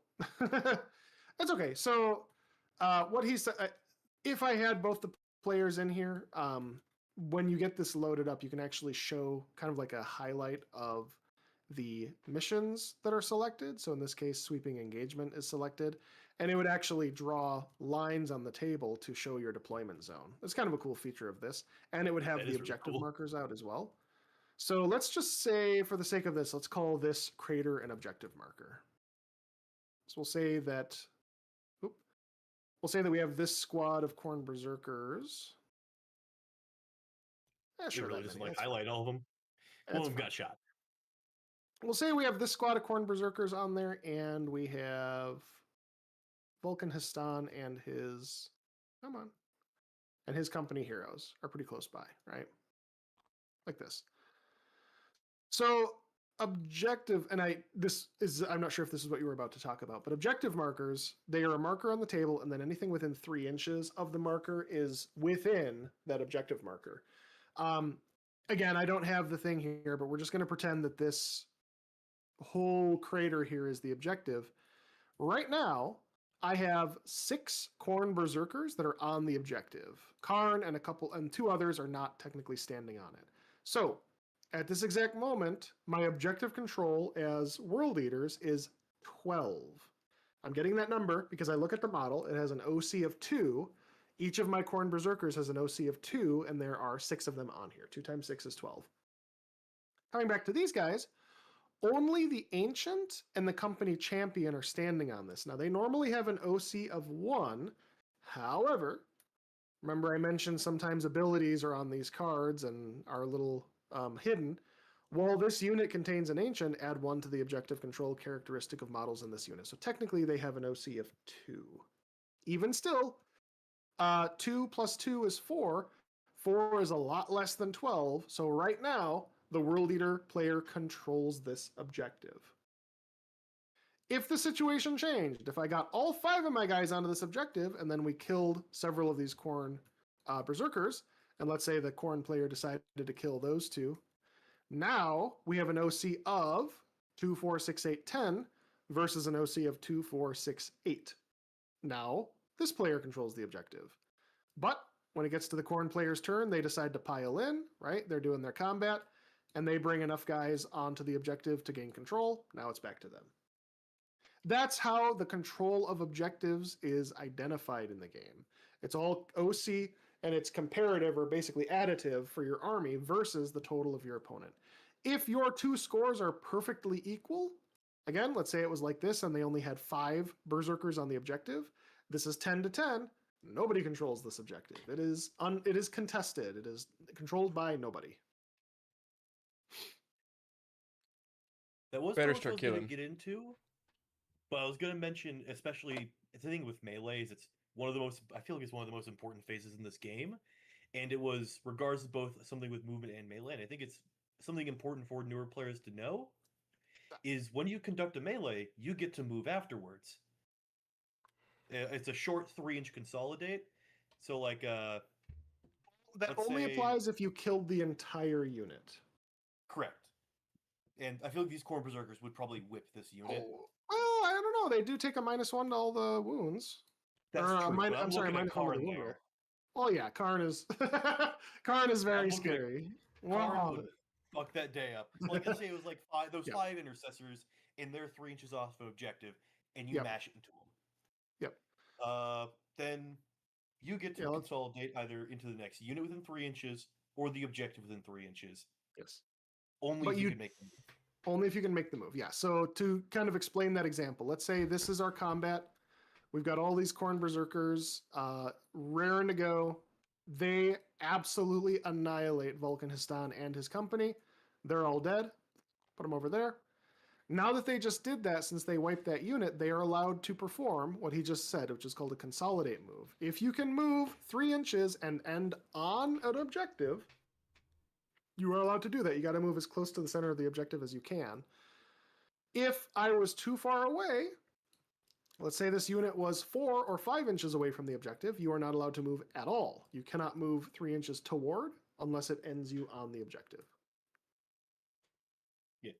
Also, like you said, it came up.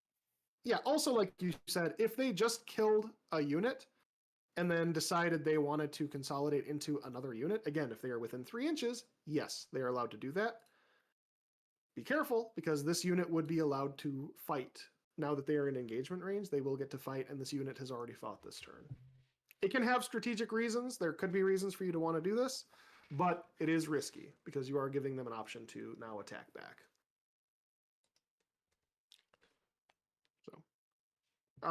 Goose, were you about to say a question? Or did you chime No. up? I Gonna wasn't. make a silly statement. Silly Yeah. statement.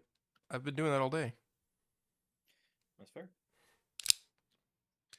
Yeah. So yeah, unfortunately, like I said, I don't have another opponent here, so I don't think I can get the game like displayed. But the deployment zones are, like I said, dictated by the card here. You can get these cards in real life, or you can just find this information online. Honestly, you can do either. But I think it's free in the rulebook. yeah, they have some of these in the rulebook as well, and then they do tournament packs. They'll usually do 1 or 2 tournament packs every year, or I'm sorry, every edition. So I think this is number 2 or number 3 this year. But it has some changes. There'll be some adjustments to the missions and stuff like that. Sometimes the deployments are real straightforward. As you notice, this this one is just like Dawn of War, horizontal. baby. Yeah, Or it's is the that fucking Rulebook? what is that? The Mexican flag or something? That's Italy, I think. Italy.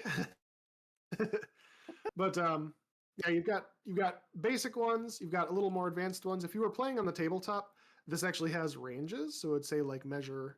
This is 18 inches out from the edge. These are 6 inches out from these edges, so on and so forth.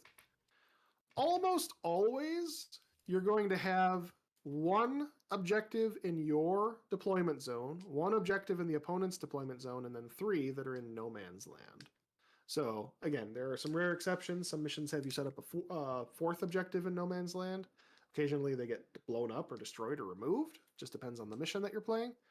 But this is a pretty standard run out, and Again, if you're playing tournament standard for your table settings, the tournament stuff is going to be set up very, very,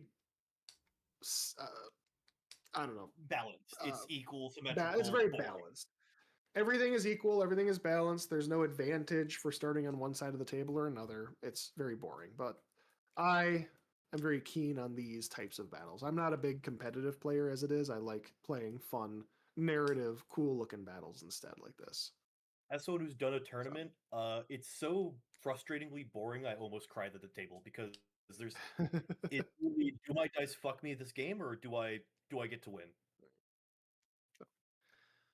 We got a couple minutes left. Let me show a couple of attacks real quick, just to kind of give you a feel for how many goddamn dice you can roll in this game.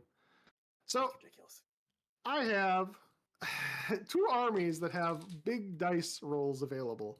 I have Infernus Marines who have flamethrowers, and a captain who has an enhancement on him that boosts their flamers by even more. So, the current rule, or the current setup here, and actually you asked me to talk about this before, these flamethrowers have a profile. They're called Pyre Blasters, and they have a profile that has what are called D6 attacks and another ability called Torrent. Torrent means that your attack automatically hits.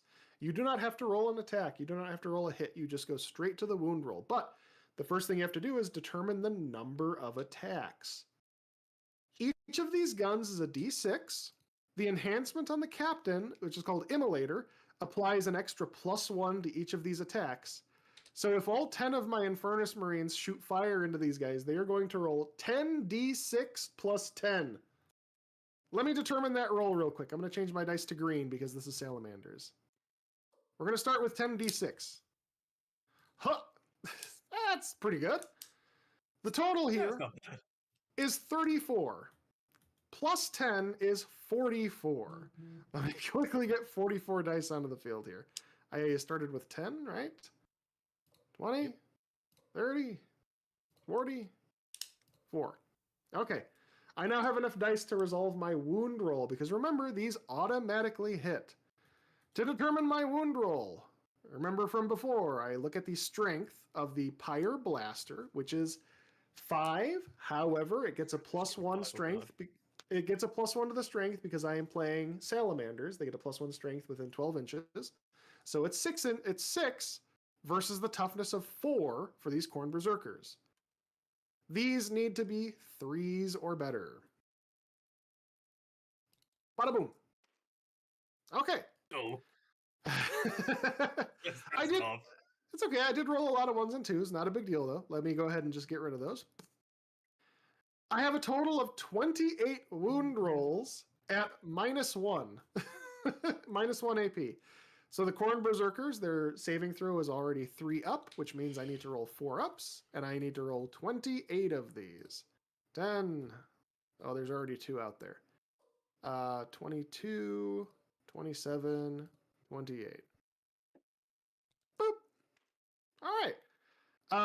4s, 5s, and 6s succeed, but all of these fail. So I'm going to take 1, 2, 3, 4, 5, 8, 10, 12, 14 wounds from this shot.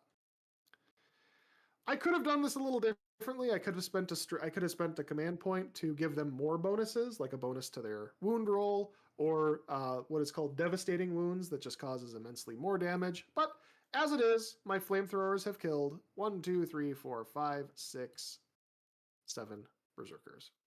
And it's the Khorne player's choice. He's actually the one that gets to pick which of these models die. So I would probably actually pick the 7 that are the furthest back from melee, because I want to charge them. I want to crump them right now. But those 7 die. Also that guy that didn't pick up. Well, that was fun, but let's pretend that didn't happen. Goose, do we got another person coming on board? And not super long. Okay. Oh, right. Yeah, shit. Let's pretend that we did a charge roll, right? So instead of those flamethrowers killing us, now Khorne is going to come in for the glory of murder.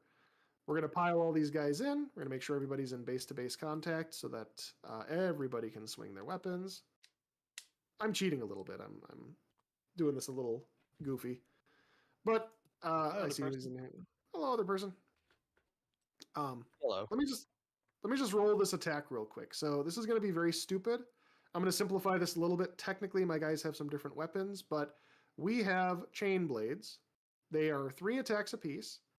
And I have 10 guys. So that's a total of 30 dice. Also, Karn is going to get to attack as well. World Eaters have a special rule for one of their detachments that on a charge, they actually deal, or they get an extra attack. So each of my guys has 4 attacks. That's going to be a total of 40 dice. Yeehaw. Also, Karn the Betrayer gives them the ability to re-roll their hit roll. I'm pretty sure it's re-rolls full, not re-rolls 1. Oh no, re-roll hit rolls of 1. We need 3s or better. Boom. Okay. We get to re-roll these 1s. Okay. So we're going to get rid of those. Now, again, they have like a strength of 5 to a toughness of 4, so I need 3s or better. Boom. This is the number of threatened wounds at -1 AP, so a total of 20 saving throws I'd have to do over here. I know I'm kind of going fast through this. I don't want to hold up for our next guests here too much, but we'll see if I actually save any of these Infernus Marines. All dead. I did. I saved a few. With -1, I would have taken 1, 2, 3, 4, 5, 6, 8 wounds, which would kill 4 Infernus Marines. Chain but then axe is Karn only gets 1 to damage attack. apiece? Fuck. The chain swords are, yeah. That's dreadful. Technically, two of them have the Cornate Eviscerators, which are 2 damage, and then obviously Karn is just a butcher. Karn is gonna clean him up good. Oh yeah. 8 attacks? God damn. I think I was allowed to reroll. I think I was allowed to reroll the wound rolls of 1 as well, but I forgot. Oops. Yeah. So, anyway, that's it. Appreciate everybody's time. I will give the floor to my other friends here who are on. Yeah, next. it's fossil fuel. Absolutely. Don't you love fossil fuel? Hello. Hey there. Oh, I feel kind Hello. of silly. Starman, you're kind of goated. I kind of want to play Tabletop Simulator against you one of these times. For sure. Yeah. All right. So, Well, you that guys was have a good night. Enjoy your next class. Or whatever it is you want to talk about. I don't know. It's your 2 hours. Yeah. Suffer me not the impurities of man.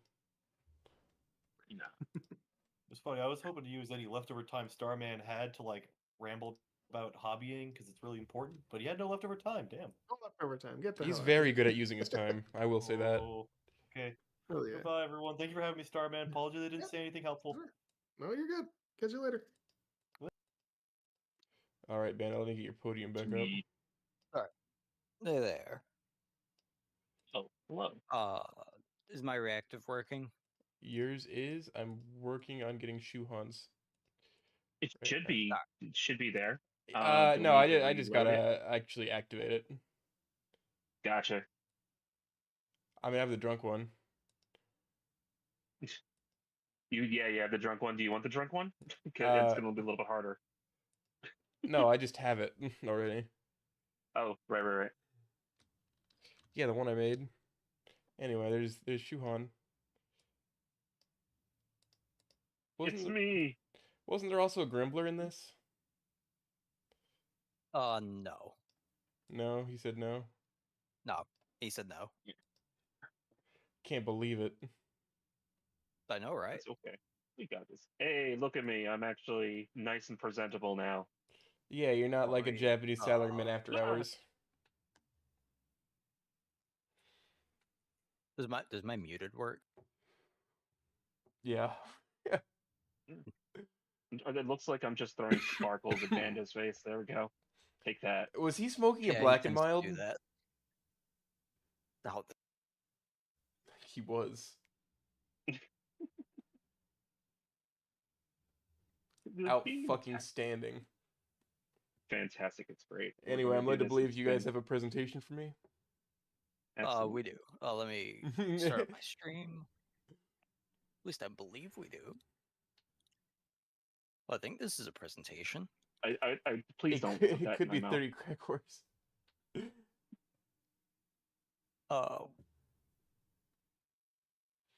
me know when we're in. I have it up. All right. So, welcome to Fossil Fuel. This is a mod we are working on to. Well, it's a mod for a Snoot game that me and a bunch of other people have been working on.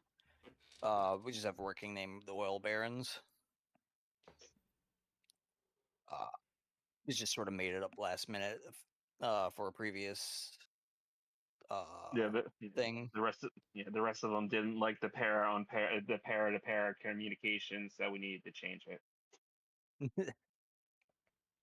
But Alright. yeah. So our story takes place during E4 of Snoot Game. It's a expansion on what happens during Anon's time at college, and it tries to explore the world of Snoot Game more so outside of Volcaldera. It's going to start with Anon basically introducing us to the new characters. So it's going to start off as his point of view. But as we get through the prologue of sorts of the mod, it will shift over to our other character, Allison, who was our other protagonist, as we help her as she goes through her college life and ultimately the through line of having to help her friend with academic probation with her friend Jackie and her classmate Alex.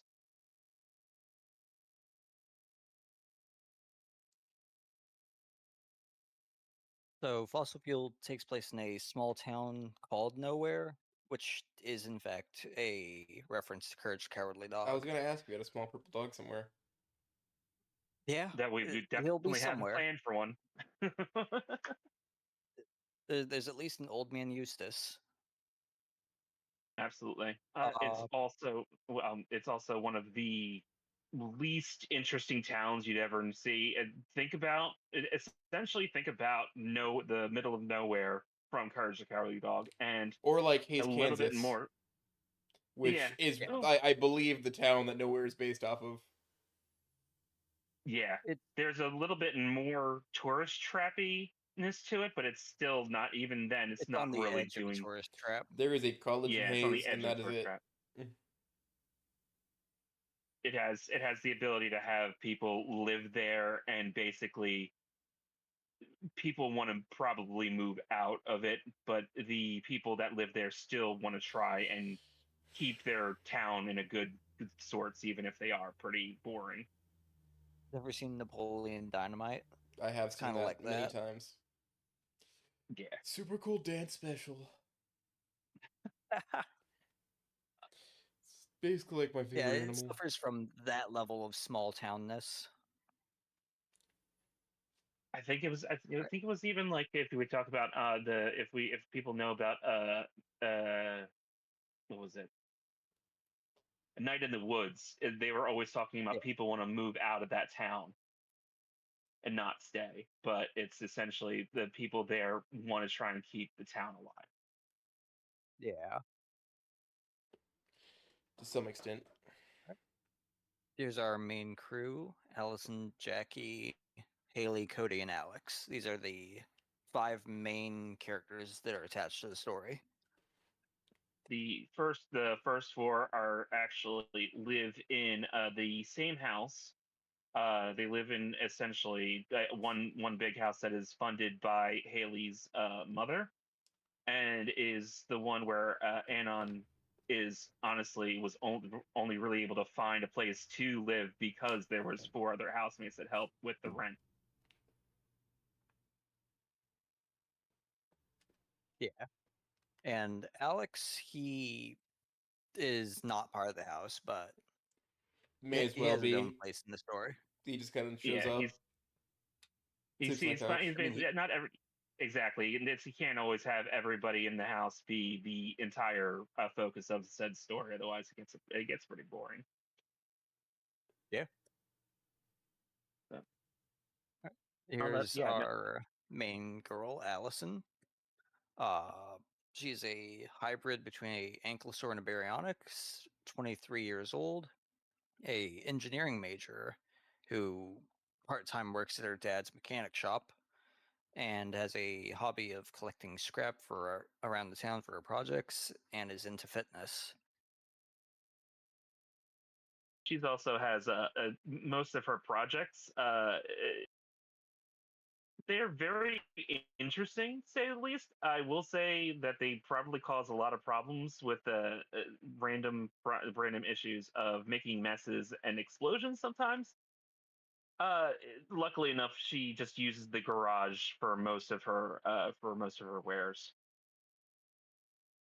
It's to be expected. Oh yeah. This is Jackie. He is our resident Utoraptor. Just a couple of years younger than Allison. He's in IT, works as an assistant at the library, and has a on and off interest in gaming and speedrunning. He also has a very crippling addiction to energy drinks and the like, and even has tried to concoct his own every so often to uh, less than desirable effects sometimes. Let's see how it goes. Yeah. All right. Haley should be next. Yep, there she is. Haley, our resident parasaur. I know some of you don't like that. But she trust me, she's friendly. She's I swear. She's our architecture major, works as a waitress at one of our other characters' restaurants, and is just autistically obsessed with the 80s. We got a little bit of it earlier with Magic Man's. Oh, she popped up earlier? Well, the 80s did. Yeah. Because they were doing Call of Cthulhu, right? Yeah. Somehow we all survived, despite one of us being eaten. I need to listen to that. I really wanted to. I was out all day, but I want to. I have to listen to most of it. I could see Haley enjoying D&D. Oh, Oh, absolutely. it was Call of Cthulhu. It is not the same at all. It's not different. The same, but yeah, it's tabletop games is probably one of her big deals. I played, like we said before. Oh, go ahead. The character I played was literally Joey Wheeler from Yu-Gi-Oh, by the way. Oh, of course. Okay, now I have to. Now I have to watch it. I couldn't quite hold the Brooklyn accent long enough, so it just kind of morphed to Australian. Nah, you know what? It often happens that way. It's what you're gonna do for you have to hold a voice for like almost 2 hours. Every New Yorker. It lasted a full 3. Australian. Oh, jeez. He took the expanded time slot and used every second of it. I'm so proud of him. That's fair. That's fantastic. I'm sad I wasn't able to actually get into it. I wasn't able to have time to be in it, but I'm glad it went off. It sounds like without a hitch. Everything worked. I got the sound in the background. Yeah, that was great. I was still fresh. Sorry, I'm kind of stale right now. No, you're fine. I completely understand. No, Tail end of it and all. I will say with Haley, she is I want to say not exactly the matriarch of the house, but she's the one who keeps track of when the house is in disrepair. She makes sure that things are somewhat manageable in her own way when she's not dealing more with administrative than anything else. Yeah. She's actually the one who gets into contact with Anon to basically move in while he's at college here.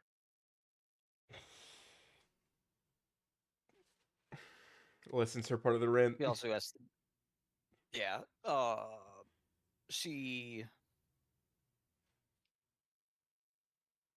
She's the one who gave Allison access to the garage and probably regrets it from time to time.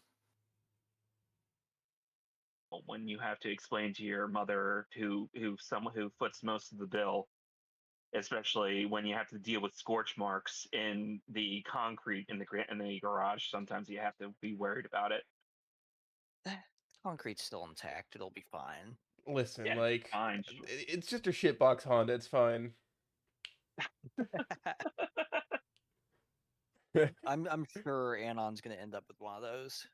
It's natural course, honestly. Mhm. Everybody needs to drive a It's, shitbox Honda at some point in their life. It builds character. it really does. Absolutely. That was my first It car, was a really does. shitbox Honda. And then it hit a deer. Hold on. Let me see. Wait a second. Let me notepad shit box My Honda. my first Got it. car always pulled to the left. It was terrible. I mean, you could fix that if you really wanted to. You just like turn a couple Mm. rods. Yes, but I But you also have to be very I did scientific not in it, trust otherwise myself you're to gonna work on it. fucking die. Yeah, It's I a did not very trust simple Well, myself problem with to it, and I fix, but was if you too, fuck it up, you're fucked. yeah, I well, didn't trust depending myself with on it, and I was too poor to get someone to look at it. To this day, sometimes you have to work with what you got. just Yeah. hold the steering wheel. I just dealt with it. Hold your tongue. Or maybe you can find an Anclia baryonyx that can fiddle with an old car like that. I don't. I don't know if Possible. I'd trust her with it either. Yeah, I don't know that I I don't know if trust I you. trust her with it either. I don't think But Allison's a good person to trust with something I want to keep working. Maybe to see what she's working on. Yeah, that'd be cool. I do not want her to touch my cars. She's that's still in class fair. for a reason. Yeah, she is still learning. I have 3 cars, and I could not bear to part with any of them right now.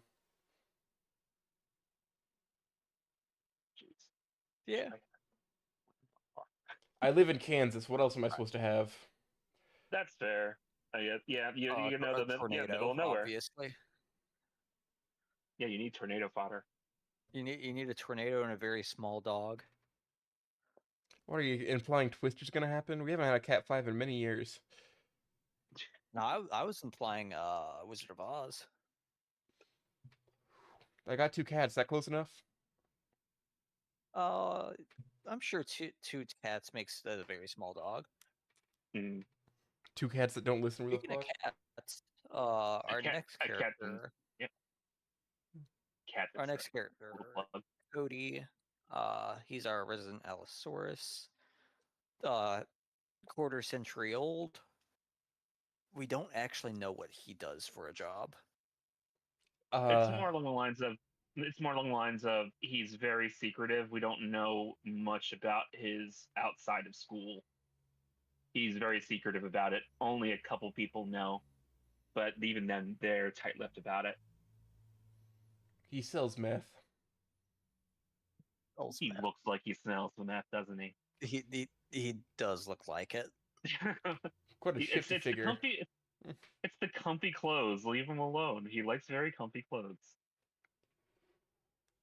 He's telling me that He is a law student, so I don't know if There's plenty of those crap are lawyers. conflicting interests. True. Have you ever watched Better Call Saul? I need to watch Better Call Saul. How about No, I'm Breaking sorry, Bad? Daniel. Did you know that you have rights? Well, the Constitution says you do, Uh, and so do I. Hi, I'm Saul Goodman, and I'm here for you, the little guy. Yeah. That the opening sting used to be my ringtone on my phone. I think I was watching a video of somebody who modded was it Lethal Company for one of the pickable items is a little statue of Saul Goodman. Every time you picked it up, the theme sting went through. I mean, I have it as a soundboard That's here. great. Yeah. But with Cody, given that he's going to law, he is also a part of one of the more of the wealthier families in town. So there seems to be a lot of expectation on him to succeed, and he just seems to be pretty chill Tired. despite that. He's got backup The plans. second wealthiest family is probably Haley's. Yeah. I mean, he's got Stein in his name, so like, they didn't stand a chance. Yeah, you wouldn't. Yeah, we weren't going to go for the stereotype, but okay. But you did. Damn, man. But we did. Listen, it was an accident. Was it though? Was it an accident? Did Maybe. somebody suggest that last I name, really and then did. you're like, oh, that sounds cool. gonna throw that. You You should think it was Let's just Shuhan? yeah. Okay. All right. Cool. hit him Thank with a you. boot. Appreciate that. Boot to the head. Well, thank you. I appreciate that one. But Ah. yeah, Cody also is one of the other telltale things that we're going to be dealing with him a bit. Is he's actually going to be Anon's roommate in the Oh, so they're house. just being. So it's like a 3-bedroom house, isn't it? I'd say 4-bedroom because Yeah. Allison and Jackie do not share a bed. Nope. No. Technically it's There was 3-bedroom four. because Yeah. yeah, It was a Haley 4-bedroom converted the house attic that into they. I swear to God, if Hannah and Cody don't have like a scene where they're smoking American spirits outside, being like, man, there's not a lot to do around here, is there? And then like a bunch of He's cars well, like are welcome drag to the racing down the neighborhood. block.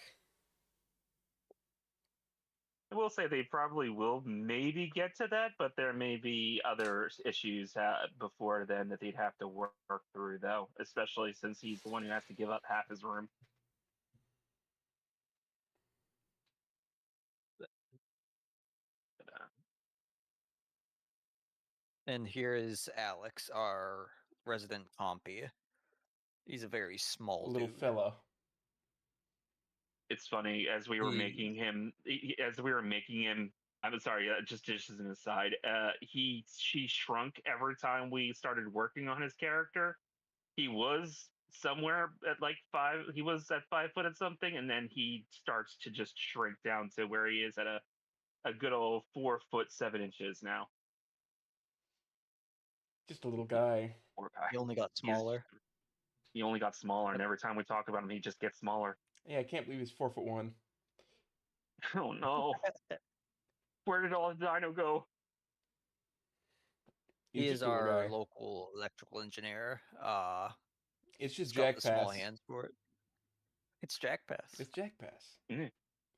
Somebody put the Oh, the dog over him. is Jack Pass into FPV drones? I think he might be. Maybe. I don't know. You should ask him. We'll have to ask him to confirm. I think he's watching right now. Jack, if No you're in way. there, answer in the chat. I can't see the chat, but please answer. I'll let you know. Speaking of, we should probably have thrown this link into the fossil fuel server. You know, that's probably true, and we're great at planning these things.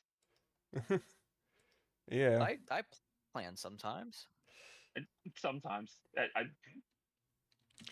I'll just throw in the main chat. You can fucking make an announcement if you want.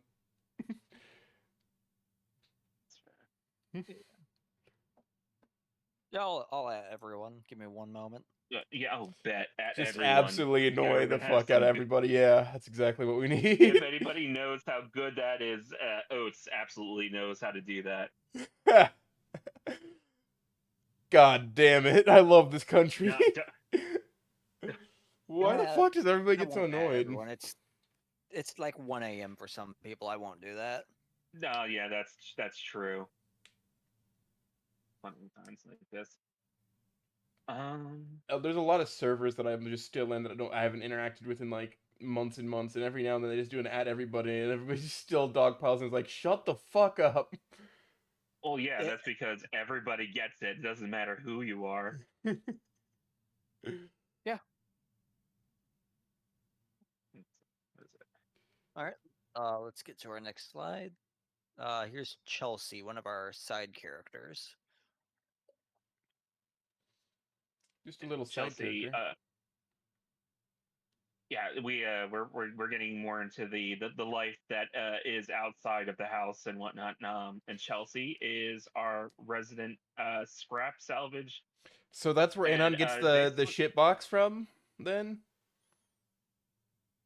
I'm looking at that job title. No, it'd be so perfect. Most likely. Yeah.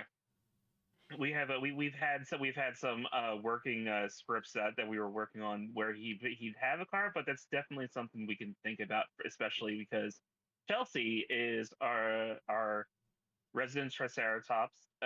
She works at the local junkyard, which we have lovingly referred to as the Slab. Listen, sometimes they come in with titles and they just barely don't work.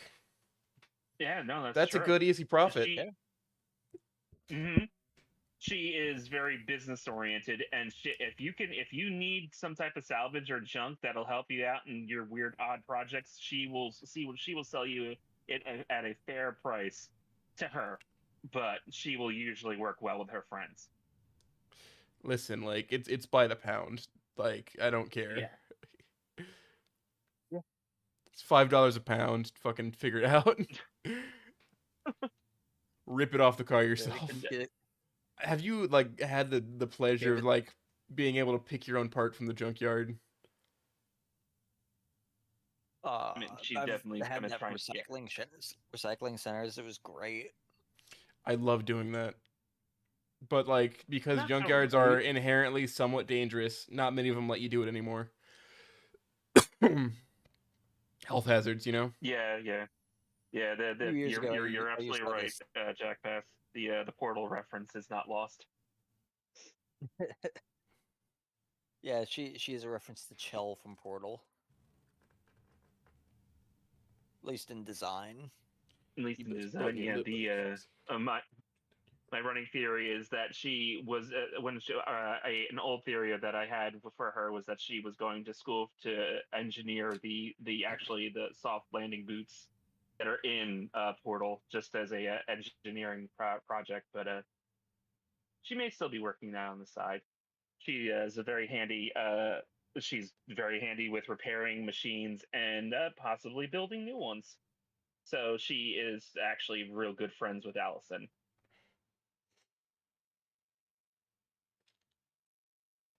Next character is Oscar Wortham. Quite the jump in age. He's our local seismosaurus, dean of the college that Is that a Metal most of Gear the characters are reference? going to. No, wait, no, that's Fullmetal. That's Fullmetal Alchemist, never mind. Need a He Metal Gear is reference in this shit. ex-military.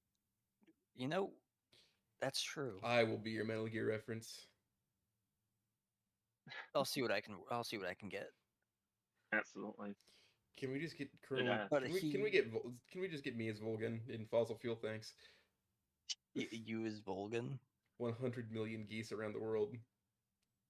No, no. You see, now what we were already planning on doing was having a constant war between the geese and the swans in the background.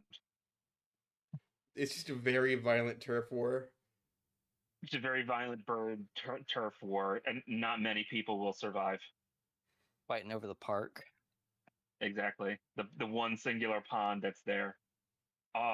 Bet I'm gonna write that down for a bonus story.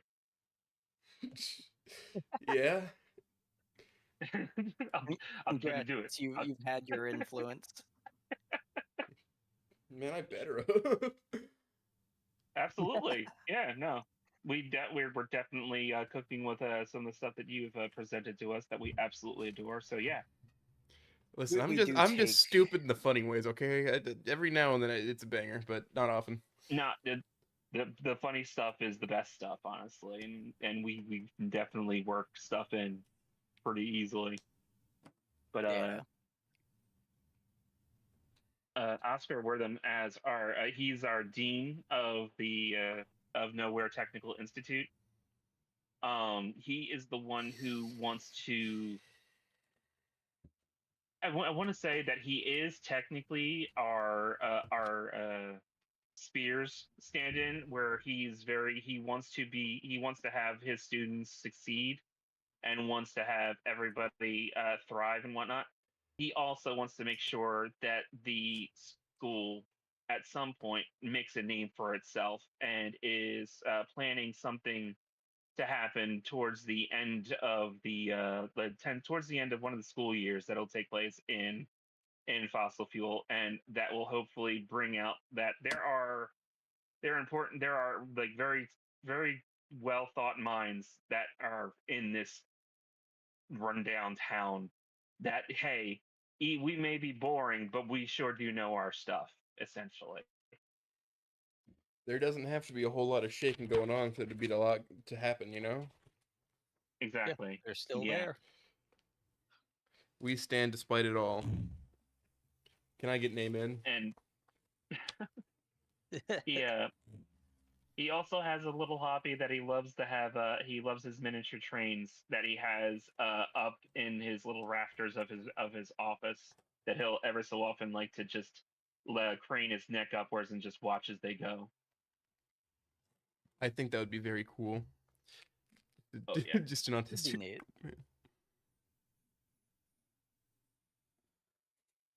Next one. Oh, he is ex-military, so Yeah. he's rather strict about certain things. Absolutely.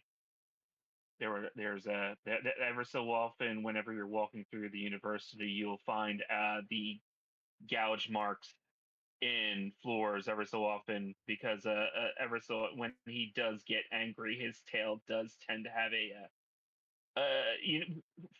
Spears had his shouting. Uh, Oscar has his tail whips that will thunder through the area when he needs the attention. Hence the name Seismosaur. Mm-hmm. Yeah. This is Aubrey, our resident tarot. She is only 22 years old, but she works as an assistant librarian at the college. Probably good friends with Jackie, considering they both work at the library. But she is a literature major. Do you have something to add, Sean? With Aubrey, she definitely has her eyes set on a certain somebody else in the cast that she just wants them to take notice, but they spend a lot of time to one another.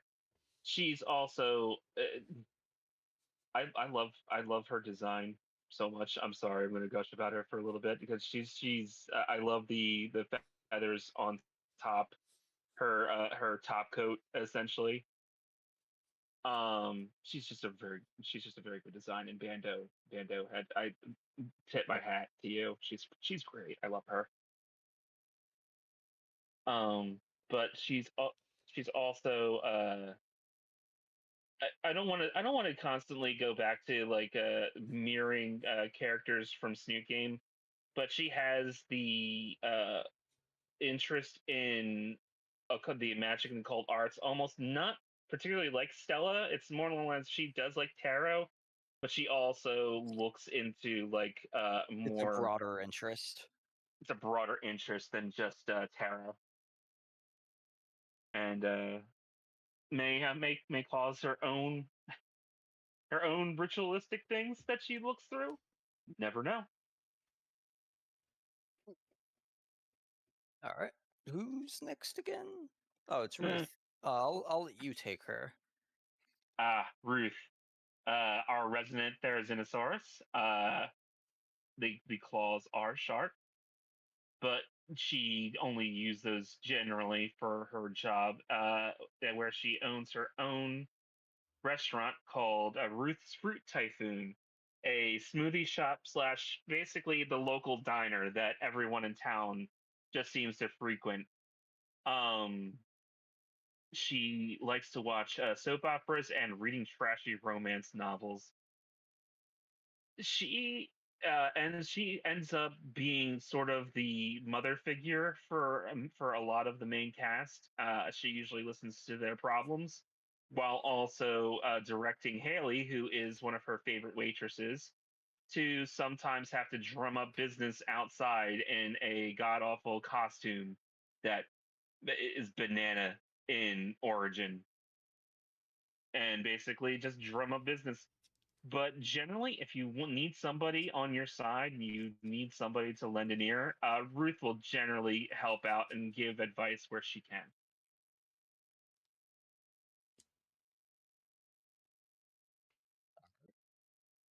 Uh, one of one of my favorite characters that I've made is B Yong Fei, the local Jiangjunosaurus, a relative of the Stegosaur.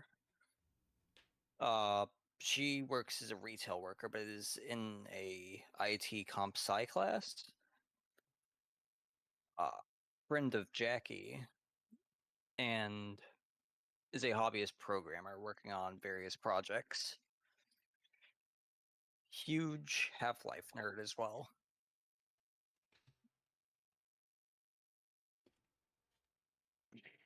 Yeah, Sierra. The Yeah. She can be very abrasive when people are when people try to talk to her. 'Cause she's mostly likes to be left alone.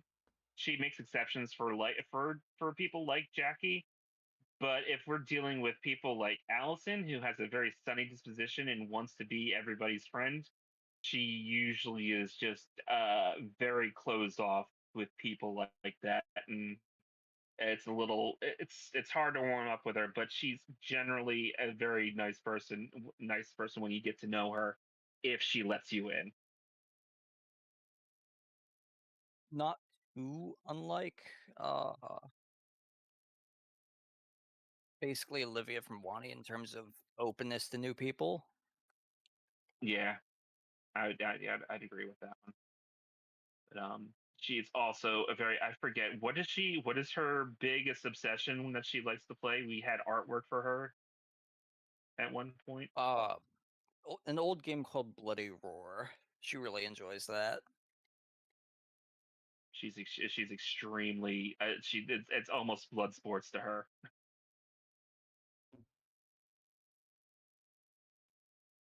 I don't think anyone here remembers Bloody Roar. No. Never heard of it.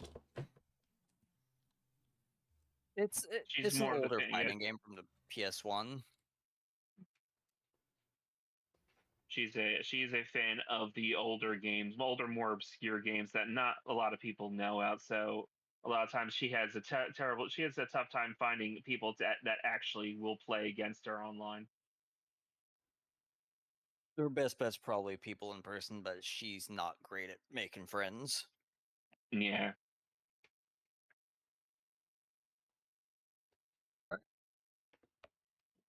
Another one of Okay. Shuhan's creations. Yeah. This is Carolyn Kangjan. She is also there are we can preface this with there's at least 3 very rich families that are a part of whatever board that helps run the town. The Kangjans are also one of those wealthy families that really do put in a lot of funding for the university. And so the issue with Carolyn, as you can see, she's our other resident, a human. She's 24. Her major she's going to school for is fashion, and she is a vlogger. She likes to show herself off in different outfits. Some that are leaning towards 80s every so often, but a lot more like the now trends as well. If you're looking for the antagonist-ish character, this Carolyn. Almost anybody she encounters, she has a problem with, and mostly because she comes from a rich family where she thinks that she is better than because she has so much money and her family is successful. The only Sees other person, almost everything. She sees a lot of people as competition. essentially, yeah.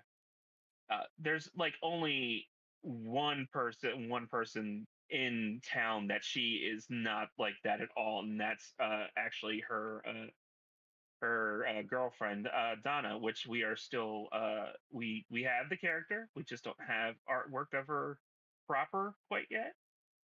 But Donna is another character that we have in the background, and they are. I'd like to tout them as the wholesome toxic couple because the only person that Carolyn is not a bitch to is her girlfriend. Actually, they might be in here. Let me check. No, they're not. Nah, no, we didn't put them in yet. But I could pull them up afterward. absolutely, yeah. We'll run through this and then we can get through. I had a. The main focus. Oh, go ahead. I fucking had a stupid idea. What's up?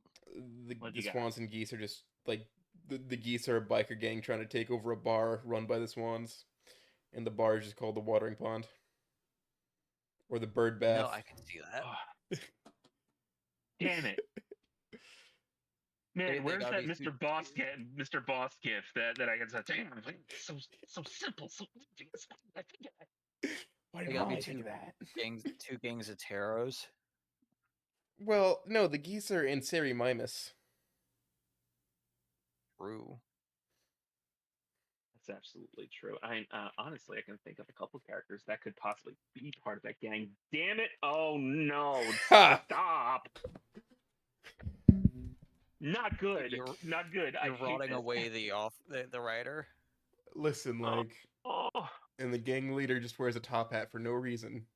There's no like steampunk branding. He just likes the hat. he just likes that. He just found it at the pod one day. Yeah. It's the Oh hat and no, sunglasses are just what the caused the fight. Sierra, I will beat you. It's dear, I have No, to say. no, I'm not. I'm not ignoring it. I'm just choosing to not talk about it.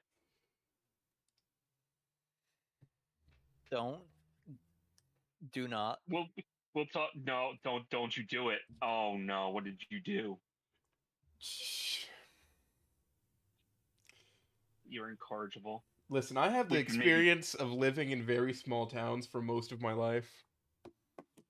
Mm, Consulting is a type of thing I could do. And I gotta tell you, that you, is, I did just mention a basic relationship that happens where like around where I live. do you deal with a What's lot of that? rival gangs around town? There's just like two gangs, and they don't really commit crimes.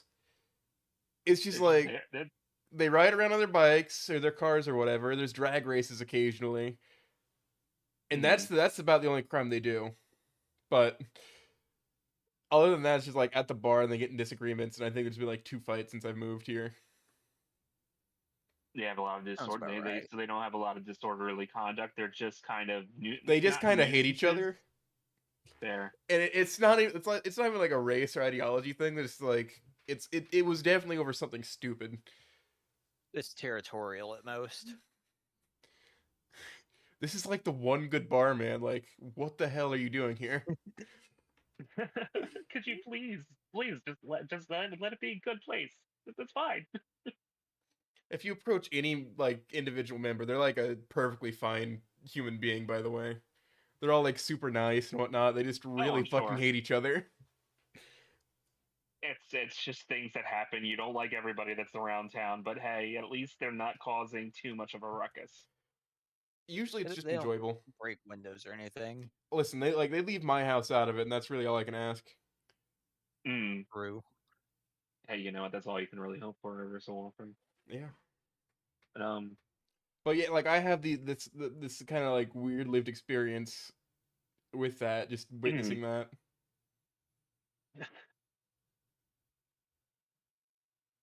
but So like I said, I live in the middle of with nowhere. mm, So yep. there you go. You know, this is just the story. This is just the story about how Oates gets into the plot. We'll deal with that. It's gonna happen. It'll happen. Gotta weasel his way in. I wonder what type of character interactions he'd have with them. But but speaking of character interactions, segue successful. The main interactions that we're going to be dealing with, especially since Allison is going to be taking the lead as our main character after Anon's prologue. Most of the interactions that we'll be dealing with are going to be influenced by the growth between Allison and Jackie's relationship as people, especially regarding shared friends between the two. Listen, not all it's not always the case where your relationship will actively mess with people around you, but in cases, especially in these visual novels, your main characters are integral with a friend group, especially with the people that live in the house. How you usually deal with people? With how do you deal with people? There's a lot of sorry.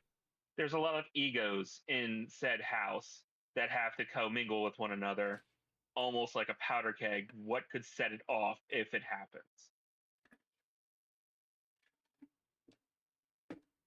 Yeah. Oh no, my PC. Oh, My no. PC. Oh no! Is your cat eyeing the power cable again? All day she's been threatening me. She will end. You She will end the She knows stream. what you're doing. Paying attention to something other than her. She's been a little monster all day. And the one that's usually a This is monster has just how been like chilling out of the bed staring at me. Where is he It's anyway? just how she shows her love. Cats are very lovable. They will take care of you, and then they can take it all away, all the single drop of a hat. I hear him. I hear his fat ass. He's jumping around somewhere.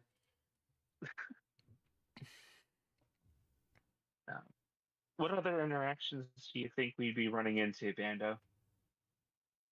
Definitely the main cast regarding Donna and Carolyn. Yeah, Don and Carolyn are essentially the antagonists of the mod. Some of them have been dealing with them for longer than even the mod takes place. Sometimes they take place in the past. A couple of characters that went with them to high school, and they had to deal with them with that. So they are well-known issues, especially with a couple of the main characters. Other interactions deal with Allison and B. Their sort of budding friendship. I put in air quotes because of certain things that could be happening. Another interaction I can think of is Haley and her growing impatience with Allison's constant disregard for the The garage, floor. the floor, the house in general, keeping everything neat and tidy. There's going to be a lot of interactions that will test their relationships, test their friendships, test their possible love life. And then you also have Anon, who throws into the mix that he may not be the main character, but he's still there. So he's also going to be having interactions with everybody. Anon's sort of like the catalyst for a lot of things that happen. It's Yeah. before Anon, so it's just like, why don't you just talk to each other about it?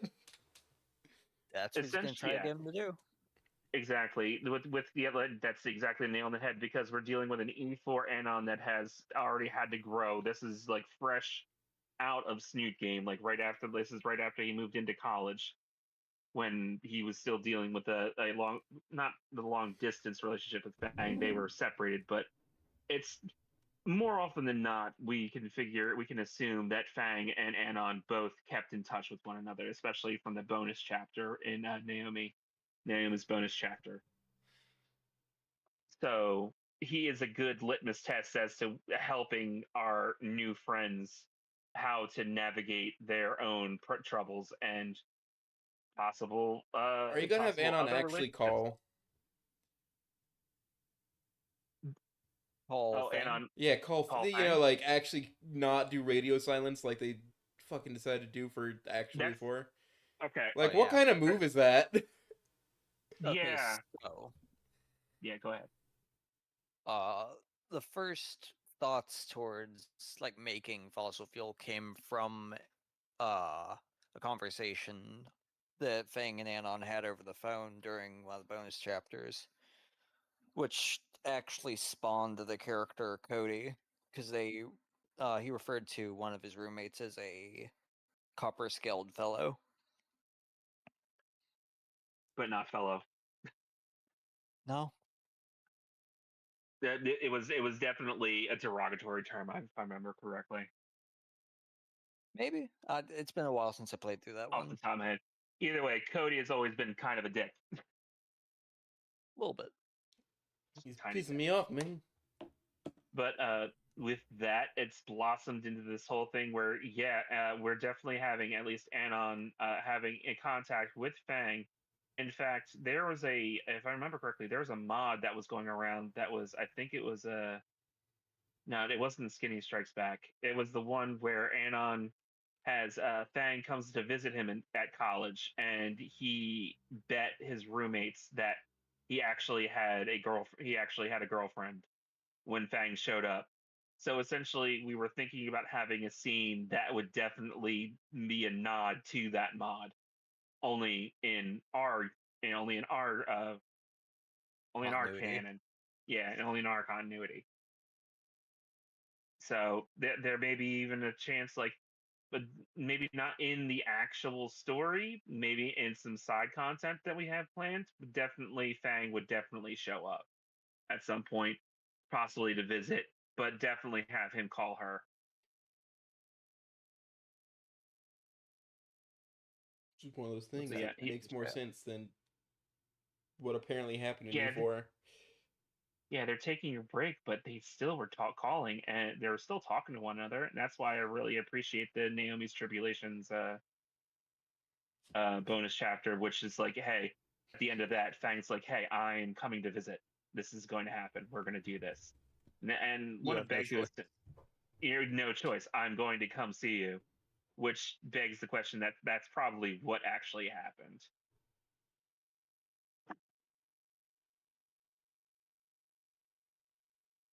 But yeah, Let me send a regular reaction, or regular Here's one interaction. of our older. Oh, but here's one of our older sprite sets. This one's being reworked. I'll be sure to update you guys when we get the new sprites. But for now, this is what we had from 7. You see, it's an older design for Allison.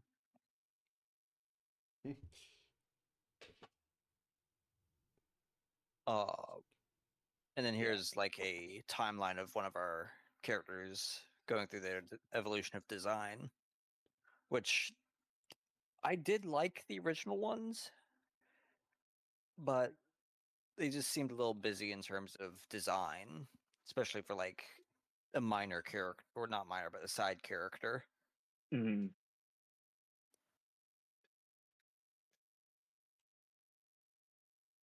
Like even this third one here, she had spines going all the way up her back, which we trimmed those off in the finalized design. yeah. All right. Any questions Do you or have any comments? questions? Well, I just shared Yeah. with you just a regular interaction for Middle of Nowhere into the chat here. Yeah. Let me see. I see B.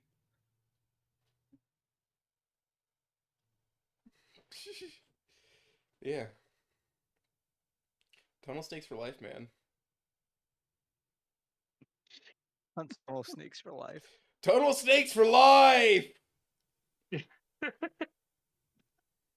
Do love the tunnel snakes. Tunnel snakes are fantastic. I think that concludes the presentation. Forgot to ask. This this is a very good piece by a friend of ours named Sudica. Oh, I also have Sudica doing something for me. Apparently, I confused the hell out of him. He's a really good artist. I don't know. I was pretty specific, I thought. It was more along the lines of he didn't know the character that you were talking about, and he just was trying to get more information about that. That was all. I mean, it was no particular character, even. More of an That's archetype. fair. Sudica is very, I want to say, detail oriented. He's fun. It's just he just likes to make sure that he has the idea like down pat before he starts. That's all. I mean, I wrote down what I could because I was like busy. Yeah. No, that's fair. No. You ever been just like extraordinarily busy? That's me, like, That's been the last fucking like quarter 6 of the weeks for time I do me. comms. Yeah, that's been the last Yeah. 6 weeks for me. I like every minute I spend in the Discord, I'm doing something else, except for when I'm playing Metal Gear, because every now and then you need a little break to sneak around and do a bunch of bullshit. Jack asked, so how crowded is the house going to be? There are 4 dinosaurs that are there already, and then we add in Anon. It's going to be a pretty cramped. It's not going to be cramped per se, but there's It's not a so many small people. house. Yeah, but also Yeah, it 4 just has a bedrooms lot is of a different small people. house, right? It's not a small house. Yeah, it's more along the lines of, I want to say it's like a rancher, but it's small to the point where there's going to be 5 people living there. That doesn't matter Small how for big a 5 house is going to people. be. It's for 5 people to be sharing essentially the same kitchen and the same living room and whatnot. It can be a little hectic. I can tell you when I was living down in Florida, when I was working when I had one job that had me living in an apartment complex, there was at least like 6 people that were in a 3-bedroom apartment. So having to load people in a smaller confined area can be a little bit challenging. I mean, I suppose. Yeah. Oh no, you know what? I'm gonna be honest. Living alone has gotten very boring and lonesome. That's fair. That's on the other side of the spectrum. Like, yeah, it can be pretty lonesome. You don't want to have people around. I can also say, living in a house with 2 other people can also be pretty hectic. But I do understand the camaraderie and the time that you have with those people can be very important as well. Man. I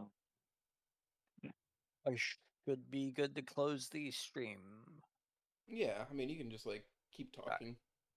Yeah, no, that's fine. Yeah, I mean, it's a nice backdrop right there. Absolutely, no, we were definitely planning on keeping talking. That's the whole thing, but that was our. Well, yeah, I was just gonna pull up something else so I could show off some of the in-progress designs.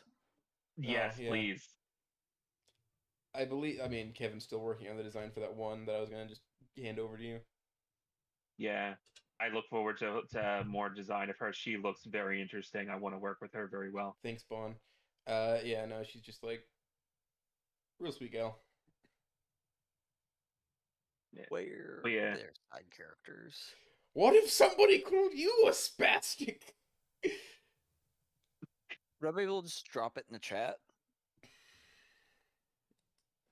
I mean, we can. I think you'd be able to blow it up from there. I mean, did you want to pull up the characters? Well, obviously stay away from one of those, but the character folders. Well, I was just gonna drop some of the in-progress designs, like Donna and Donovan. That's fair. Yeah. Oh, Donna. You have to understand that some of the side characters that we've built, Bando has rescued from smaller fics that I've written, and we've course corrected.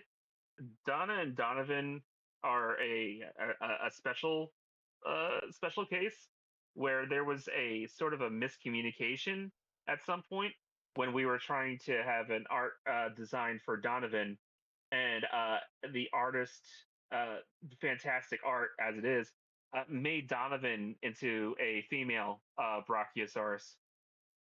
So here is Donovan, but the original design that came out was Donna here. So now, not looking a gift horse in the mouth, now we have twins, Donna and with Donovan. very uncreative parents. True. True. It's just as it is. They are. That's very rough. They're very rough first drafts of them. I at least myself, I appreciate their facial expressions very well. They are obviously very twin coded. To give you a look at some earlier iterations of Carolyn as well. Yes, please. Because we definitely have So the Carolyn that we had in our presentation does not have the face. She was also made with actual facial features as well. yeah, here's the first and second passes for Wasn't she Carolyn. originally Hold on, supposed to have a face? Yeah, let me repost that so it's visible on the stream. She. We did a vote in the server and people voted for no face. I voted for face. Yeah, I did too. Yeah. Well, because humans aren't Honestly, necessarily same. faceless in this new world. Like, look at Ranger Ted. I mean, That's yeah, and that's Spears. true. Well, Spears is a Neanderthal. He's not. He still counts as a technically human. No. What? Nuh-uh. What? Human describes the Neanderthal- genus. Okay. Human But describes isn't the he a genus Homo of erectus, Homo. not a Homo sapien? He is not a Homo erectus either. He's a Homo neanderthalensis. Which, technically, fun fact, would not make a mule if bred with a Homo sapien, so therefore he is human. All right. I will. You know what? This is I'm one of going those to- I'm topics going to I will. I will defer to you because I know you are very passionate about this stuff, and I believe you. Like, Spears is entirely human. He's just a different species of human. Okay. No, you know what? I don't have as much knowledge in that, but that I'm gonna have to edit a couple I things suppose. in another fic then. It's alright, so like, it's like how dogs and coyotes are not quite the same, but then again, if you put them together, they don't make mules. That's Which, when I say make a mule, it means something that is impotent to create further offspring. Yeah. Yeah. What was it?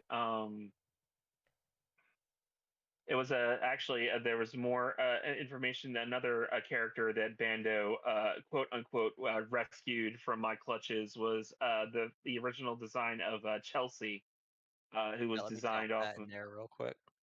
yeah. Drop the. Do you have the Roblox one? I have the Roblox Fucking one. Roblox. Listen, okay. Wasn't Now- this what you were using for the goddamn Killer Queen? Yes. Talia is a character that is originally from GVH, but I also used for Killer Queen. And we initially had her design set up, and Bando decided to take her and redesign her essentially into a new character because he felt like I wasn't doing her justice as a joke. That's more of a joke. But as Chelsea is now, I absolutely adore Chelsea. So it's honestly a win-win. And now we have two different characters. Yeah, two whole new characters, two brand new characters. Obviously. Don't worry about it. Don't worry about it. Don't worry about it. But The funny thing about that design that we dropped in there, we had no idea of the what the regular female version of the Roblox avatar looks like. And then somebody in our server so graciously let us know, hey, that's just that looks like the female Roblox outfit. And we haven't been able to live that one down. Oh, how'd those get in there? Oh no. What happened? That's an actual married couple. Look at that. Look at that. Look at that. Oh, would you look at that? How'd those get in there? Yes, she is filed away. She will have a design. Absolutely. Yeah. Once I get one from you. Yes. Not to panic, it's coming. No, you're good. Also, Oscar, I'll get the dean of the college at one point had a mohawk. So here's that. You know what? Honestly, it's endearing. I appreciated his mohawk. But he's also like 70. He was young when he was in style. He was. I fucked with my window. Why am I being yelled at to get the Killer Queen cover? There we go. Hold on a second. The There we are. original Talia is on there. The original Talia. Yeah, I mean, like, I'm aware of that, but like, why am I getting yelled at now? I don't know why Sierra's yelling Being at yelled you. at by my lackeys? Just evolution. I'm just of the joking. I character, love you. guess. I love you, Sierra. Essentially. That is art that was made by the lovely Blake. That is from from this server. She is fantastic art. Actually, I even credit her at the bottom. Let's see if I can't just grab. Well, it's not like people are going to be able to click that on stream, huh? Yeah, go visit her at Man, Blake Sierra, Black shut the on. fuck up. Like, you know that's appearing on screen.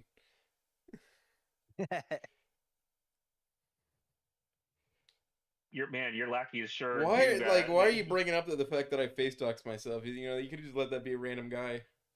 You could have just done It that. was just a random guy. What are you talking about? Why did you? Why did you give him that option? We are sort of digging in your time if you want to No, continue no. on to yours. Technically, mine doesn't start till 2:00 our time, so. Oh, that's fair. Plenty of time. Yeah, we have all the time in the world. Sierra, get your I ass mean, in here. If you're gonna fucking take swings, you gotta Yeah. be in here to do it. Don't you fucking liquid ocelot me, you fucking $20 haircut motherfucker. Was it a? He's right, you know. Okay, a jack. Yeah, you know what? You can't just take the easy swings. Just because they're easy. Like, where's the fun in that? Like, you know, where's the fun in just a little bit of tomfoolery? just a good old how do you do? But oh no. I will say that at least getting back to where fossil fuel is concerned, as one of the writers, I have been going through with different ways of trying to write for our characters and whatnot.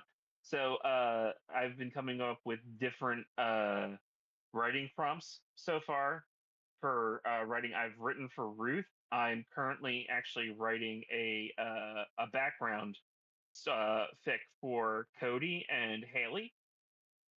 That is it is still in its early phases. I'm still starting to write it, but it'll act as a supplement towards more the background for a lot of the characters in the actual mod, because in the mod you don't want to bloat up everything for just like, okay, and this is this character's backstory and whatnot. You want to get to the nitty gritty. So for a lot of the background stuff, I'm going to see about making actual like background fics that'll pertain to them as to act as a way to flesh out the characters even more than they are in the mod. Yeah. Yeah. So you can like get a view into their backstories and stuff. Yeah, because they weren't always Without having to go over it. Yeah. Yeah. Yeah. Yeah. Yeah. Yeah. Yep. Yep. Somehow there's yuppies out here, and I don't like them. Yes. Is perfect. what? Yeah. Somehow there's yuppies out here. They don't belong here. They done gentrified my middle of nowhere. So yeah, that's right. I was just reading back through the chat. Yeah, Blake Black's Twitter is up in the chat for if you want to. I love her art so much, and I want to commission more. The money. The gross. The money. Where's the money, Lebowski? I should. They should give me unlimited money for commissions. It'd make development so much easier. Great though, you know. It would, wouldn't it? But it doesn't get to be easy. No. Nope. No, it doesn't. It gets to be very expensive. As it happens, I too know what it's like to commission art for mods. That's one of the standstills on the Columbo mod, by the way, is I'm just waiting for art to come before I tell people to get back to work writing. True. What you've gotten written for it so far has been very good, though. I do have to say. Yeah, It's been Yeah. very Oh yeah, I good. sent you that document, didn't I? Yeah, you did. You absolutely did. You can thank Far in Receiver K for that. I could show them a couple of Alex's old designs as well. Absolutely, yeah. If we can find more designs, that'd be perfect to just Yeah, showcase where we're getting at. Can we just I- like get I got Columbosaur living out there? these two for Alex. That's when he Doesn't used to be really tall. scream Compy. He used to be taller. Yeah. And then he turned into this at one point.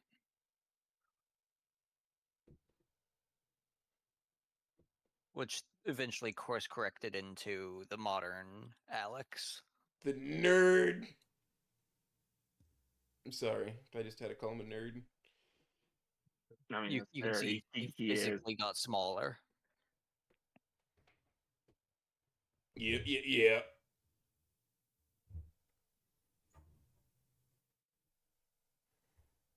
I also have. Where would it be?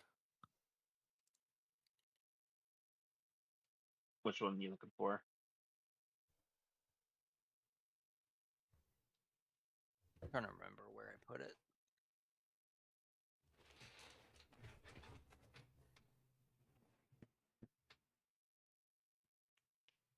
There it is. The new in progress reference sheet for Allison. Oh, for Allison, yes. This is by an artist known as RX Mania. The tail pouch.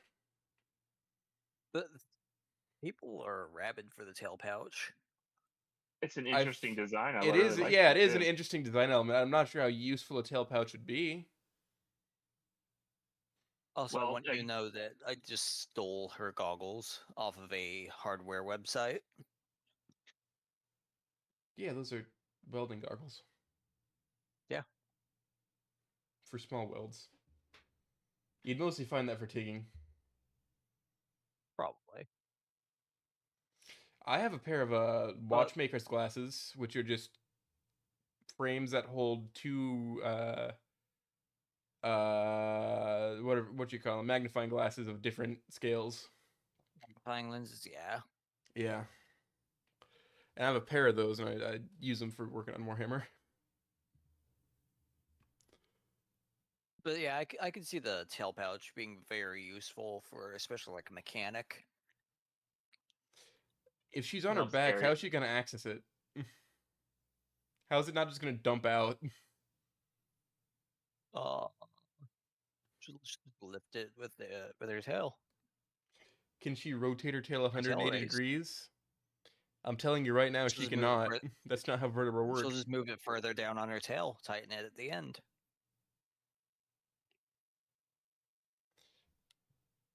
Do you know how heavy tools get? Do you understand how strong her tail is? Do you understand that like, at the end of the day, she's gonna have like an extra 80 pounds on her tail? Yeah. All right. She's aware. Okay, as long as you know. We got, We'll work it out. We'll kill somebody about it. Don't worry. Don't worry about it. It's gonna be fine. Here, have oil spill.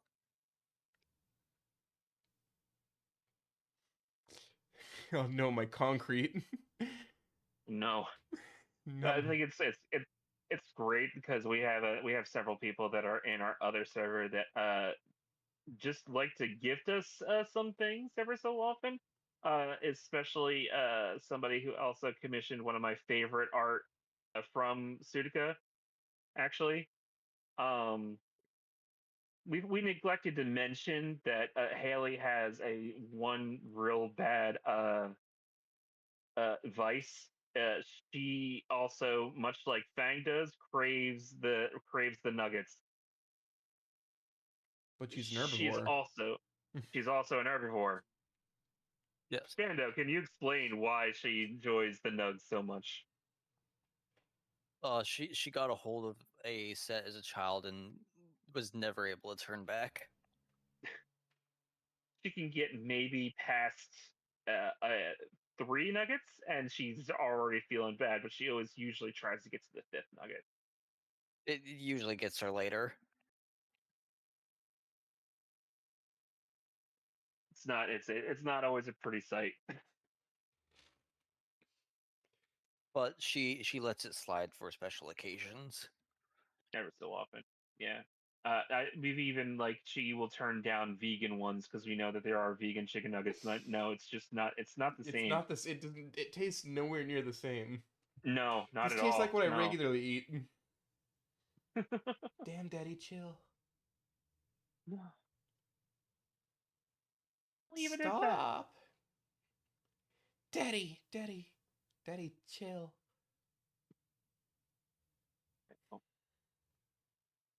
We've had Haley honestly has a lot of fan art of her. Some of it that it's just it was this. Oh, that one's cute. That one's with known. Can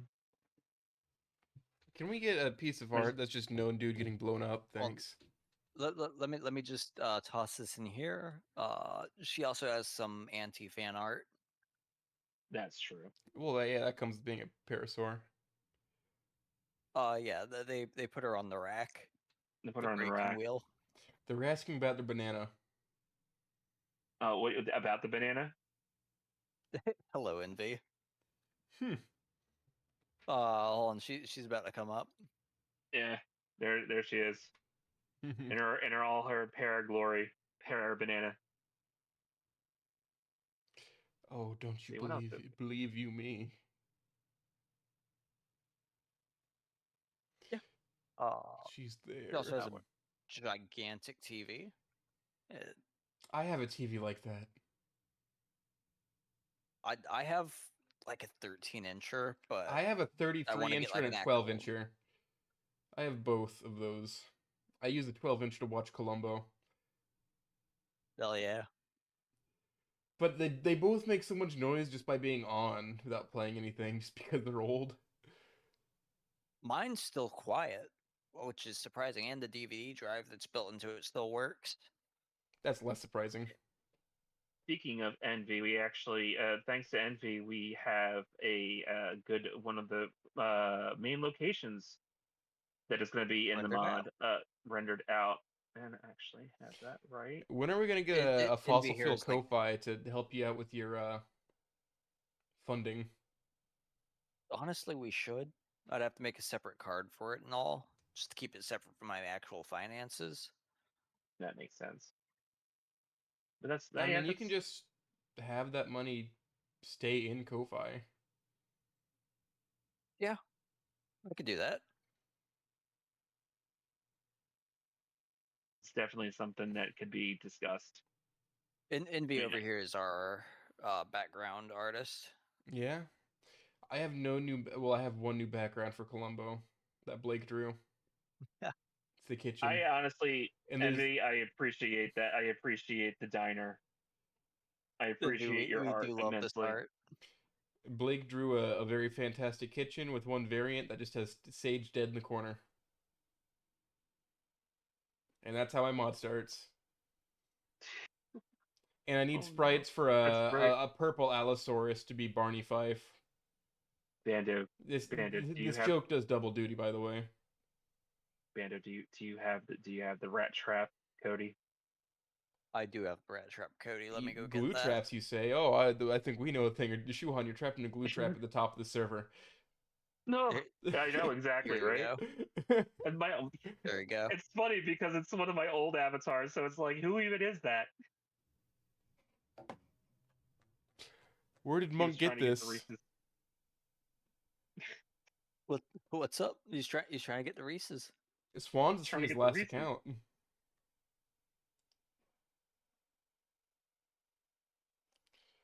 I have something similar for Haley as well. That's a lot of emojis. That is a lot of emojis. Here, but slay. Well, one of our friend's greatest creations. I don't think Envy's seen the banner that I'm talking about. Probably not. There's no way. There's no way. The Dokes arc, just Banner, like let me look. he knows.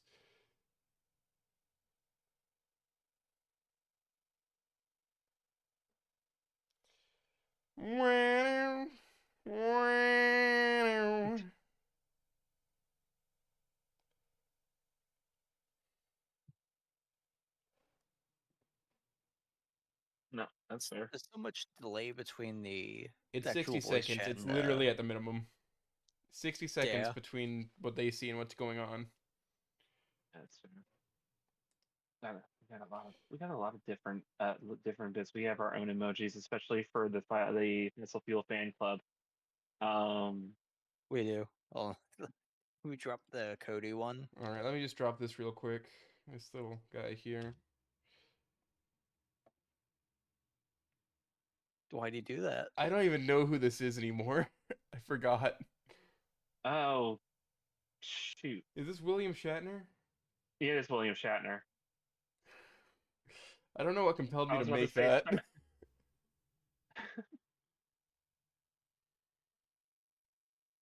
see what we even have those littles that you've been messing with. That one slide that we have as we have Allison, Jackie, we have Haley, we have we have Sorry, I'm just Aubrey, showing and some of we my have... own memes now too. No, you're From good. my own development. He's dead. Dead. Jackie's dead. Who killed him? We need think we know Dino who- Colombo. I think we know who killed him. Hold on. I have just the thing for this. Oh, dude, what the fuck? Let me click my buttons.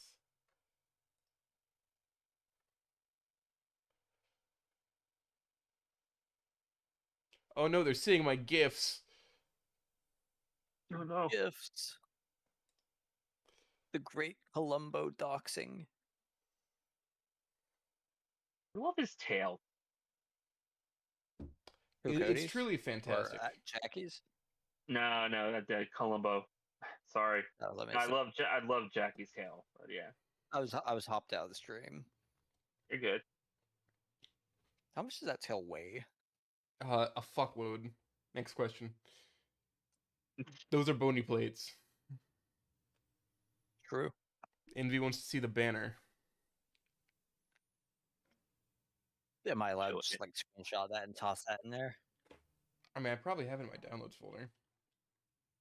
Yeah, you can do that. Let me just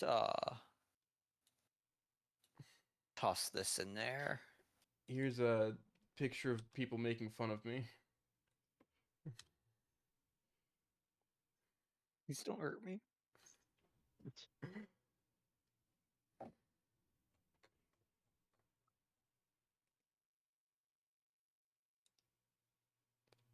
I cannot find my banner. I don't know where I stored it.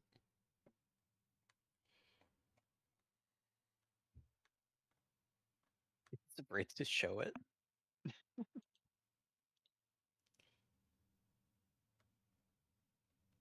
I swear to you, I have it. It's in here. And also for It- all while that's happening, we have some more Sudoku art for Sudoku's favorite muse nowadays.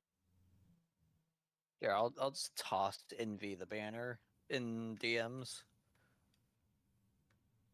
I mean, it's not like it's some great big secret or anything. It's just like, you know. It's not. I'll just hand it over. Hey, look, I remember when I made this one a couple years ago. At this Oh point. no. Yeah, that's right. I made that. No. I think fair, but no. I think the scar wound is like a piece of lasagna or something. It almost Yeah, looks like an definitely. orange slice from this resolution.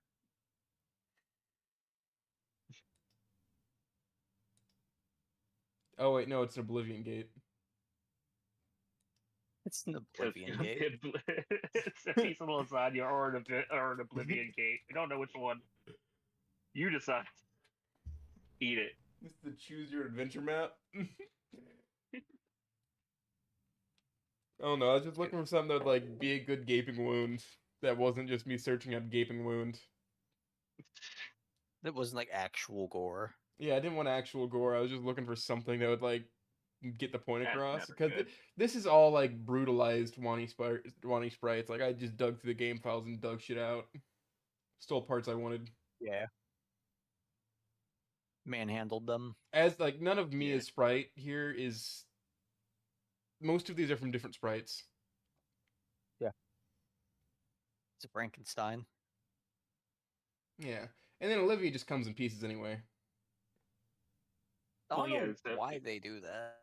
It's so that she Well, can it's have a 'cause I wider think range of emotion. they slot in all the different emotes that they have for different like base plates and different whatnot. Yeah, That's they why. have like individual names to call on, but like it's made of a composite of the different pieces what they call on. I might It's have to figure that out. so like you know that scene where like the hallway scrolls in my mod? It's like the Mhm. same Yeah. principle. That's a bunch of different assets that are just moving in tandem. But they're cemented together as one piece when I call on it. That's neat. Yeah, I mean you That- can ask Bobzar more about it. He's the one who told me about it, but that's basically how it is. Those continuous side scrollings that go infinite in the hallway. That's how it's Mhm. done. How JJ did it for Puppet Pals was he just made a really long video. Oh, jeez. Or no, it was a really That long makes sense. image, not a really long video. It works. It did work, and it got like a good effect. But the first person I asked was JJ, and he said, "You should talk to Bob." So I did. And every time I like get stumped with like a piece of programming, he's like, Bob's one of the first people I go to, just because he knows. No, that's fair.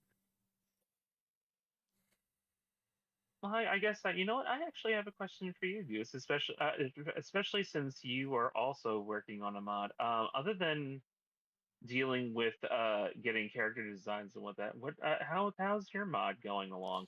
I need to actually write an outline for this part. Like we did a meeting to figure out what kind of beats we want to hit, but I need Hmm. to like be more specific about what every individual scene needs and like assign out what work I'm gonna do versus what work. At this rate, right now it's Farian and me right now, just because Receiver is too busy, That's fair.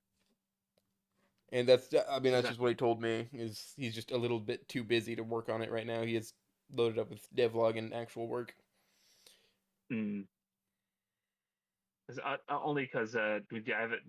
Since you're working on a mod, this is it's good to compare notes as it is.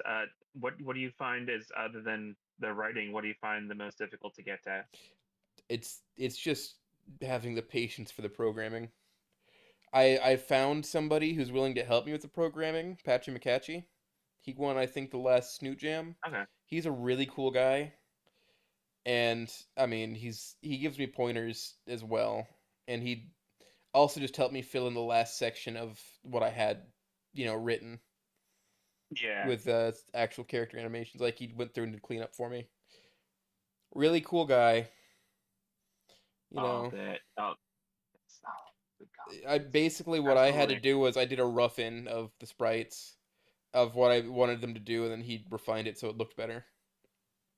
That's that's awesome because I've been watching because Bando has been learning how to code for Renpy, and honestly, it just looks like a whole load of nonsense to me. I have no idea how to computer code or whatnot. I mean, if So, you can look at my code, and mm, I just run it as simple as I can, but you know, it's fair. Yeah. I've watched him do it more, so I understand it more. But the very first time he showed me the string of codes, like I have no idea what I'm looking you're at. just looking at a wall of text that means utterly nothing. Exactly, yeah. But I watching it actually have a few actually, scripts running in mine. yeah. Mine's a lot Like, simpler. I think Bando's definitely doing something more complicated. Yeah. But then oh, you're now making Ren a Pie. much larger scale project, not just like a little murder mystery thing. Gotcha. Yeah, mine's Sorry. supposed to do like a story expansion and just like a regular mod.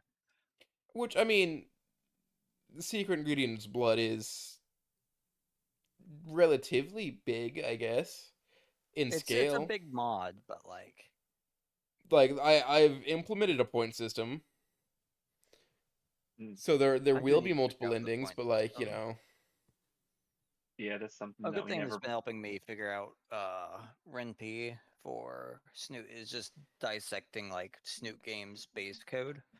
by the way, they fucked up a lot of stuff in the base code for Snoot Game. Oh, I've seen some of the stuff. Like, dog, what the fuck is this? Like, yeah, it comes out looking fine, but like, what the hell is all this? There is so much fucking spaghetti in that. That's something else that we're talking about the point. You just brought the point system. I forgot that we never really even said anything about it. That we do have we're also having a point system for fossil fuel. By the way, We're like, not going setting up to. a point system is so fucking easy. You just, like, write score blank equals 0. And then, like, you put in a few marks to say this is now a counter. This will be kept track of by the game. And then with the choices that give you a point, it's like score. In my case, it's score silly, because Hmm, if you abstract every time you make a poor decision from the original story, because that's just it's less variables for me to work on just to finish the story. right, But the right. next like potential point for abstraction is going to be if Columbo goes and has dinner with the Aarons, or if he like watches an argument between the taxi driver and Rusty Venture. and Gotcha. and that's like I'm gonna confer with Reed with that because he knows a lot more about Venture Brothers than me. But Mm, I thought that would be no, funny. yeah. The That's first just the like whole idea. Yeah. the first potential abstraction is just meeting Reed, the human. I'm sorry that I did not catch up on that. I feel like a fool not catching that when I first read it. As it was just because I was thinking that doesn't, but that's not. He's not a raptor. Oh wait, I'm a fool. Well, I mean, he gave me the idea for abstracting it, and if you get Yeah. a full abstraction, you just get. I'm gonna Columbify the Kill Theory video and ask a bunch of people to record lines for it and just play that audio. That's great. I like that. I ask you to light my Yeah. cigar. Across the river, you see somebody fall off their boat. You hear children screaming. You light my cigar. It's gonna be like a whole 5 minute of like multiple people doing that. That'd be great. In that like it's not like necessarily a good or bad ending. It just means that you didn't solve the fucking mystery because you abstracted too Yeah, far. it's more than he just got too far away from being able to solve the murder that was going on, and it's just it's it's not a great ending. It's just it'll be funny. It'll be overproduced, and that'll just be the end of it. You know. Yeah, that's fair. What we're dealing with is generally we have endings planned out because of with the point system that we're planning on implementing. So we're going yeah your variety of 4 endings, ending E1 I'm just going for 3. obviously. Yeah, E1 is not going to be great. It's not going to be great for much of anything. E2 isn't much better than E1, but is significantly different. And then E3 and E4 are better versions, but as it is with Snoot, E4 is like almost like the best ending that you could have, essentially. But given that it's the points that you're going to have to deal with is helping with the main characters figure out what they're doing. And much like Snoot Game, much like any of the other visual novels that that people have played, it's Otawa nothing Shoujo. new. Yeah, It just it's been a fun trial figuring out exactly how we're going to.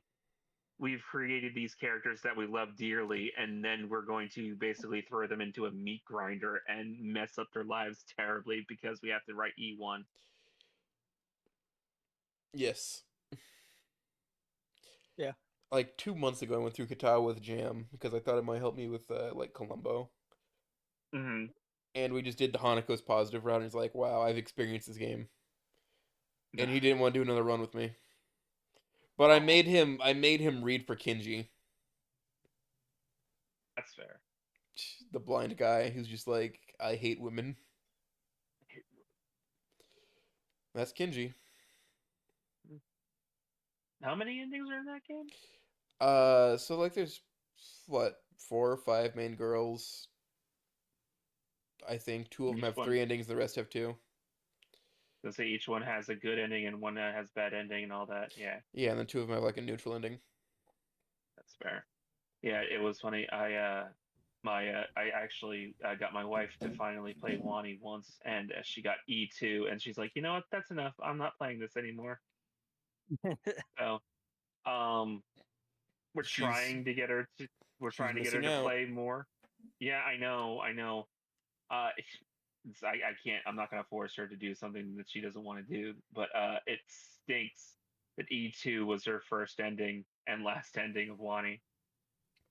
But slowly but surely, since I've been working on this mod, she's been looking at the characters, and she seems to have a couple that she really likes. Yeah. Uh, yeah. Did you have any other art that we could possibly show off? We got what?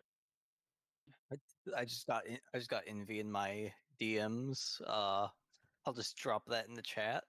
Okay. What? Hmm. She's already yelling at you. Or Where's the Envy chat? is already yelling at you to check the messages.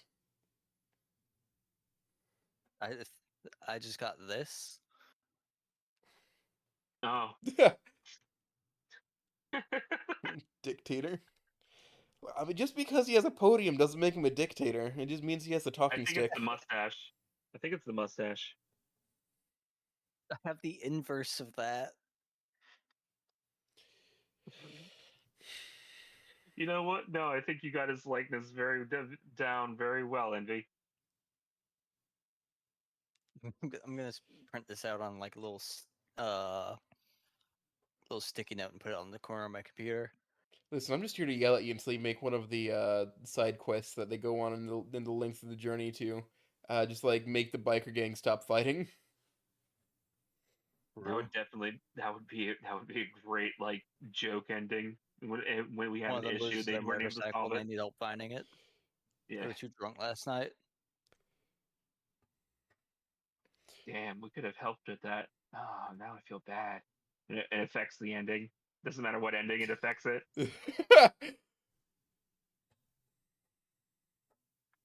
They never were able to solve the dispute between the two rival gangs it and became their even more violent. it became even more Entire violent and town is actually abandoned. caused it. All that was left was just several different swan and goose feathers just scattered about. No difference to be told in the whiteness of them. Bloodshed is bloodshed. Feather tearing is feather tearing. Whose is I mean, what, we will never know. we have art of Banana Para. Yeah, we have some more. I Dig see it in every now and then. I'm like, oh, cool. But we do need more of Haley. Absolutely, we We need need more more of of all the characters. Haley got an influx of art when she first came out on the scene. I think that was like Yeah. I think that was right when I got was onto the project was when you had Haley unveiled. She just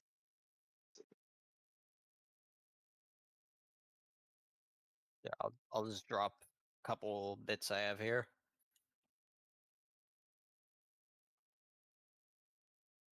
I believe these Prism. two are by these two are by Prism Pony. I do enjoy Prism's art. Prism does really good art. Yeah. That was what the when I sent the things. I'm like, how did these get in here? Her Helen's husband I had drawn by Prism. Yeah.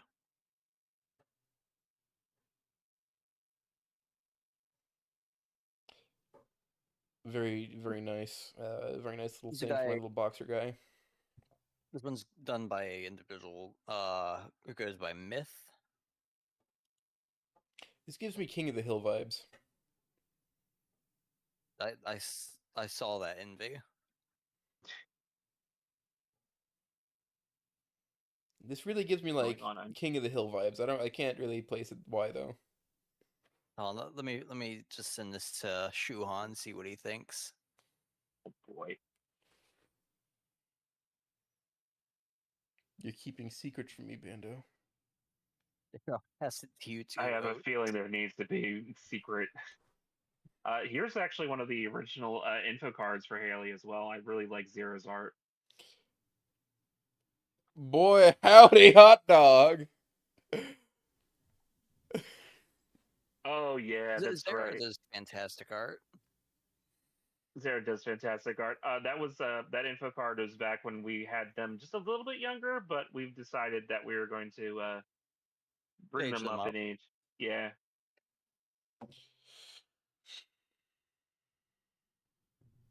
But it's more along the lines of the artwork is just that was honestly when Bando first approached me to be a writer and he showed us some of his characters.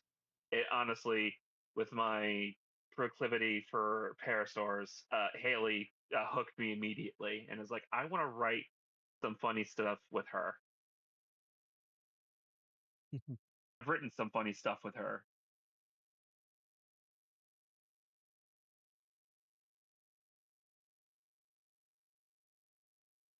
More banana. The reason the banana costume is because she looks like a banana. Man, Honestly, her yeah. There's no getting around it. She just looks like a banana. It worked out very well because when we first made Ruth and we decided on the regular gathering hole with Ruth Smoothies, Haley works there and wears the banana suit. We were able to fit that joke that has been running around into the actual mod. So generally, um, we're very flexible with stuff that happens that we just enjoy and that we can throw in. It has different nods to the funny things that we've dealt with. Just trying to put this project together, and it's been honestly a blast. Just in the process of making this, we are still pretty early in development, but I'm really excited to get this done and and share it with everybody. I just thought of gang names. There's the Swan Songs and the Goosey Gang. I like those. Not the notepad. Hold on. Sorry, I don't know. My brain's still on this track. It really shouldn't be, but No, like, you're good. No, you're good. You're good. Please, this is honestly how a lot of this stuff happens. Somebody says a really good idea. It's like, oh, let me write this down because this is fantastic, and I can't make this better. It comes fucking with the Goosey territory. Gang. It's more along the lines of I'm irritated. Like I said, I'm irritated with myself that I couldn't have come up with this. Is a good man. This is genius. Just got a brand new piece of art for Haley. There you go. It's very yellow. Just like her. No, it's just not. Oh, I see. Yeah, no, it just wasn't loading for a second.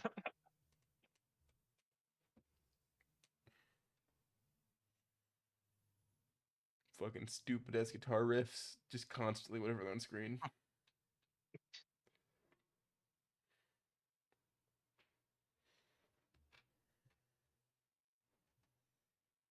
Gang leaders look almost identical. There you go. Yeah. It's Can't tell which incredibly one's- difficult to tell them apart.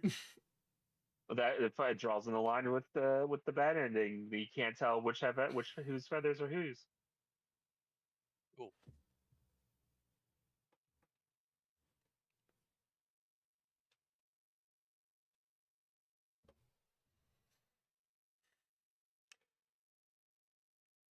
No, I do agree, Envy. Your art does surpass God. I enjoy it immensely. Listen, I can just keep giving lore. It's gonna keep on happening. Listen, I they both actually came from the Foul Language Club. It kind of split You out. upset me deeply. Hmm? This upsets me deeply. What do you what mean? upsets you deeply. This pun he just forced upon my ears. What, the Foul It's Language a Club? good one though. It's just like they used to just like do like cars and coffee or whatever, but then like two groups like two subgroups formed in, split it apart because they just couldn't agree anymore.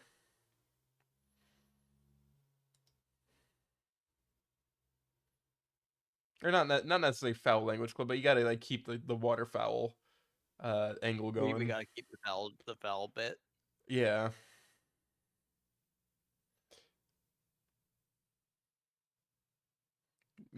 Like you get what I mean. You get it. Yeah. Oh yeah. It's got to be done. Ah, Where are we? There we are.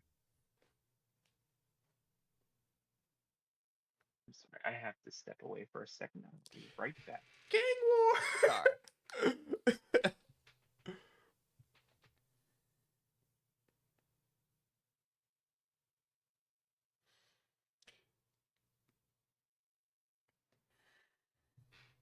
Now Oh, we man, just it's need like a POV your little hater meme, but it's just from both points of view, and it's the opposing gang leaders pointing their middle finger back up. Choose your side, motherfucker. This is a good bit.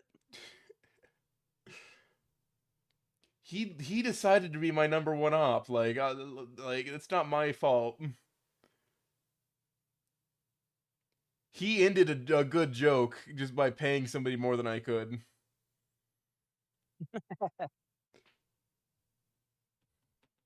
He knows what he did. Allison also got a good amount of fan art.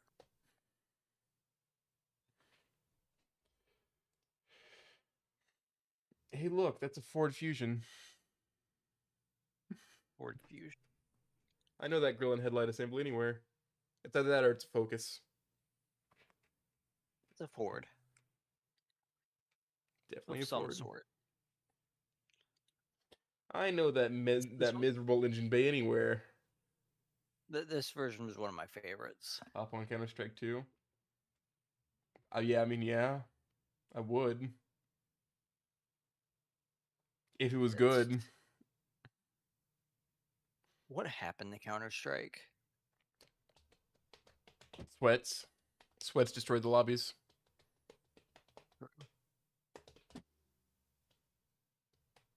Sorry about that. Welcome back.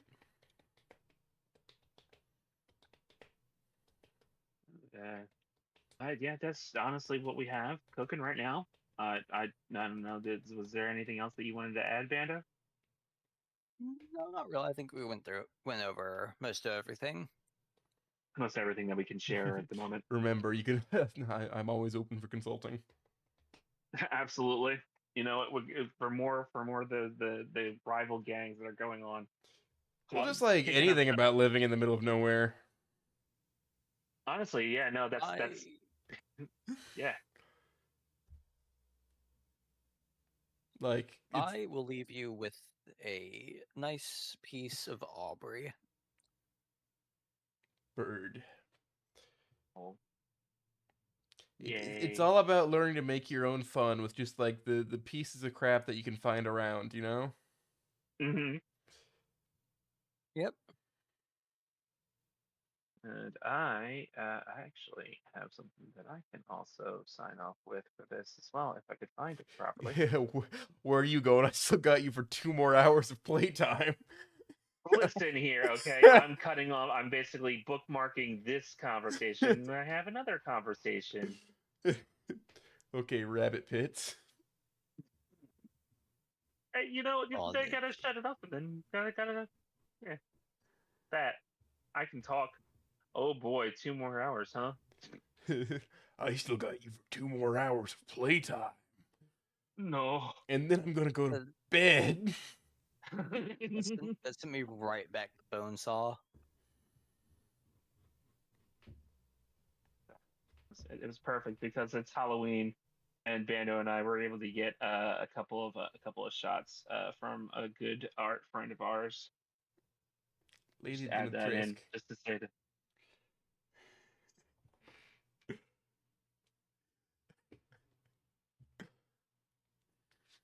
Yeah. So, yeah. That's honestly for where fossil fuels get concerned. I believe we have shared everything that we could. I'm gonna keep bullying you about things that I think should be added to fossil fuel. By the way, this is just the natural order of I'm things. gonna shut my ears off. Please. Do you want to hear my presentation? I do want to hear your presentation, Okay. but it's just Alright. gonna. This is gonna be just like your life after this now. Yeah, no, this is gonna be a life now. I'm gonna hear this constantly now. I'm just gonna start telling you about things I saw on the day. I appreciate it. At least I do enjoy talking with you. Just some bullshit I witnessed. No, that's fair. What else have you seen lately? Bro, I have seen like 3 Mexicans like flip over a Connex trailer. No power equipment, no truck. They just flipped it over because it fell on its side after a tornado. Oh, okay, so they weren't. They trying were to riding cause it. Ruckus. They were trying to fix it. They were riding it, I will say that. But it's amazing what Okay. you can do with just some ratchet straps and 2 other Connex trailers. You know what? You have to make do with what you got. I think the right call would have been just to like call a company that has like the trucks and like the hydraulic jacks and whatnot to fix it. But at the end of the day, they got that job site moving again. Yeah. God, but I wasn't even working on that job site. I just saw that across the way. That was actually. I people wasn't that even you fucking work working there. with? No. I was just in the fucking vicinity. I'm like, this is gonna be interesting. So I stopped and watched. God, I love working for 10 so I can just like go out and witness the shit. Okay, Blake. Have a good night. I love you. Good night, Blake. Blues and Blake. What's some other just random bullshit go I've witnessed? All right. So there's a huge issue with people littering my yard with, just all sorts of trash, but usually it's car parts. I was talking about this earlier, but there are like drag races that happen in my area every now and then. And some people don't weld parts on their parts together properly, or like they don't bolt it up all the way. And so it falls off the car and somebody will just kick into my yard. And so I have like gotten some expensive car parts. It's like I got like a section of exhaust that's worth like $300.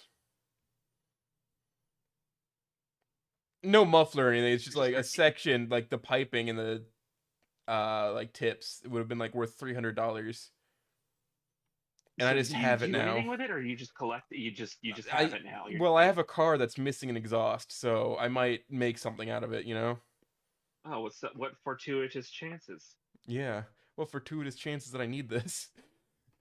This is Listen, it's in my yard. It's in my yard. You left it. It's mine now. No, absolutely. That's possession is 9/10 of the law, and they threw it onto your yard. You want it back? Maybe you should have thought about that before you littered my yard with crap. And another time I found like a full uncut plexiglass sheet that's like a 3x6, I think. I don't know what I'm gonna use it for, but I have it. And it was just in my yard. Man, you know what? Just literally getting your own junkyard all set up. You don't even have to do anything. No, apparently people just like to kick shit onto your yard. It's because I live on a corner. That makes They sense. also just throw a bunch of like McDonald's cups, and I don't care for that shit at all. No, I don't blame you for that one. Like, they're, you should maybe like put a trash can in your car like a normal person, like a little tiny trash can, or have like a spare bag or whatever hanging on an armrest or something. I don't know, just something that you can put your trash into, so it's not in my goddamn yard. I know that we have like a 13-gallon bag trash bags that we have that we sit in the back seat for stuff of that just such occasion. Because yeah, our family likes to have things that need to be thrown out that sometimes just ends up in the wheel well, and we don't need that anymore. So we've gotten a little bit better with that. We're not going to throw shit out out the window on people's yards. That's just crazy.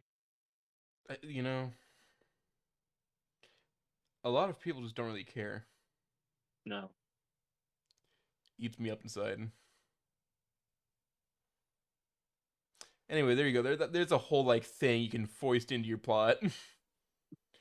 Who the fuck is throwing all this trash in our yard?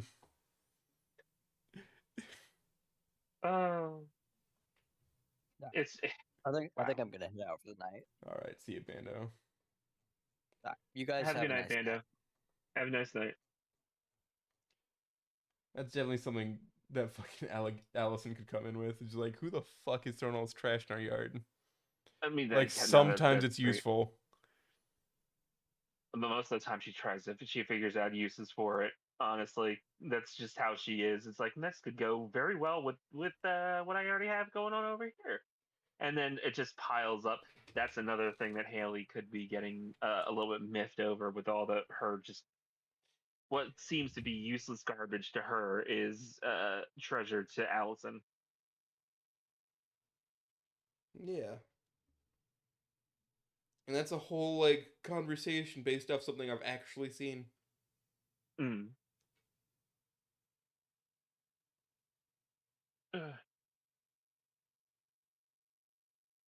Well then,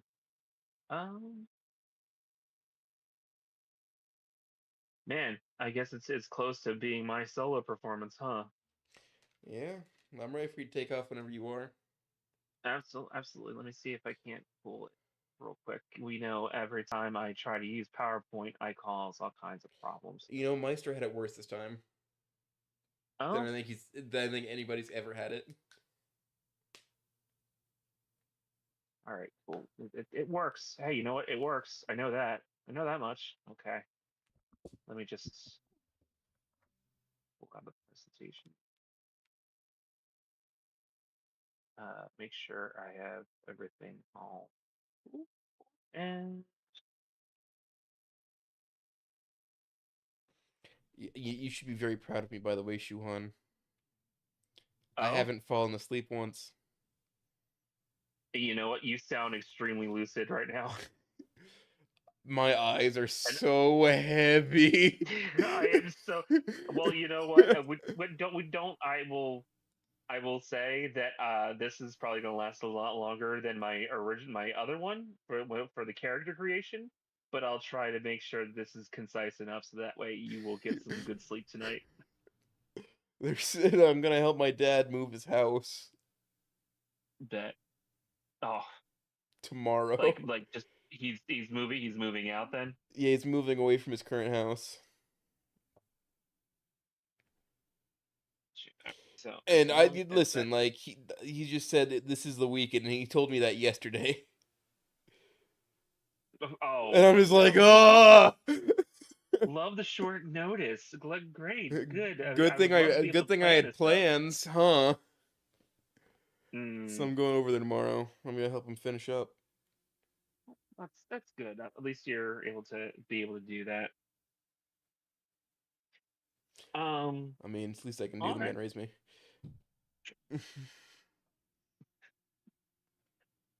Okay. So it is right about that time. So I guess I can give this a shot and get this started. Hello everyone. My name is Shuhan. And the object of what I wanted to discuss, or my presentation, is something actually really close to what I like to do and what I love to do. And that is write about silly fan fiction about silly dinosaur people and romance and stuff like that, because I am totally a expert in that subject. But I also want to talk about canon versus fan fiction. Now, I guess what we're going to start off with is a bog standard explanation. What exactly is canon? Canon of a work of fiction is the body of works taking place in a particular fictional world that are widely considered to be official or authoritative, especially those created by the original author or developer of the world. Yeah, your standard world. Say, yeah, you're looking at like the stuff like Star Wars, or you're looking at Lord of the Rings, all that by the original authors that created them, and the stories that we most people have come to grow to love and appreciate throughout the time. Canon is contrasted with or used as basis for works of fan fiction and other derivative works. Much like being able to use this explanation, it's like, hey, this is the main stuff. This is the stuff that you came for. You came to read. Uh, it's not unofficial or anything like that. That's just that's the base. It is essentially the vanilla form of the content that you're consuming. When there are multiple official works or original media, what material is canonical can be unclear. This is resolved either by explicitly excluding certain media from the status of canon, by assigning different levels of canonicity to different media, by considering different but licensed media treatments official and equally canonical to the series timeline within their own continuity's universe, but not across them or not resolved at all. That was a lot of words. That was basically to say authors can write sequels, can write prequels, can write side content, can write all kinds of different things that go along with the original story, the original medium. And then sometimes you have other people that were able to get the right to continue another author's part of work, or unofficially, so that way they add their own stories to the mix. Look at what happened with Star Wars. You have the original trilogy that was the first three movies that were very well and concise to where they were, and then the same author came up with the prequel trilogy. Some people are in contention with it because you already have the established canon of the original series that you're so used to.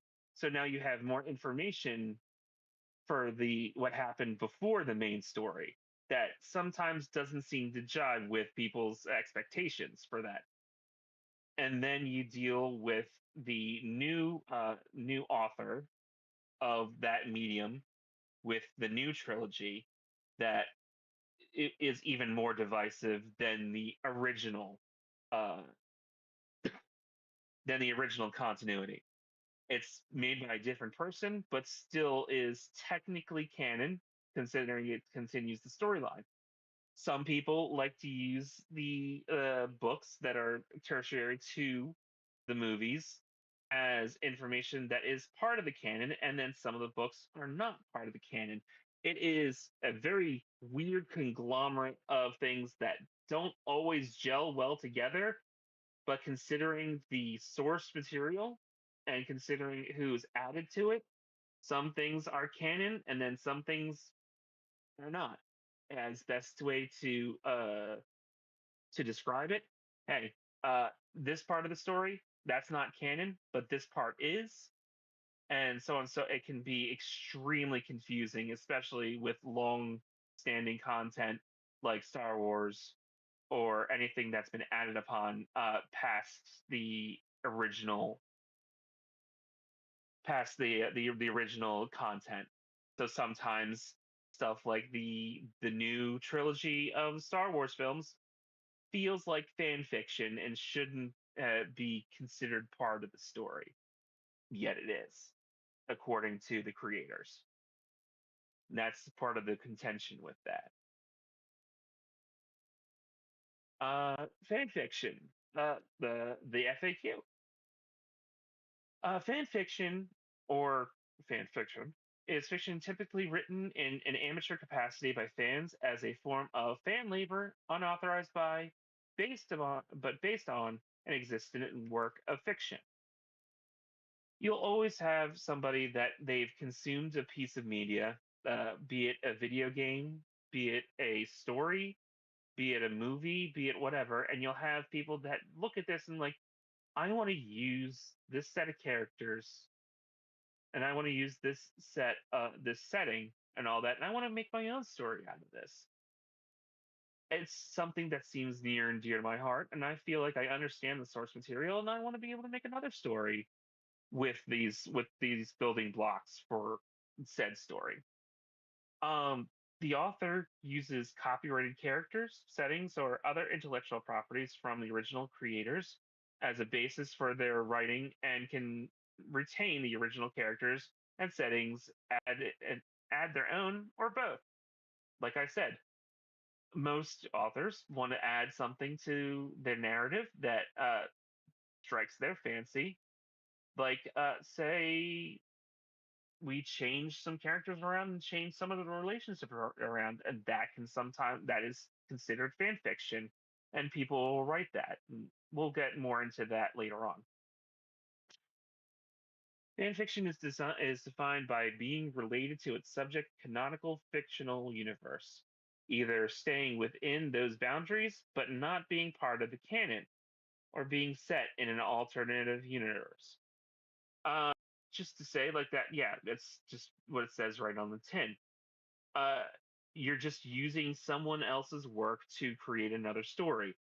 It can change from person to person, and honestly, that's the fun of it. You can see how other people would take that piece of media and make it their own in a way.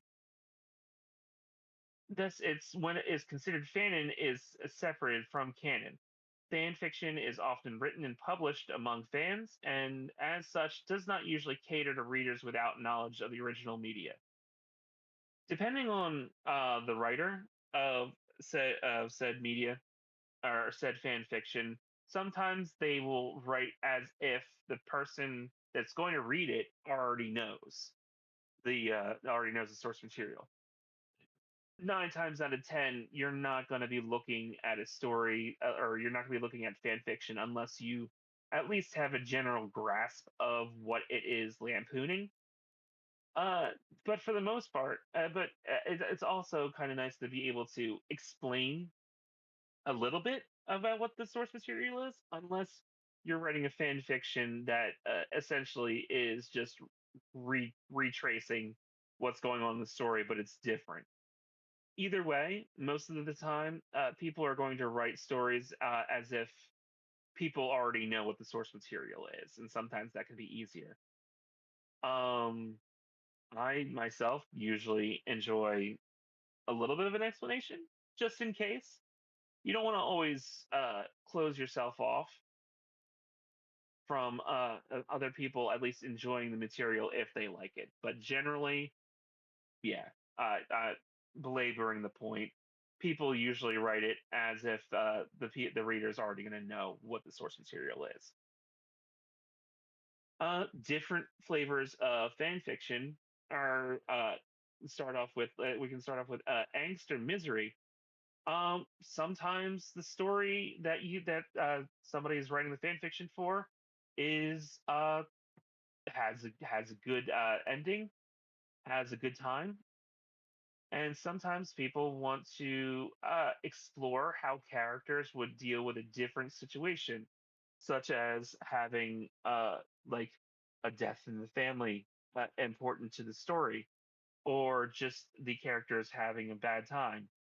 There's just having a bad time of it.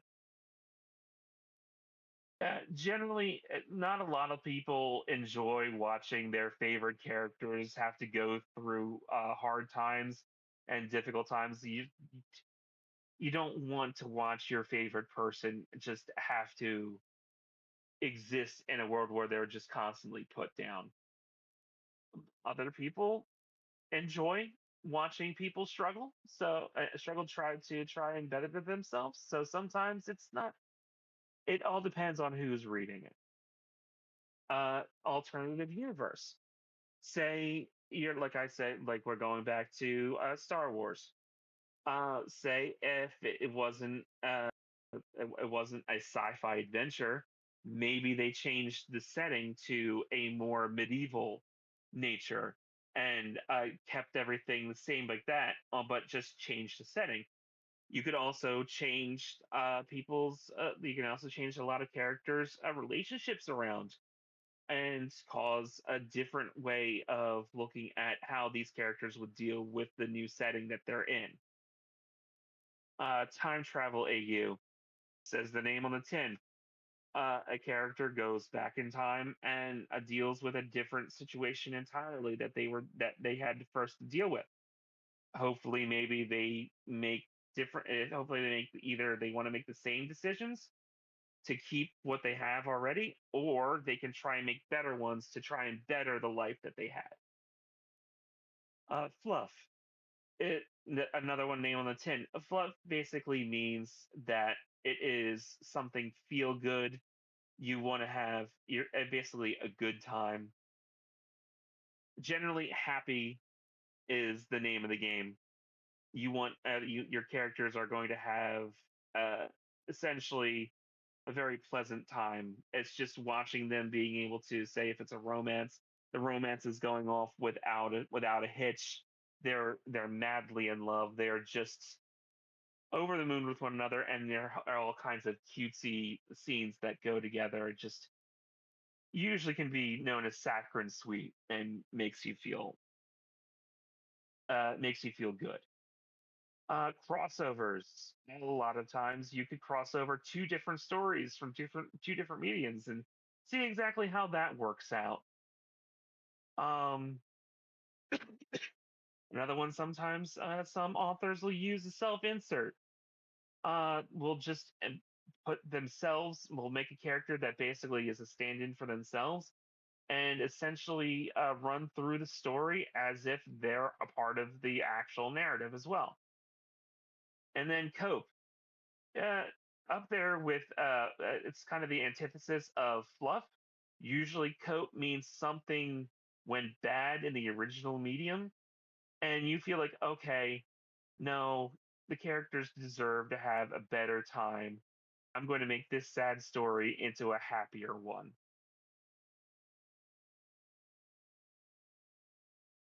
Canon versus fan fiction.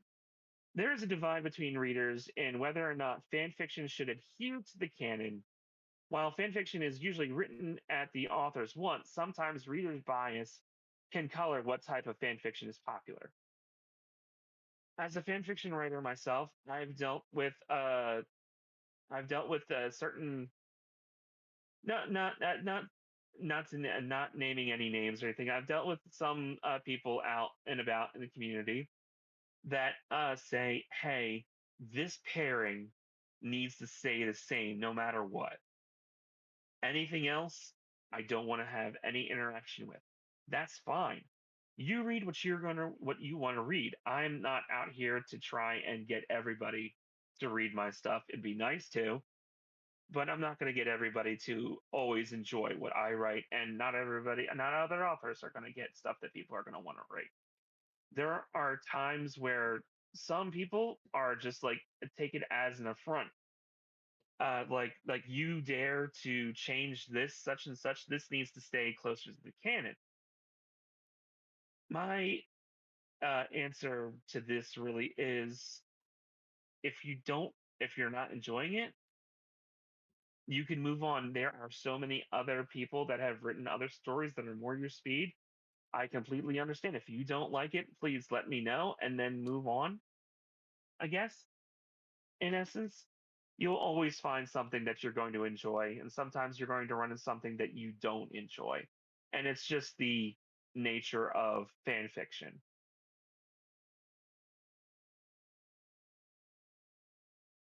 Yeah. Um, at least with canon fan fiction, we'll dive into the couple of the different types of fan fiction that can be out there, and we're going to go towards we're going to lean first towards canon fan fiction. This type of fan fiction follows the established canon, but changes a few things to make the media slightly original. If it's a romance, usually the established pairings from the canon are respected. This can usually include some AUs or alternate universes, fluff, cope, and misery are some uses for canon fan fiction. Essentially, boiling it down, same story but different paint. Uh, considering the um, considering the fandom that we are technically in and ascribed to, at least in this server and what I'm dealing with, I'm going to deal with a couple of descriptions of the different canon fan fiction from Snoot and Wani that I've dealt with, that I've read, that I've enjoyed. So next slide. Some Snoot and Wani canon fan fiction I've read and extremely enjoyed.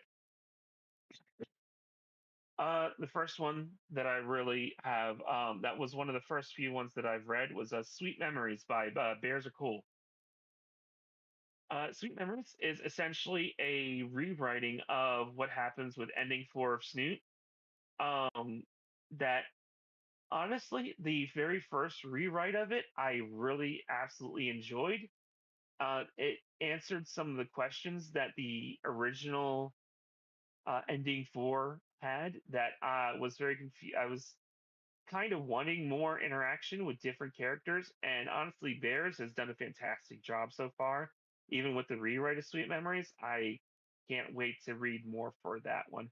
It is, like I said, it is a continuation of E4 and how Fang and Anon deal with the rest of their school year after prom, technically. Another canon fic that is very, very good is a Happy Accident by Swanfather. Name on the tin. Anon and Fang technically have a interesting thing that happens after they get a little shall I say, they get a little bit amorous with one another one night, and there's just the whole dealing with the fallout of that night of passion, as it were, and how that deals with it. It continues on the Fang and Anon romance and story, so it technically still goes along with the canon fan fiction, with the canonicity, but adds in the fact that, hey, they're going to be dealing with a lot of extra things at the end that the source material did not have to deal with. Another one, which is actually a good ending to Snoot game ending fiction. It's got a One Call is All It Takes by Dat Doge. It is Hey, complete. Is Doge? he was here earlier. Yeah, he was. He I was, gotta and he listen said to something all really. this He said a plane bunch stuff. of really cool stuff. That's great. And then he I gotta started listen shit back to talking New that. York, which, you know what? That's a vibe, kind of based. Yeah, that's nice. It is. But with One Call, it is a retelling of Ending 2, where Anon comes home from the Navy, uh, really badly, really badly damaged. He's in the hospital in a coma, and the hospital finds that Paul's the one person that is technically his only contact, and that is a burned out Fang from Ending 2. And that just follows their journey into figuring out if they can actually, maybe they do have what it takes to get back together. If not, they can give that a definitely shot. It is absolutely a very good fan fiction, and I absolutely recommend it.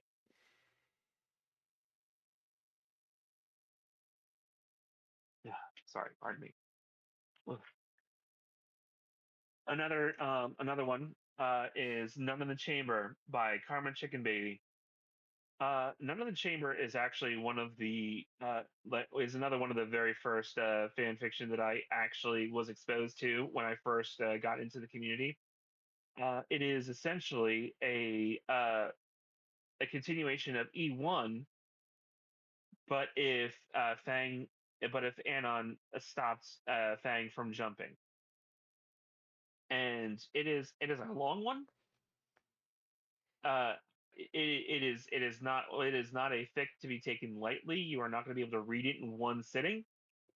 But I can tell you right now that is like, if you dig into it, and you will see a lot of different interactions with Anon, with people that he never really interacted with in that ending, and it's a very intriguing tale to just follow along Anon as he tries to figure out his feelings for Fang after everything that went down in E1, and basically trying to figure out how to move on from there. Moving on to the next one, we're going to move over to Wani, to Want to Be the Gator with Airlock's Inko Noted. This is another this is a Wani E1 fic that continues on from the fall, but it turns out that Olivia is not the one who falls down the stairs. She does, but not Anon. Wow, oof. Inko actually takes the brunt of the fall for her, and dealing with the repercussions with that. It follows along the story of how essentially can these two actually grow with one another and actually see if maybe the fire didn't die. Maybe there's a possibility that Inko, after his tumble, finds out like, oh man, maybe I was kind of a dick. This is the next one is more of a contention only because of how it's a little bit changed, but I want to say that this is technically a canon fan fiction. Porcelain Doll by Meister T. This is another one of those fics that you have to be ready for some uncomfortable things that happen. The way that the middle of how ending 3 ended with Snoot Game is Anon left for the military, and basically had said, hey, to Fang, hey, don't wait up for me. Just keep on doing your thing, and you're going to do great. And in this story, Fang technically does do that. Fang does continue on to do her own thing. Not in the way that Anon believed she would do, but it's definitely a story that gripped me when I was reading it, and I couldn't put it down until it was all done.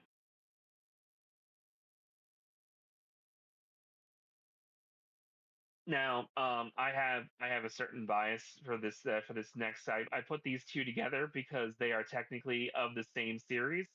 So, Lean on Me and Stand by Me by Smooth Rock. These are say if you're looking from above, from None in the Chamber. It's essentially an E1 Snoot fic that deals with a iteration of Fang actually surviving her fall, and ends up in the hospital, and everything that happens after that with Anon and Fang. I don't want to spoil too much of it, only because this is another continuation of E1. It's a fantastic look into, hey, there were some bad things that happened at school. There was also something else where that not technically worse, but something that isn't exactly looked at ever so often, and the ramifications of that. Uh, oh please, you have to give Lean on Me and Stand on Me by Me a shot. It's a little bit rough, kind of like Porcelain Doll, but it's worth it towards the end. Um, we have another fic that is actually from somebody that was just interviewed just a day ago, Orion Necropolis. Um, Landmines. This is another E2 fic that instead of Anon going to the Navy and all that, he's about to go, but he decides that he's going to apologize to Fang instead, and then follows on from the ramifications of that. It continues on the romance, the hopefully the romance side of everything for there, and it seems like they sees exactly where their relationship can go on after he did the thing that he probably should have did when E2 was written. And then the last one that I have for canon fan fiction is Picking Up the Shards by Gator Enjoyer. This is a continuation of E2 Wani, where it follows after E2 after they have their fight, and they figure out, hey, what are we doing? What are we doing with one another? Is this right? Or is this what we're supposed to be doing?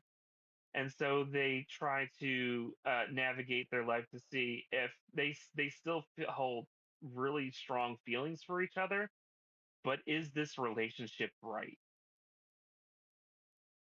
The answer may shock you. The answer may shock you. Most people don't believe so, but they can give it a shot. Um, Up next, we're going to talk about a few uncanon fan fiction. Fan fiction that uses the setting but changes things drastically from the established canon. Off canon pairings, different settings, same characters. Established characters could undergo some changes as well, and chance to make another compelling story with familiar characters or similar background. Essentially, this is where you completely rock the script and essentially tell your own story with the set of characters as you put them in different places that doesn't exactly jive with what the canon first says. It essentially gives you a creative freedom to basically say, hey, I want to see what happens if Inko, instead of going to Saint Haman, actually goes to Volcano High. And what happens if Anon, instead of going to Volcano High, goes to Saint Haman? We're gonna get to those in a minute. Arlock and Receiver, lovely people. Oh yeah, absolutely. They are some of the best people that I've spoken to, and I enjoy my talks, especially with Arlock. But with that as an explanation for basically, you can be, for lack of a better term, you can be basically loosey goosey with the setting and the characters. You change basically everything around and make your own new compelling story. You're aware that you've said the sleeper phrase. Huh? Yeah. Yeah, I know. But yeah, it's gonna be an interesting one. Like I said, hey, look at that! Top of the list is Tory Game and Want to Kiss That Snoot. The I Tale kind of of Two jumbled them Snoots. together.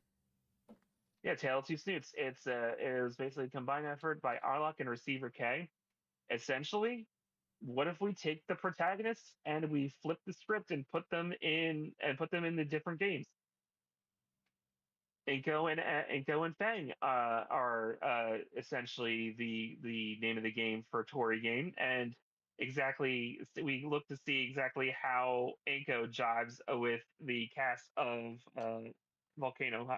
Snoot Game and Volcano High, while Anon has his own adventures over in Saint Haman in Wani Be the Gator.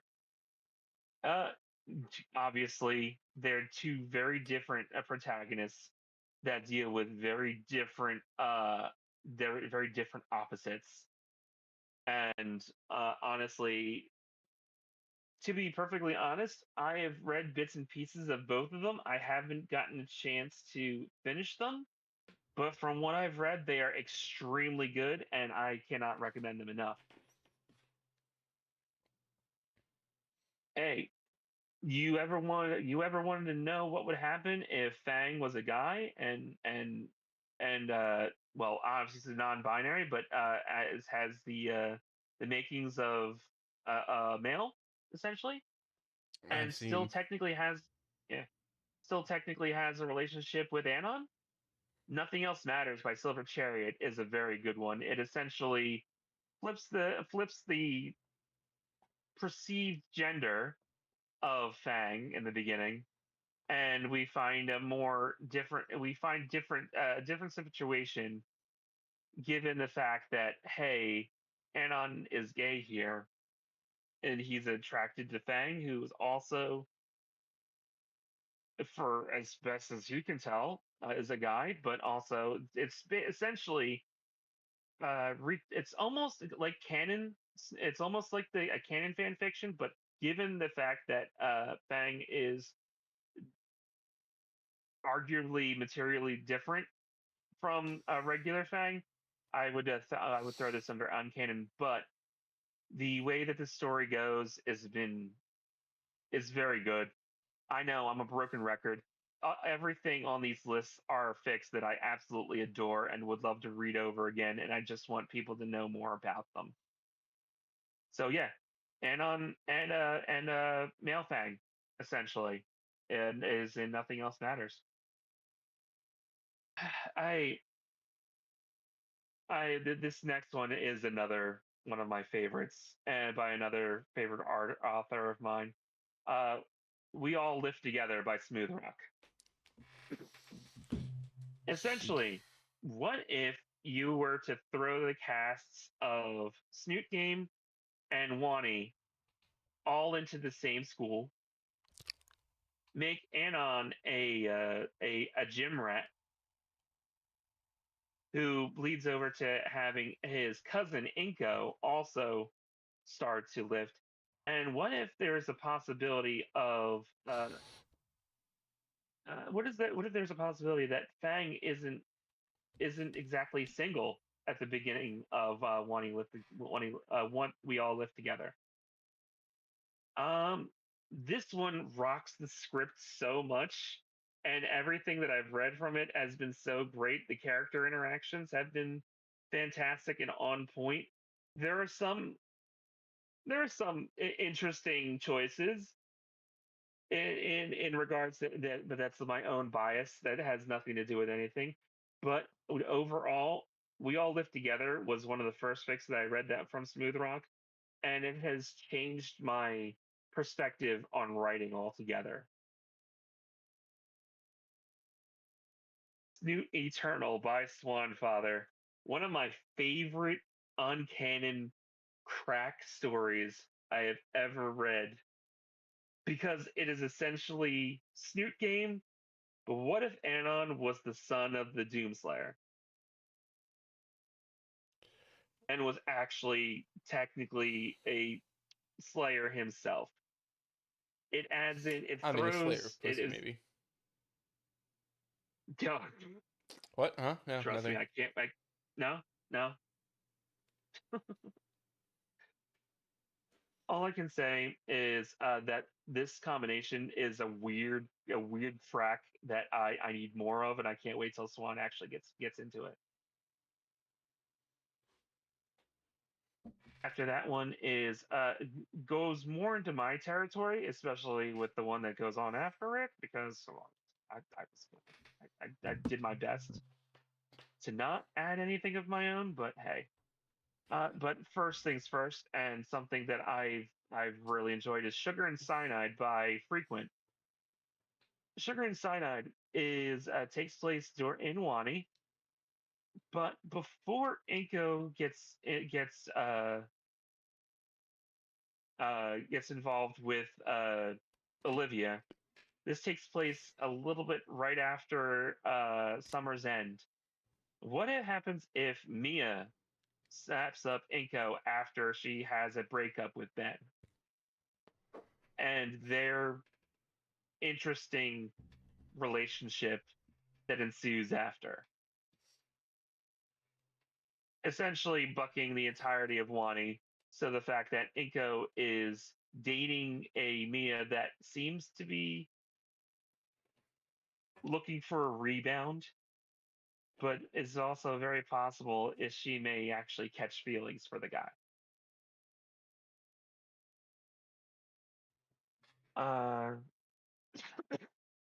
Next one, I really couldn't. I could have avoided it, but I didn't.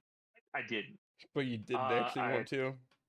I didn't actually want to, honestly, because look at it this way: most, if not all, the fics that I write are uncanon fan fiction. I just Killer Queen is one of them.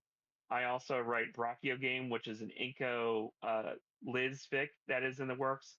I also have Their Brother's Keeper, which is going to turn into something else. But Killer Queen is my original one that was honestly started off as a joke to say Magic Man, who was on earlier, running from what I understand, a very decent game of Call of Cthulhu, approached me one time in a server that we were in and said, "Hey, wouldn't it be funny if you made an Inko and Mia fic?" And I looked at him like, "Yeah, wouldn't it be funny if I made that a continuation of E1 and have them get together?" Basically, it takes place 5 years after E1 of Wani. 15 chapters later, it's not really that big of a joke anymore. It's actually become one of my favorite things to write. I've been taking a break from it for a bit, only because I have obligations on other fics that I started. I really shouldn't have started those, but that's neither here nor there. But that just it not only is it buck the relationship, but it also takes place 5 years after E1 to a more burned out Inko that's stuck in a dead end job that all of a sudden runs into the old bully back in high school and their interactions after that. Next one after that is Wilted Rose by Galen Guava. This is E1. You'll find that I've gravitated towards a lot of E1s, E2s, and whatnot. It's just what I've enjoyed reading. I'm not that I love misery. I also love fluff, but most of the time. But this isn't really that much misery. Whereas this is after E1, after everything is said and done, and what happens if Anon gets closer to Rosa. It is a extremely good fic. I cannot even if you are not in the mood for an E1 fic, this is one of the best, if not best, Anon Rosa fic that's out there. Another uncanon fic that is really uncanon is From Hell with Love by Arkin. This one follows a extremely single Victoria, a minor character from Wani, I forget what type of raptor she is. She's a I don't know. It's They're not distinct enough for me to be able to tell. Yeah. Which Essentially, she was a back. Sorry, I got up to get a drink. No, you're good. I was talking From Hell with Love with Victoria. I'm trying to remember what type of raptor she is. I don't either know. way. I don't think I ever knew what she's supposed to be. I'm trying to think of all the feathered raptor species.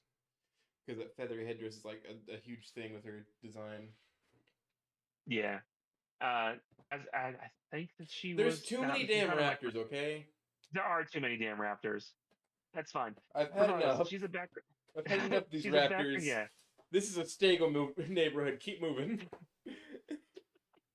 There's a no. It's just with Victoria, she actually starts to get into a rivalry with Damien, who seems to not be involved with Liz at all. Actually, turns out Liz is involved with somebody else in this fic. This is actually a fic that follows Victoria as she deals with this very annoying uh, Diplospino idiot who she seems to just can't get rid of. It is an extremely good, weird pairing that I absolutely adore. Arkin's a fantastic artist and a writer. You need to go. You need to pick that one up. I've swallowed an entire bottle of Gatorade. I've already drunk. I drank 2.5 liters of water. 375 milliliters of some sort of blue Hawaiian cocktail during the Warhammer Oh. segment. I was feeling pretty extra during that. That makes sense. And I'm coming down. Yeah. Fun Oh, fact: okay, I'm gonna have a hangover. probably. It's too much sugar. I guess in the last fic that I wanted to go over was actually Weird Autumn by Iron. Weird Autumn is is one that I really enjoy, and I actually was talking sort of about the game that they have. This is another crossover with Snoot Game, but it actually is just Anon from Snoot Game in Night in the Woods, and how he deals. This is basically as from start of right off the rip, Anon moving to Opossum Springs, and how he gets involved with a certain gator by the name of B down there. It's a good one. It's very if you know anything about Night in the Woods or anything like that, it seems like it's almost a prequel of sorts because instead of them being like college age, it's more of them in high school. So it doesn't follow it doesn't spoil anything for like the game itself, but it is a very interesting look as to what if we just took this protagonist and just stuck them into another universe entirely.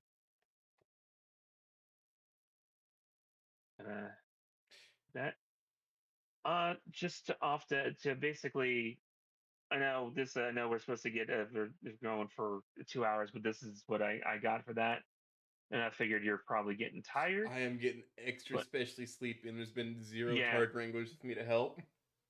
So we're gonna basically end this out with this. So you want to write fan fiction, but what to write? Essentially, just follow a couple of these. Write what you want. I write the stuff that I write is stuff that I really enjoy. I enjoy Mia as a character. Well, not a character. You're I a enjoy sappy Mia. guy. I enjoy Mia how I write her and the character that I've given her. I enjoy her design, and I wanted to give her the character to that. She's still a bitch, but at least give an information to the madness as to why she is the way she is. Most people don't like Mia. That's fine. You know what? I am writing most of this stuff as a hobby. Fan fiction writing is more of a hobby to me because I've been enjoying it. And with the people that I have found that enjoy it so far, that's been perfect. I am so happy that they continue to read because honestly, it just feels like I'm putting goofy words on a page. And honestly, every time I find somebody say, "Hey, this is pretty good," and go, "Oh, really? I don't think so." But like I said, the first rule is to write what you want. Second rule is write what you know as well. I can tell you from right now, I'm writing an Anon Trish fic because I'm losing control of my life. But something that I wrote just recently is essentially just making breakfast. There's stuff that I've done before that I've just written down that I've had to deal with, and it feels authentic if you know what you're writing about. I mean, yeah, no, sure. You can write stories about sci-fi and whatnot and stuff that doesn't really pertain to you've never experienced before, and you can do really well with that. But when you default back to stuff that you know, like your interests, your hobbies, and stuff like that, you're able to add more description to things that people will understand what you're talking about, and usually does very well with, like I said, with the basically reader's comprehension. Something that also needs to be done and understand that sometimes it's hard to figure out if people are giving you this type of criticism, but you need to accept constructive criticism. You are not infallible. You are not the I will say this right now, as a fan fiction writer, I do not see myself as a fantastic writer all the time. I don't see it in myself as a fantastic writer because I'm always out to to be better. I want to be better. And I have a very good a supportive group of friends and editors that help me. Hey, this idea isn't gonna work. So why don't you try it like this? Constructive criticism is there for them to say, hey, this is probably not gonna work this way. Why don't you give it a shot this way and see how it works? People are going to say that you write like shit. People are going to say that you write really well. But it's those that actually take the time to say, hey, you didn't write this very good. Why don't you try it this way? Or, hey, this is really good, but maybe this will also go this way as well. People that you will find, like I said, write what you want. People are going to follow if they want to or not. And if those people that are following you care enough to let you know that, hey, this is really good, but maybe you can write it like this, or like, hey, this didn't go well, you should probably try this out. Always defer to those that are actually genuinely trying to help you instead of just trying to put you down, or even so on the other side of the coin, that are just constantly gassing you up. Praise is fantastic, but also praise can also stunt growth because it's like, hey, if I'm this good, why would I want to improve? If it's already broke. If it's not broke, why fix it? It goes to like Just what, as I said before, you are always growing in your abilities, and also don't give up. You can get discouraged. I've gotten discouraged plenty. My writing has slowed down plenty because of real life, because of in real life situations and whatnot that I'm dealing with. But always in the back of your mind, just always be creative.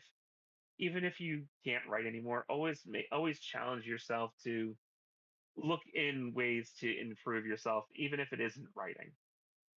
But given that we're talking about this, don't ever give up on what you like to do. Don't give up on your hobbies, and don't give up on whatever makes you happy. And that's honestly that's about it. how very Uh, motivational, Mr. Shuhan. try to. I think I may be the only one watching at the moment, but that's fine. You should be very proud of yourself. I feel I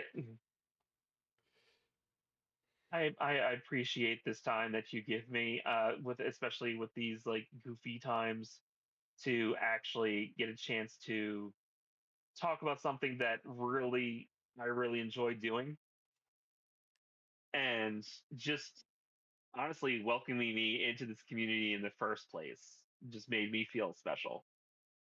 You know, I don't know. I just liked reading what you wrote, so I just wanted to talk to you. I want a good excuse. That's fair. All right, I know it was relatively short, Yeah, but I'm sleepy.